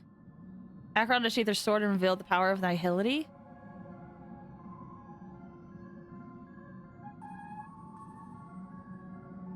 It is true that Gallagher is a history fictionologist, but he didn't lie in this matter. In addition, death and dormancy do arise from the same concept, don't they? This is not the fatal variable in your adventure. Take your time and think it through. I wasn't critically thinking, to be honest. I didn't think I would be quizzed. I thought, dang it. I'm really showing I was... Don't say it. Don't say it. It's fine. It's fine. Not that word. It's okay. Acheron? Are you suggesting that the sleeping and shapeless never bestows its gaze upon anyone, and thus no one can truly possess the power of the nihility? That's a very astute guess. But unfortunately, Acheron did progress further down the path of the nihility. Her unwavering belief in liberating the world from the grasp of paths surpasses the capabilities of ordinary humans. I'll discard that incorrect answer. It's only a 50-50 now. Is it really Sparkle? Sparkle. Yes, Sparkle. The most enigmatic and elusive character in the entire story. But, unfortunately, she was the first to uncover the truth, and she did purposefully attack you to create confusion. By the way, she left me a message to pass on to you. Always make sure you can distinguish reality from imagination. Is that a clue, you may wonder? I'm not sure, although I'm pretty sure that the fatal variable has nothing to do with that masked fool. Little Misha. Or should I call him the Watchmaker? Can't believe I went through freaking everything. He's only a segment of memory in a dream bubble, but his ambition for the Trailblaze led him to leave the bubble and embark on a grand adventure in Penacony. While Misha is a rather special memory zone meme, and he was granted power by the Trailblaze, there's still one thing that he shouldn't be able to do. A life born in the memory zone could never manifest in reality. Oh, duh! Why did he appear in the Reverie Hotel? Oh, duh! Duh! That makes sense! Duh! Oh my gosh!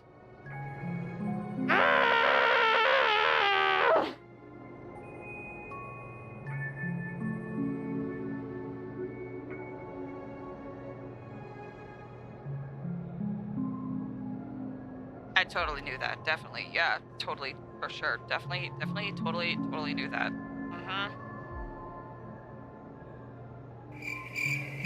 Definitely knew that. The answer is simple. He is the one fatal variable that contradicts all our known information. This means that you, who wholeheartedly believe in this memory, are still trapped in the dreamscape at this very moment. Wake up, sleepyhead. Break free from this eternal dream and return to the real world. We'll find our answers there. The train is about to make the jump. 5, 4, 3, 2. Whoa.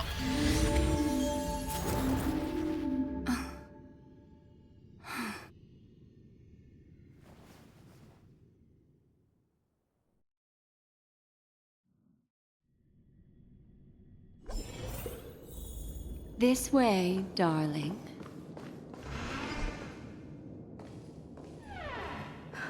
Not another one. Thank you so much, Black Swan. Finally, I can breathe a sigh of relief. The deja vu is strong with this scene. I understand you must be confused, and will do our best to shed light on the situation. However, before that, it's essential to know that this place is the rift between dream and reality. A place reserved only for those who have awakened from Enna's dream. Oh. Do you remember Sunday's ambitious plan? He intended to harness the power of the Stellaron, the collective will of over 100,000 Oak family members, and the desires of everyone in Penacony to usurp the harmony and restore the order. Thanks for the reminder. Unfortunately, it didn't stop there. From the early days of our journey into Asdana, we were already affected by the Stellaron. That strange dreamscape where we met. Maybe it was a sign that your thoughts were beginning to drift away. I'm now back at the beginning of the story? I don't think the goal of the Order was to put everyone into a deep sleep. Quite the contrary. They used the Stellaron to catalyze the leakage of Asdana's memoria into the material world, allowing the dreamscape to blend with reality. And that included a lot of memoria from the Beyond the Sky Choir. As time came and went, the dreams eventually became indistinguishable from reality, and reality became an illusion. People think they are awake, but their spirits have long since stepped into the Temple of Order. This is what makes Anna's dream so powerful. In this paradise governed by the Order, everyone indulges in their delightful dreams and lives happily ever after. I believe what you experienced in the sweet dream, except for that flaw, was real. Only in this way could you reach the destination, lifting the crisis in Penacony and embarking on your next trailblazing expedition.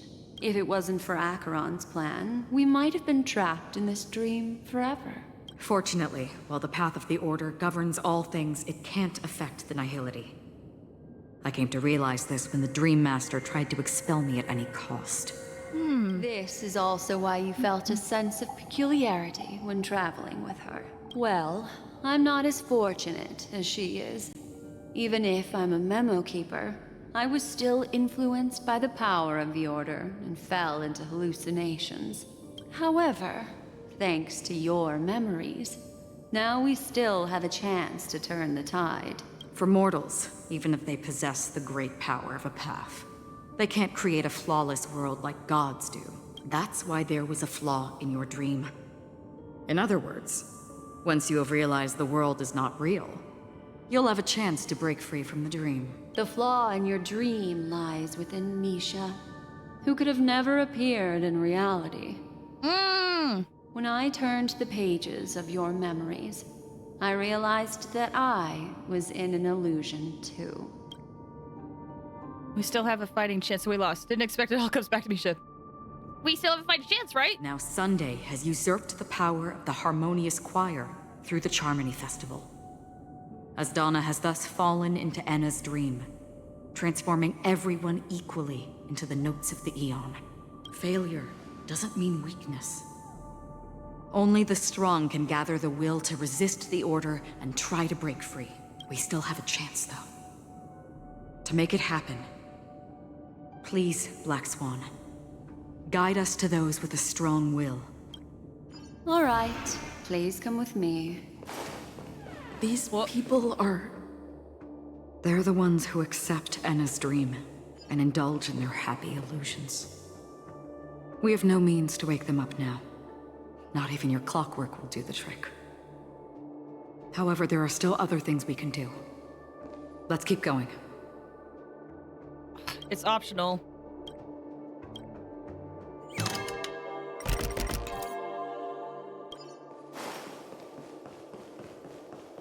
Not this way.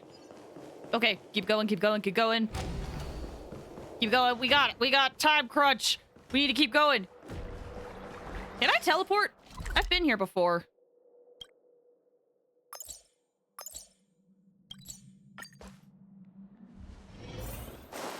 Oh, wow.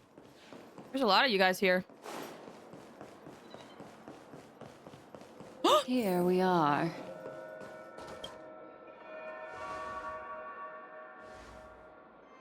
Finally, you've arrived. Let me introduce you to Robin. She woke up from Anna's dream by her own will. And it's this tough lady who led us here with her song. I woke up for the same reason as all of you. In the dream, I experienced something that could never occur in reality. Are we going to lock it up in a cage? I want to see it fly freely in the sky. Without us, this bird would be too fragile to survive on its own. Do you want it to die? No, but... Then let's take care of it together until it can return to the sky. Huh? Birds have wings because they're meant to fly. Even if they may crash on the ground one day, they shouldn't be trapped in a cage. Birds belong to the sky, so we should help them return there, right? The illusion was so impossibly blissful that I realized it was just a dream. And this is our final hope. Oh. Anna's dream is founded upon the harmonious choir. Namely, everyone's shared wishes. It will only materialize once the aspirations of all beings in Penacony merge as one. At present, it has become impervious due to people's desire to remain slumbering within the dream.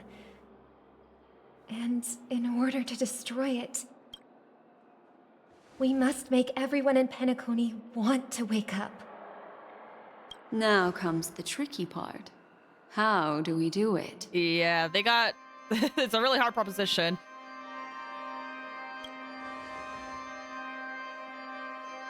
Humans yearning for sweet illusions borders on obsession, leading them to subconsciously resist the harsh reality.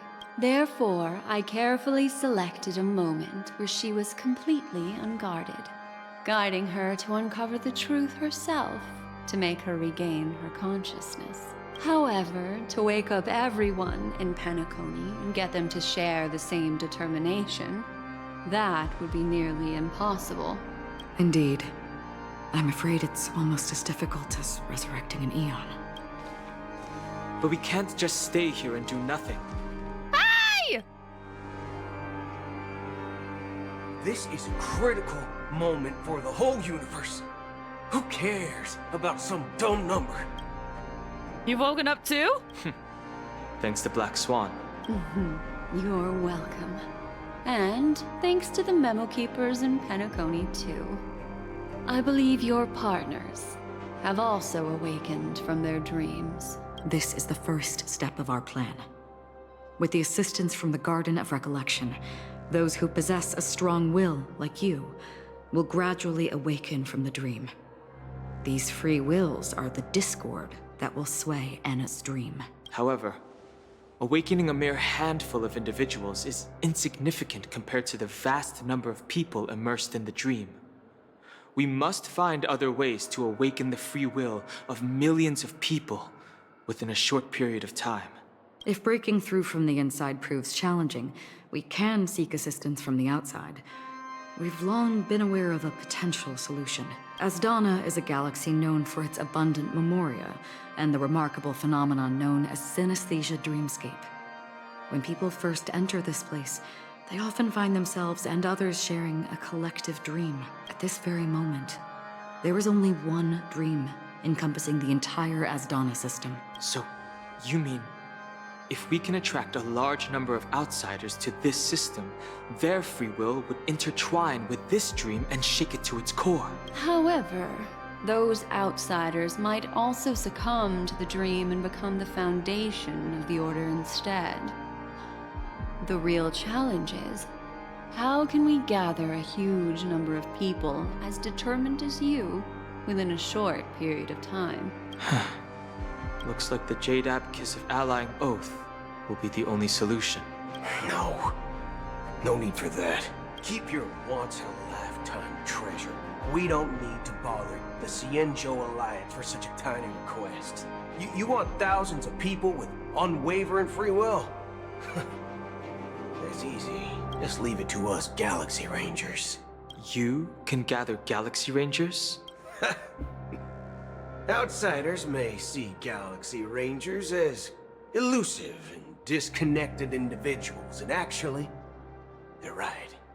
And that's why we have a tacit understanding among us. Do you know what it is, Acheron? It's the relic I returned to you. Exactly. Its owner must have told you that it's meaningless to anyone other than a Galaxy Ranger, and that it can only fulfill its purpose when returned to its rightful owner. Because it's a burial artifact, worthy only of a hero who has served the Galaxy Rangers with honor.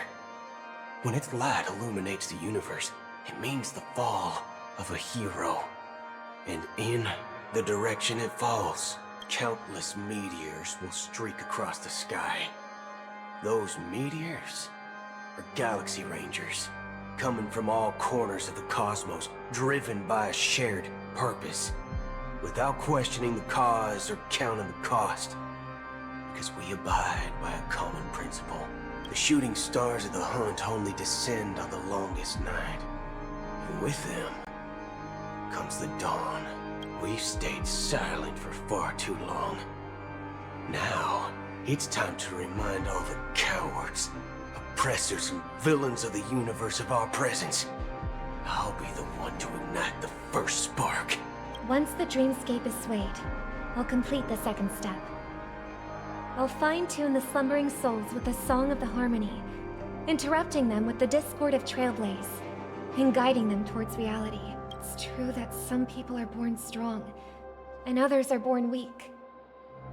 If the Trailblaze is the target of heroes, then the Harmony will guarantee that the strong help the weak. Only the people of Penacony themselves can be the saviors of their homeland. Their path of happiness should be forged by themselves. While I may not be a nameless, I'm willing to instill courage in all those who need it. This includes my brother as well. Anna's dream is too cruel for him and everyone else. Your plan sounds well conceived, but still, it appears somewhat idealistic and romantic. The flaws rooted in human nature can't be eradicated overnight. Do you believe these efforts alone are enough to convince everyone to choose the right path? I agree with you, Black Swan. That's why the most critical aspect of this plan is not to convince everyone to choose the right path, but to inspire them to save themselves. Choose their own path. So, you're the key in the end, I assume? Thanks for stopping by, Quentin. Have a good one. The Harmonious Choir possesses the power of an emanator. To overcome it, you'll need the same level of power. The final step in destroying the sweet dream will be my responsibility. That's a relief to hear. Now that our roles are assigned, let's get to our battlefields and pose a grand finale. May I have a moment alone with you? Me? There's one more thing I need to explain to you. Okay. This grand festival is drawing to its close. This is the starting point for the ultimate stage of our journey. Just as it marked the beginning of all the stories in Penacony.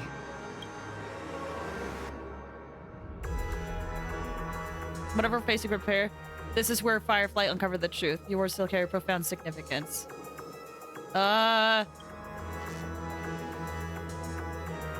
Indeed. She was the first to discover the world beyond the shores of death, and shared this truth with all of us. There's something you should know. We were able to locate you within this boundless dream, and find the key to breaking free from the dream. All because of one person's unwavering dedication. Firefly. She awakened from the dream ahead of others, discovered the Express amidst the stars, and brought us valuable information about the remnants of the Order. She may have been aided by the script, and it came at a cost. As you know, Firefly is a stowaway who entered the dreamscape in a different way from ours. Without the dream pool in the hotel or assistance from the family, she can only awaken from this dream in one way. A real death. We mustn't fail her determination. I'm not implying that we must win this fight no matter what, but our resolve should match that of that courageous lady. Are you ready? Let's embark on the final stage. Very well. Now, please close your eyes. Oh boy! Oh boy! Okay, quick lineup. It has to include harmony. Oh, we're gonna definitely use the really good harmony then. This works, right? Yeah! Oh. How long has this reign been ongoing? If I remember correctly, it has lasted for decades, or even centuries. The unwavering determination of the Hunt followers persists even in death. But thankfully, we've guided those lost souls to their lives beyond. They were heroes in their time. And they won't be reduced to puppets of the nihility in their death. You see, the shadows on the sea have vanished. Do you remember? He once said that the sky would clear when the regrets of the departed had faded away. But it's still raining. I know. So, why is all this? Why did this rain choose me?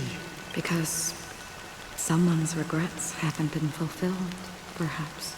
Mortals who walk the paths are like sailors on a vast ocean, leaving behind a trail that creates countless ripples of possibilities. These ripples last longer than the fleeting lifetimes of humans, and for some, their presence leaves such a strong mark that it's reflected in the waves. Sin-thirsters. The obsessions of the Pathstriders. They emerge from the depths of Ix, seeing themselves as masters of their own destiny, unknowingly repeating the actions of their past lives. They emerge from the nihility and head toward it, leading purposeless lives. However, these hollow phantoms, they have journeyed with me for such a long time. Oh, so this is how it is. I'm already dead. Yes. Are you watching over me? This is my duty. As Acheron, the Watcher. I'm guarding the path to the abyss of the nihility. Guiding every soul reluctant to become one with it. Back to this side. But if this is what the departed ones expected, should you try to change it? I don't know.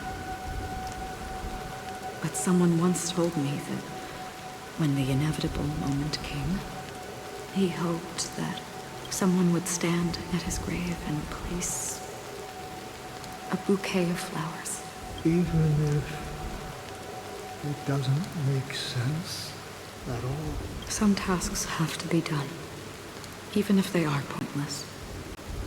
I have experienced that much already. Please extend your hand, and then close your eyes.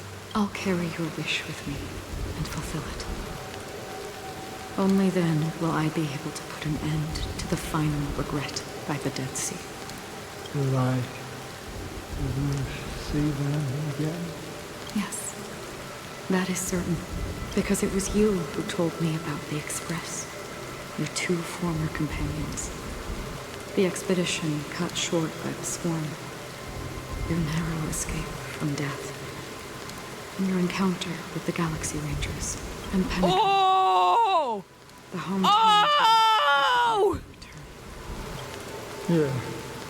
For countless times, I got rejected by the family and had to pass it by. But I knew that my companion was still there. Oh! Are you still there? Take my hand and come with me. We will leave this place. You'll embark on a long, long journey, shrouded in darkness. But fear not, as a touch of red will be awaiting you at the end of the path. That's the color of existence. Follow it, and it'll guide you and illuminate the way out. By doing so, you'll eventually reunite in the warmth of the sunlight. Thank you. May death be the end of your boundless dream, guiding you back to the waking world. Welcome to the horizon of existence. This place is one of the thousands of manifestations belonging to the sleeping and shapeless. And it's also an exit out of the nihility for the awake ones. Let's bid our final farewells here. Say your final farewells to Acheron? Ooh, okay. I can't run. Always distinguish between reality and imagination. All right, great. Life is akin to a winding labyrinth where memories serve as our soul. May your schemes be forever concealed. Anna's dream is too cruel for him, and it... To the imperfect tomorrow. I still remember the question on the invitation letter. Why does life slumber?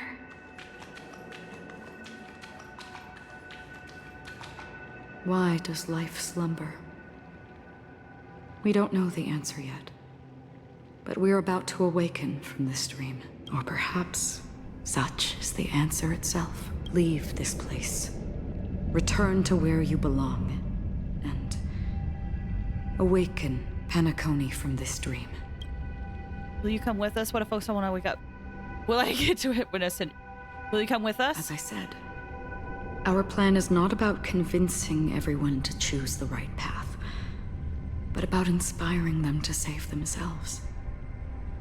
So, when will people actively save themselves?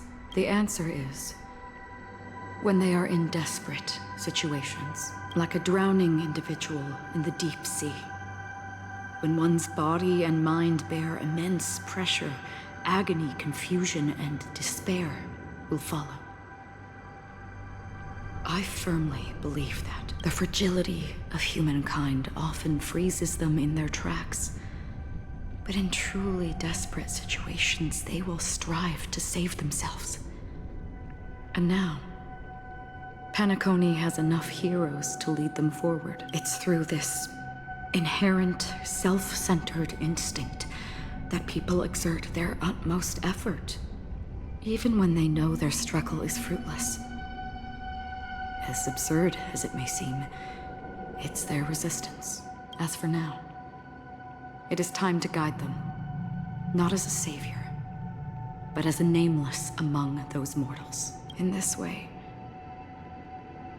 you will reunite in the warmth of the sunlight. The rain is intensifying.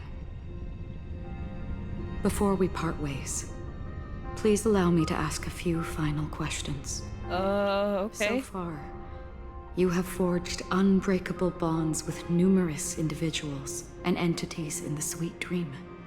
Might I ask if you fear severing these bonds with your own hands? I feel no fear. If there is a vast, lifelike dreamland that is virtually indistinguishable from reality, a realm without death, where everyone can attain the happiness and fulfillment they deserve, living blissfully ever after, I would ask, would you wish to stay? I would never ever want to live in a dream. Imagine if this splendid dream were fated to fall apart. Friends, family, strangers, followed by the gentle breeze, soaring birds, the stars, and ultimately yourself. Everyone, and every face they remember. The joy and the heartaches, the vows sealed and those left hanging. All will inevitably march towards a predetermined ending. If you had grasped the journey's finale right from its inception, I would ask, would you still embark on this journey? I would blaze a trail without hesitation. I'm glad. The answer itself doesn't matter. What matters is that you've made a decision. Listen, touch, and ponder. And therein lies the sensation. Cherish it, because that's what makes us exist. Such is the only answer humans can offer when facing the nihility. If the nihility represents the primal fear of life, rendering any lofty convictions insignificant under their imposing shadow, then behind this shadow, there must exist the most fervent source of light in the world. Just as every life that edges closer to death fervently approaches the end of the nihility, we must pursue that primordial light. And to think that you exist in the nihility, and you watch over others to depart it, such a task is absurd and meaningless. Nevertheless, someone had to do it. As for the meaning you mentioned, even if it's a meaningless task, I've come this far, haven't I? Even if the future you forge may not even belong to you. It may not belong to me, but it definitely belongs to someone. What hardships you must have experienced. In that case, allow me to do something meaningless too. Please, tell me your name. Perhaps my existence will vanish in the next moment, and nobody will remember this conversation or your answer. But I believe that your name should be remembered, and this universe will remember it as well. For me, some things are difficult to recall, yet there are others that I find challenging to forget. Such is memory, a creation of the past that blossoms into significance in the distant future. I remember that marks the start of my journey, the origin of the vibrant red hue in my life, and the most fervent element amidst every tempest. That's my name. Raiden Ozanmori May. Oh! Oh, snap! The Golden Dream is getting restless. In the coming long nights, I'm afraid you will face many setbacks and witness many tragedies. And in the end, you will only see in black and white. But please believe me, that in that monochrome world, there will be a glimpse of fleeting red. And when you make a choice, it will appear once more.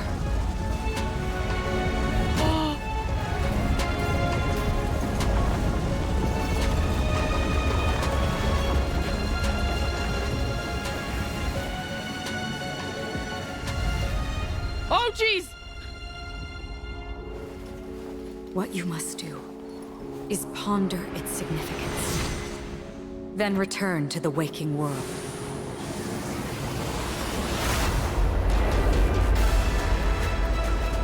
That's where we all find our answers.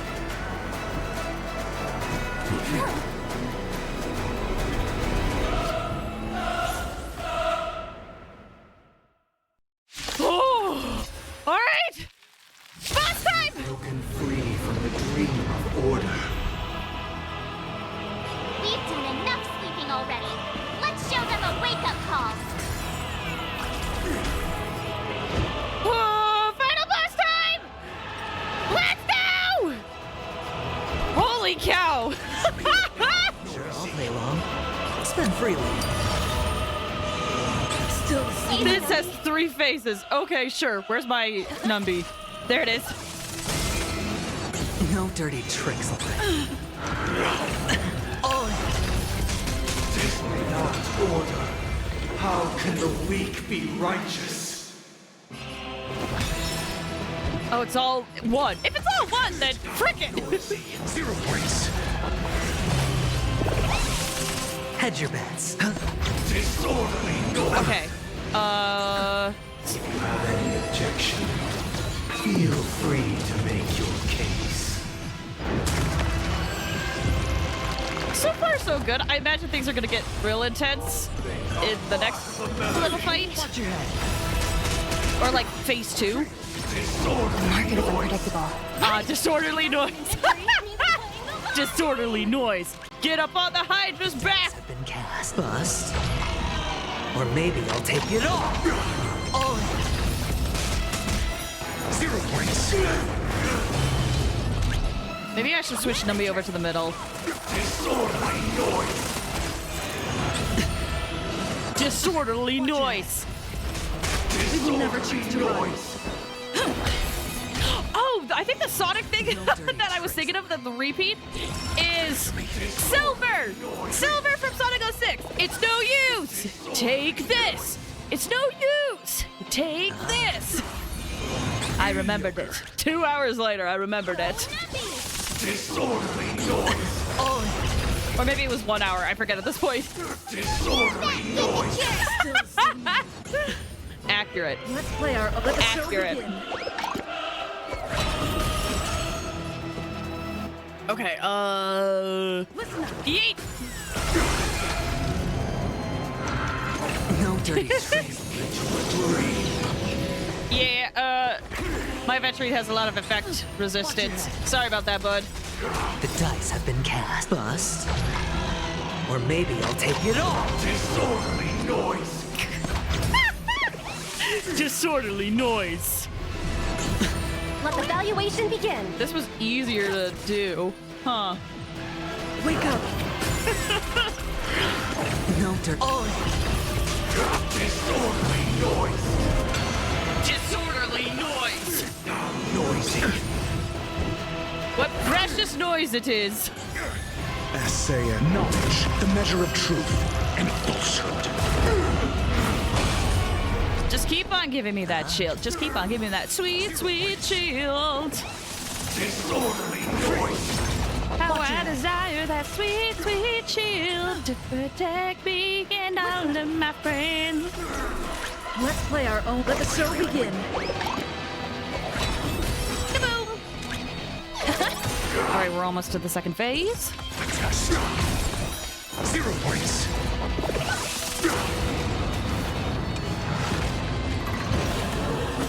7,336 notes.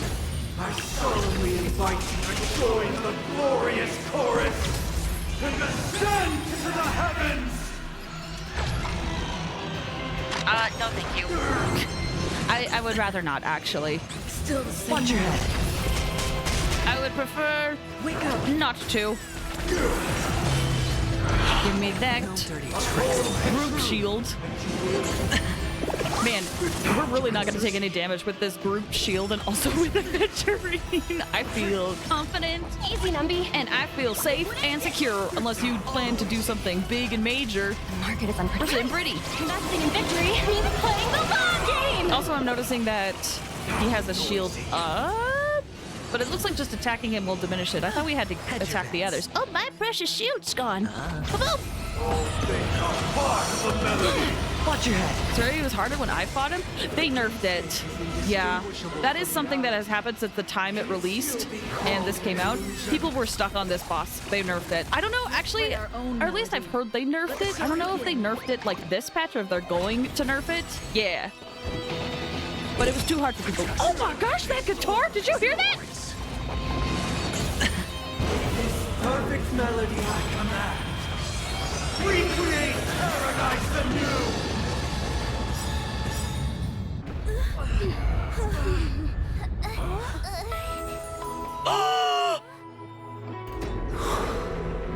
Music. Oh, I'm gonna cry. I'm gonna cry. There seems to be another kind of sound coming into the Order's symphony. I'm gonna cry!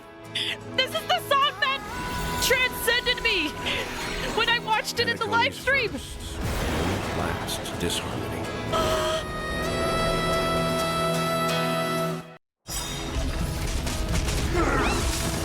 Those imprisoned in their dreams are awakening for freedom.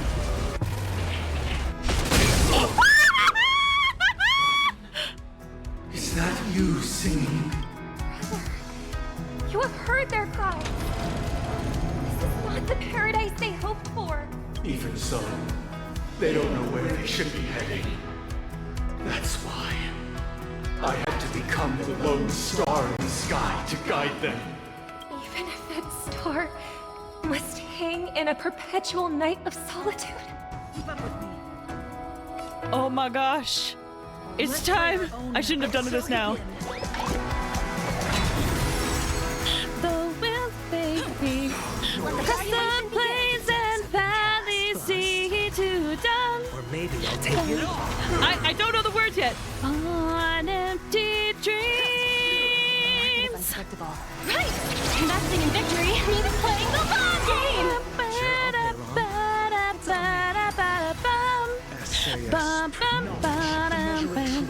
And falsehood. Watch your head. Oh, I need the song injected directly into my veins. I needed the song in my life yesterday. And today and forever. I'll take the lead. Noise. Hedge your bets. Easy, Numby. Disorderly noise. Answer me. I kind of want everyone to come back so that I can hit them with a train. Train time! The will of the weak. Yeah! Oh, what a great thing to do! This place is magnificent!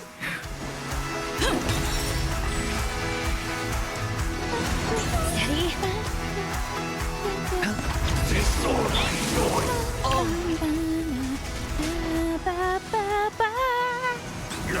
Let the valuation begin.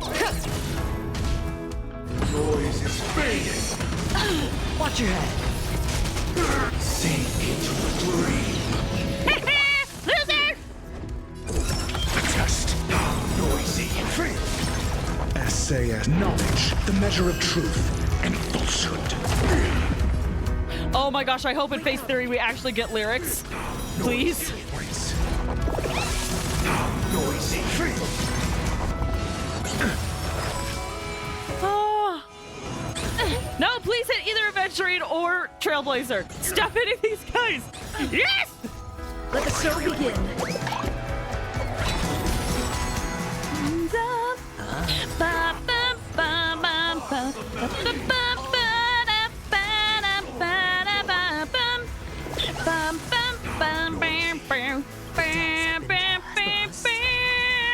Or maybe I'll take it off. Watch your head. Disorderly noise. Answer me.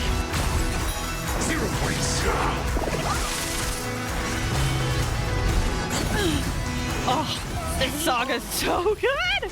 Please, please, give me lyrics. Give me lyrics. Have a noble soul. Don't be shackled by the past. Yeah! Low risk, high reward. If we had never experienced solitude, how could we have embarked on different paths? Now, our final talk has concluded. All the work of creation has been completed. The inevitable day has arrived.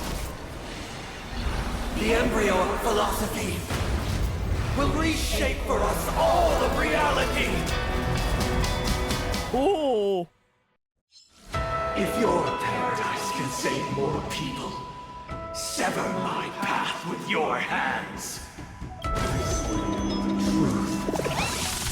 Sure, I'll play along.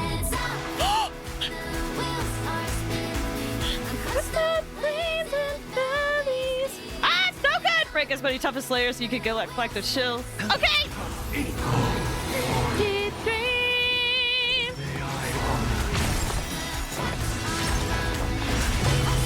Market is unpredictable. I think I was off earlier, but it's fine! I will learn. Keep up with me. Wake up.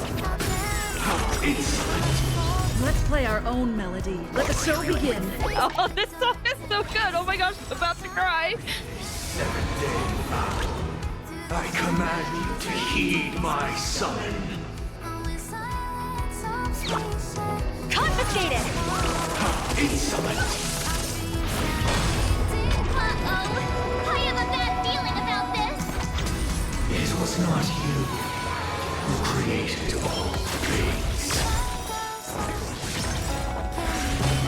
SAS knowledge, the measure of truth and falsehood. It was humanity that created you.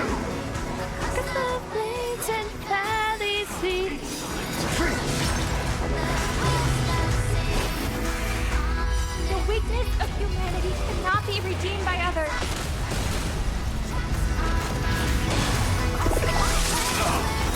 Zero points. Low risk, high reward.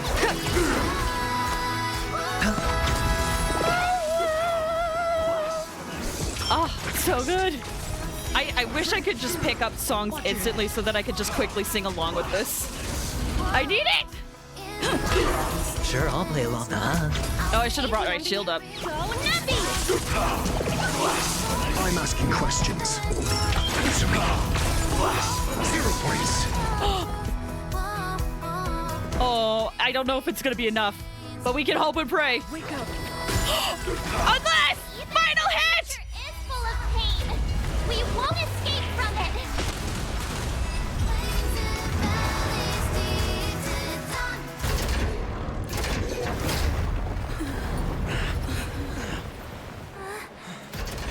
So, why does life slumber? Because someday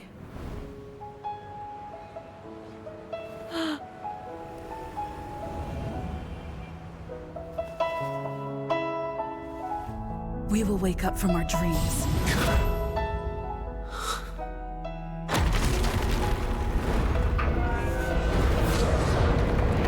I like how his mask looks like Enna's.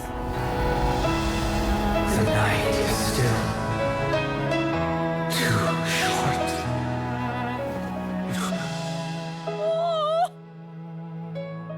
Brother, the dream is over.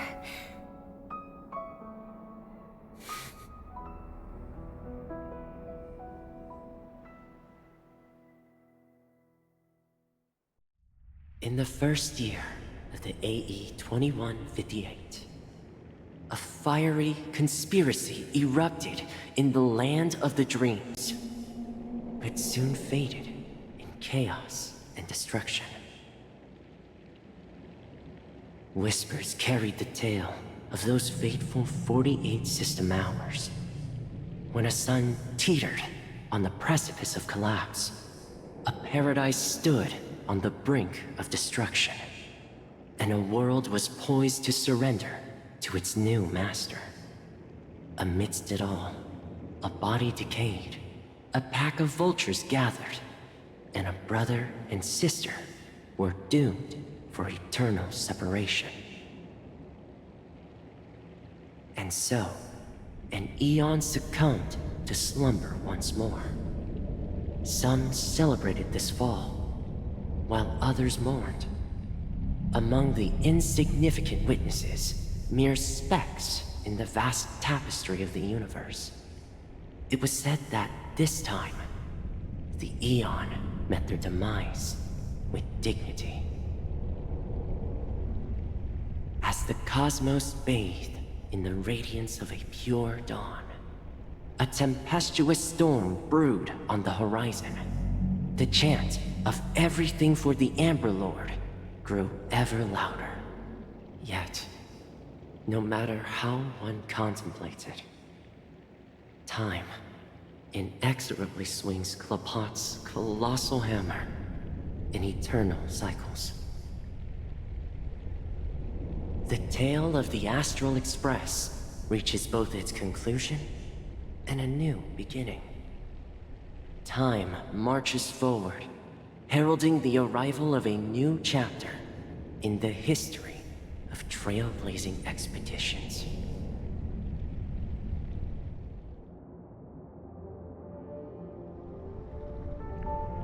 Brother, do you think the stars will fade away? Where did that come all of a sudden? Because the constellation that looks like a bird, the Torrent Eagles, looks a bit dim lately. It's the Torment Eagles. Don't worry, it's still there. It's just it's located in the inner ring of Penacony and can only be seen when spring and summer overlap. As for the question you asked, I think stars do die, just like people. But do you know, sister? No star actually belongs to the present. The light we see from them is from a long time ago, even after the stars perished. Their light will travel millions of light years, spanning countless years, to illuminate the night sky of another world. In our paradise, I believe there will be a star like that, shining with the same light. Its radiance will last forever, and its name will be happiness. No, not just one star. We should have 2 stars. Or maybe even more. Yeah, you're right. It's a deal. It's a deal, then. This is our promise, and nothing will sway our ideals. Yeah, you bet.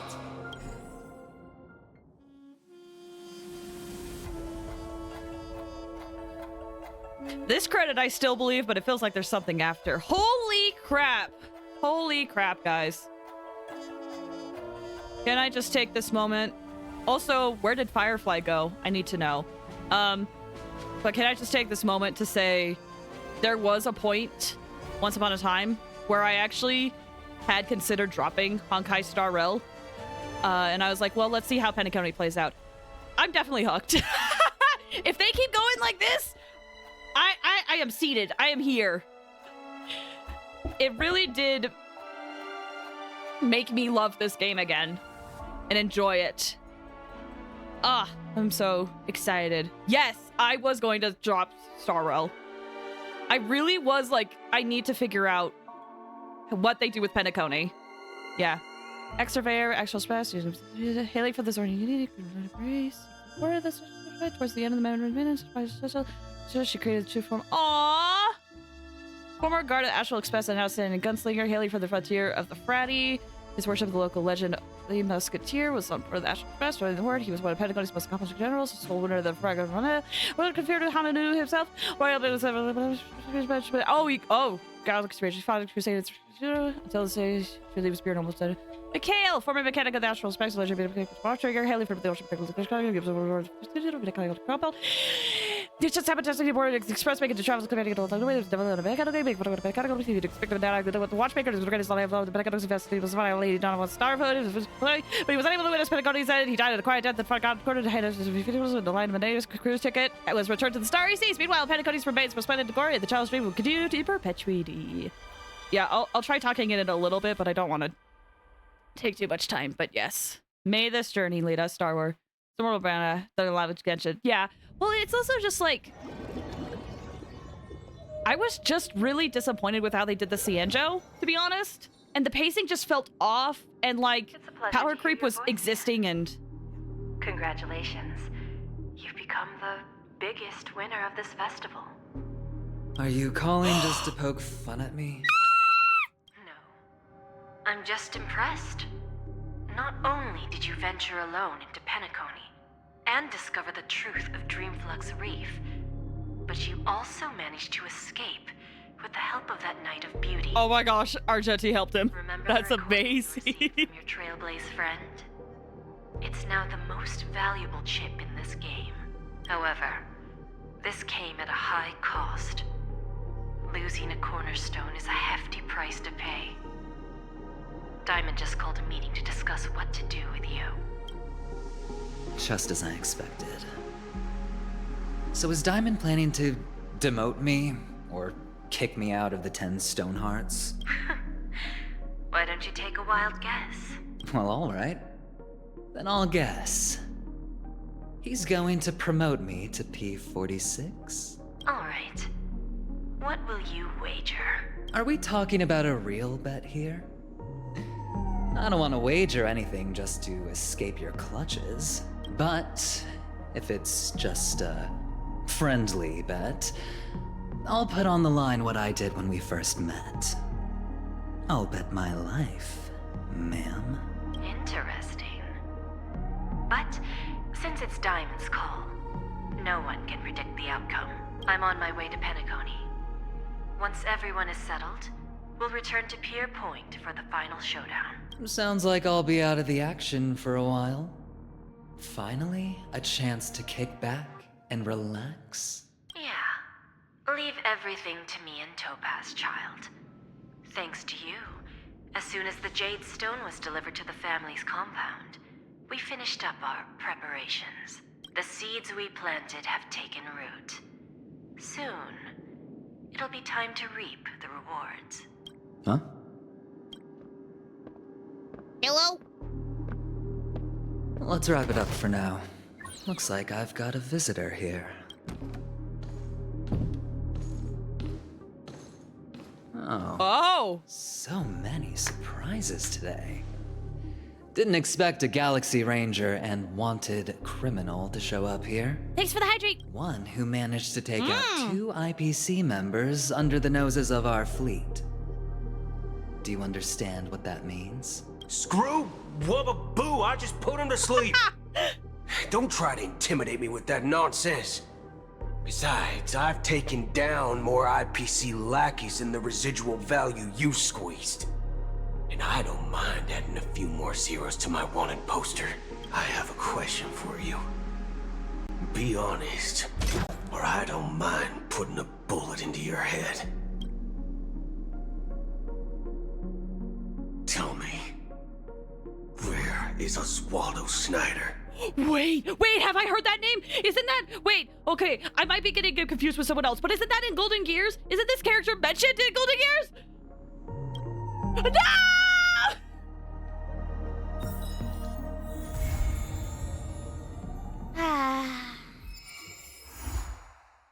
Alright, fine. You did it! I did it! Oh, I am so happy. What does my phone look like right now? My goodness.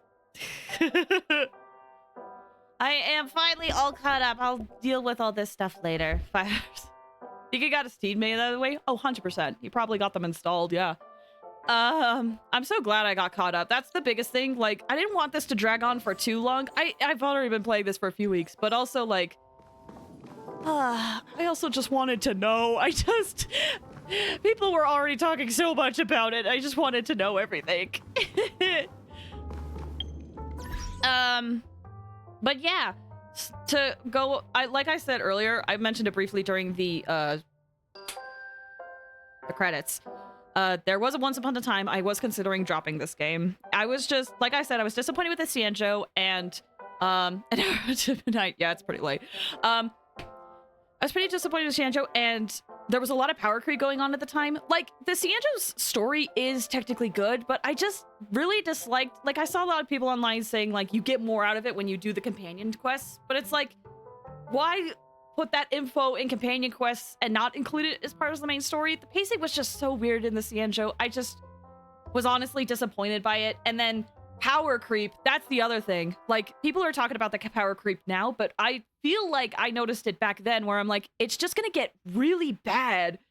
And I was like, I don't really know how I feel about this. So I was like, but I'm gonna wait for 2.0, see what happens with the story. I want to give it a shot because, you know, it could just be a rough patch. It could also just be, maybe this game isn't for me. I don't know. So I decided to give it, yeah, Death started with Jinglio. Well, that's the thing, is like, even before then, like, I really liked how the Cianjo started, but how it ended just kind of, I don't know, made me disappointed. I mean, chances are we're probably going back there, which it seems likely, but yeah, it's just, I was really disappointed by it. And it just felt like the game was like very directionless too. Like, it had this, it felt like No Man's Sky, where it's like, you can go anywhere, look at all these worlds, look at all these factions. And it just felt like they were throwing stuff at a wall. Penacony changed all that for me, because then it started putting like all the factions that they had talked about, they started making them more relevant. They started putting lore in the simulated universe more relevant, and they did a very good job with the pacing of this as well. Honestly, I really liked this last quest. I really, really did. This game released Who Cares Fast. But yeah, and it's also just like, it's also like, fighting is such a big implement in this game that you need to you need to make characters feel worth it, and so power creep just constantly happens. And like, that's one thing, not to compare it to Genshin, but that's one thing I do like about Genshin, is that there is power creep, but it's not necessary, whereas in Star Rel it kind of already exists, and that bums me out, but I know it's a gacha game, what can you do? So yeah, Penacony blew me away in ways I didn't expect. I have a little issue with Penacony stuff. I mean, maybe I'll have to think on it, but I'm super satisfied with Penacony, to be honest. Like, I don't know what your issues are with it. Like, I know it's not a perfect story, but for me, it was really good. Definitely my favorite arc so far of this entire game. Continue topic. Okay. Yeah, I really liked it. Really liked it. So I definitely am going to keep trying this game out for a little bit longer, because Penacony literally sparked my interest in this game again. Like, to a point I got super hyper focused on it. I could have been main story content myself. It can be hard, yeah. But I'm here. I am seated. Unless they continue to disappoint me, then, that is what it is. But if they keep going in the direction that they're going, I'm excited for the future, personally. Anyway, it's very late, so let me head over the end screen. Thank you guys so much for sticking around for this super long stream. I appreciate it so much. Next Wednesday, we're going to return back to Ocarina of Time, and I think next Thursday, we'll check out Cyno's Quest, unless there's something big I need to do in Star Rel. I think I want to check out Cyno's Quest next week. But thank you guys for sticking around. I know this is a long one. I need to go to bed. Have a good week, everybody. Take care. Bye.